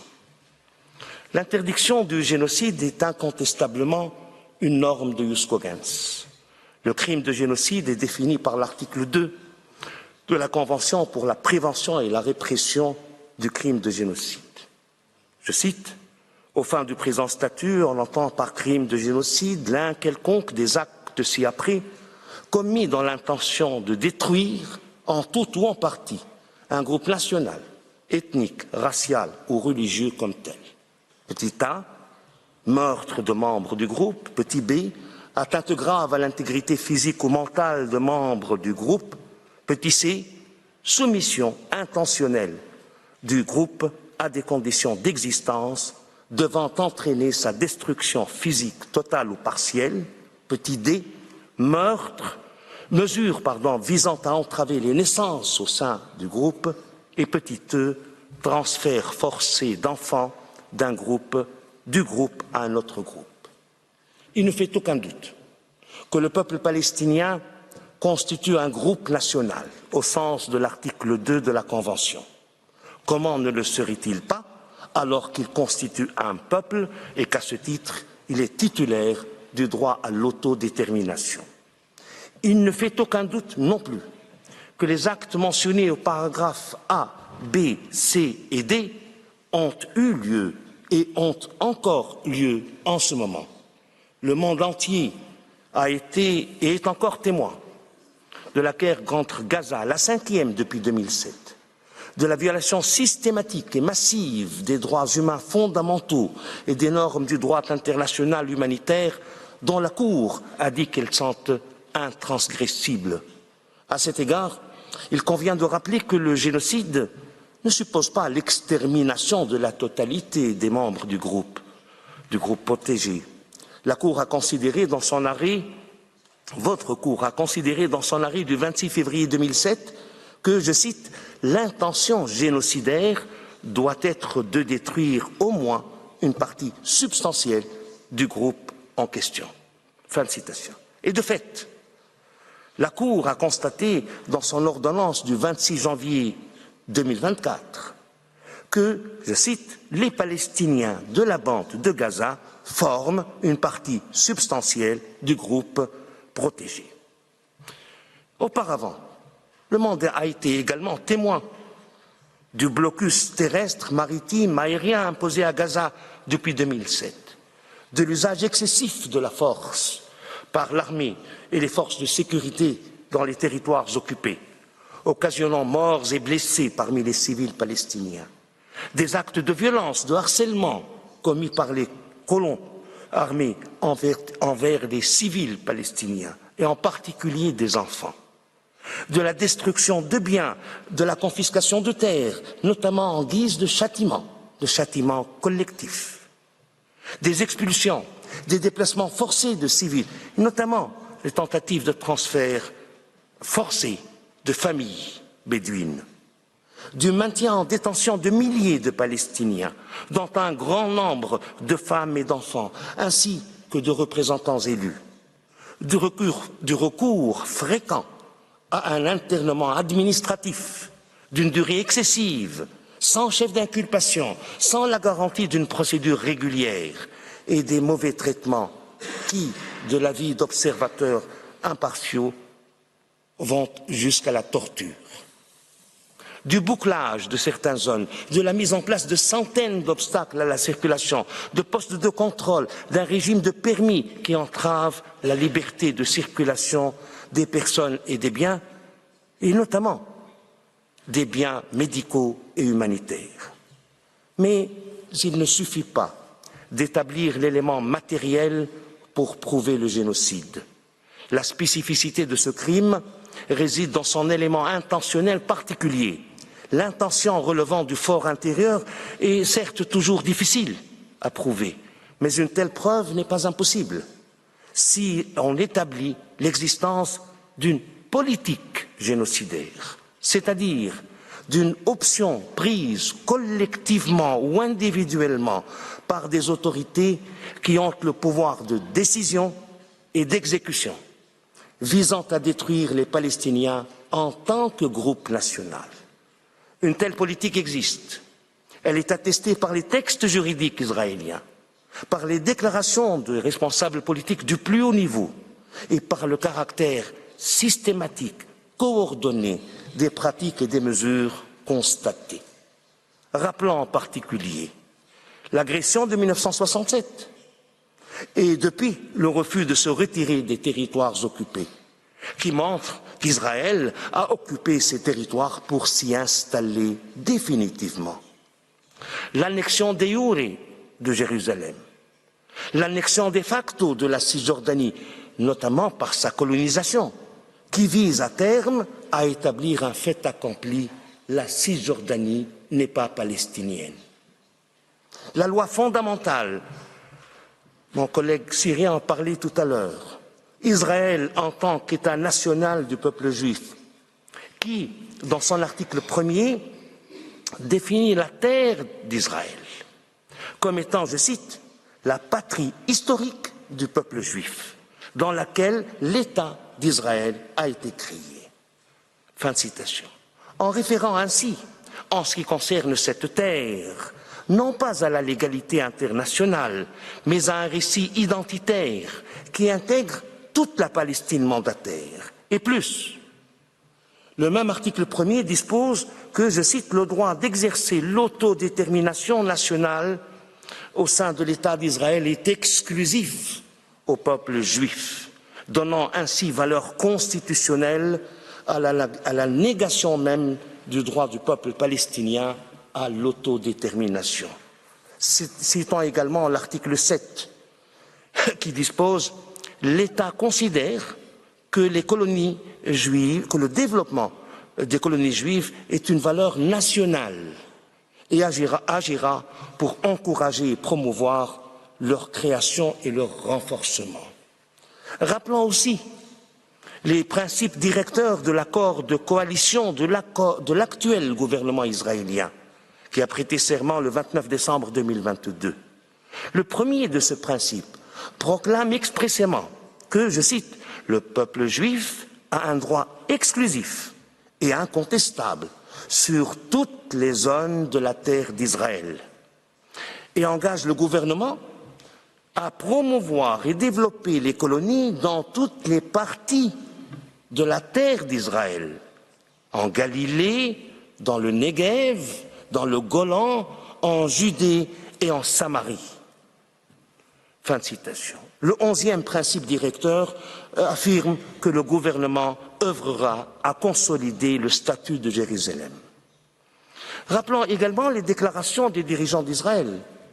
On se limitera ici à deux, à donner à titre d'exemple. La première est celle du ministre des Finances israélien en date du 19 mars 2023. il n'y a pas de Palestiniens, car il n'y a pas de peuple palestinien. La seconde est la déclaration du Premier ministre israélien.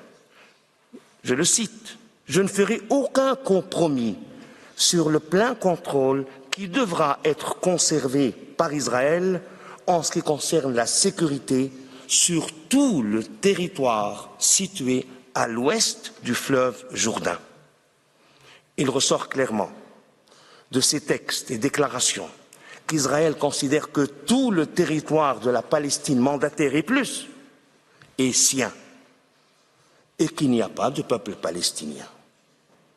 Tout ce qui précède montre, Monsieur le Président, Mesdames et Messieurs les juges de la Cour, l'existence d'une politique systématique, c'est-à-dire une intention et une volonté claire de détruire les Palestiniens en tant que groupe national, ayant le droit à l'autodétermination et à l'indépendance, et de réduire les rescapés à un ensemble de réfugiés apatrides.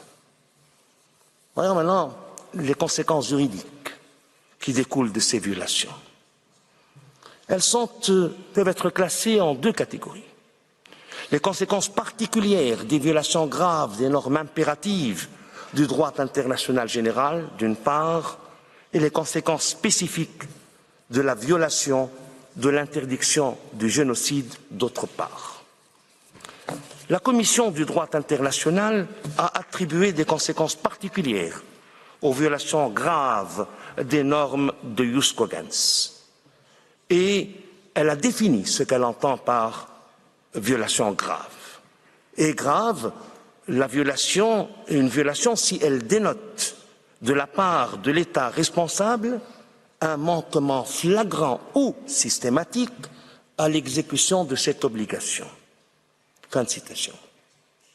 Les violations des normes de jus cogens commises par Israël sont à la fois flagrantes et systématiques. Flagrant se dit de ce qui paraît évident aux yeux de tous. N'est-il pas évident aux yeux de tous qu'Israël occupe les territoires palestiniens, qu'il colonise ces territoires, qu'il a annexé Jérusalem, que dans la guerre d'agression qu'il mène contre Gaza, il méconnaît et revendique la méconnaissance des principes de distinction et de proportionnalité, qu'il a volontairement ciblé des lieux et des personnes protégées. Systématique se dit de ce qui est fait avec méthode et sans défaillance, de ce qui procède d'un ordre déterminé à l'avance et de ce qui est délibéré. Ne ressort-il pas des politiques et des pratiques d'Israël qu'il y a un ordre déterminé à l'avance, un plan ourdi dont le but final est de détruire les Palestiniens en tant que peuple, de les réduire à une poussière d'individus, et qu'Israël n'a jamais cessé d'œuvrer pour le réaliser. Il résulte des violations graves des normes impératives du droit international général les conséquences suivantes. L'État responsable ne peut pas se prévaloir des circonstances excluant la responsabilité. Israël ne peut se prévaloir ni de la légitime défense, ni de la force majeure, ni de la détresse, ni de l'état de nécessité pour exclure sa responsabilité. Et il n'est pas non plus en droit de recourir aux contre-mesures. En ce qui concerne les autres États, les normes de jus cogens créent des obligations erga omnes, à l'égard desquelles tous les États ont un intérêt juridique. En particulier, tous les États ont le devoir de coopérer pour mettre fin, par des moyens licites, aux violations commises par Israël. Tous les États ont le devoir de reconnaître comme illicites les situations créées par l'occupation des territoires palestiniens et de s'abstenir de tous actes qui constitueraient une aide ou une assistance à cet égard. Tous les États, et pas seulement les États lésés, sont en droit d'invoquer la responsabilité d'Israël. Ils peuvent exiger d'Israël la cessation de ces violations et des assurances et garantie de non-répétition, ainsi que l'exécution de l'obligation de réparation. La violation de l'interdiction du génocide emporte toutes les conséquences particulières de la violation des normes de jus cogens. Elle emporte également les conséquences spécifiques prévues par la Convention pour la prévention et la répression du crime de génocide et par le statut de Rome de la Cour pénale internationale pour tous les États qui y sont partis. Ces conséquences spécifiques sont les suivantes. D'abord, l'établissement d'une compétence universelle. À cette fin, les États partis doivent notamment prévoir des sanctions pénales efficaces frappant les personnes coupables de génocide ou de l'un quelconque des autres actes incriminés par l'article 3 de la Convention de 1948. Ensuite, le droit pour toute partie à la Convention de 1948 de saisir les organes compétents de l'Organisation des Nations Unies afin que ceux-ci prennent des mesures appropriées pour la prévention et la répression des actes de génocide. En troisième lieu, le droit pour toute partie à la Convention de 1948 de saisir la Cour par requête unilatérale de tout différend relatif à la responsabilité d'Israël en matière de génocide ou de l'un quelconque des autres actes énumérés par l'article 3. C'est ce qu'a fait l'État d'Afrique du Sud. En quatrième lieu, le droit pour tout État parti ou pour tout État qui a accepté la compétence de la Cour pénale internationale, conformément à l'article 12, paragraphe 3 du statut de Rome, de saisir la Cour s'il a des raisons sérieuses de croire qu'un crime de génocide a été commis sur son territoire. C'est ce qu'a fait l'État de Palestine. Enfin, le droit pour tout État parti au statut de Rome de déférer au procureur de la Cour pénale internationale la situation en Palestine et de le prier d'enquêter sur la situation. C'est ce que le 17 novembre 2023 ont fait 5 États partis, l'Afrique du Sud, le Bangladesh, la Bolivie, les Comores et Djibouti. Nous conclurons notre propos par l'exposé des conséquences juridiques qui découlent pour l'Organisation des Nations Unies du statut juridique de l'occupation tel que nous l'avons déterminé. À cet égard, nous ne pouvons que paraphraser les conséquences dégagées par votre Cour dans son avis de 2004. L'Organisation des Nations Unies, et spécialement l'Assemblée générale et le Conseil de sécurité, doivent examiner quelles nouvelles mesures doivent être prises afin de mettre un terme à l'occupation des territoires palestiniens et aux violations graves et persistantes du droit impératif général qui y sont commises. Monsieur le Président, Mesdames et Messieurs les juges de la Cour, je vous remercie de votre attention. Je remercie la délégation de la Tunisie pour son exposé qui met un terme à l'audience de cet après-midi.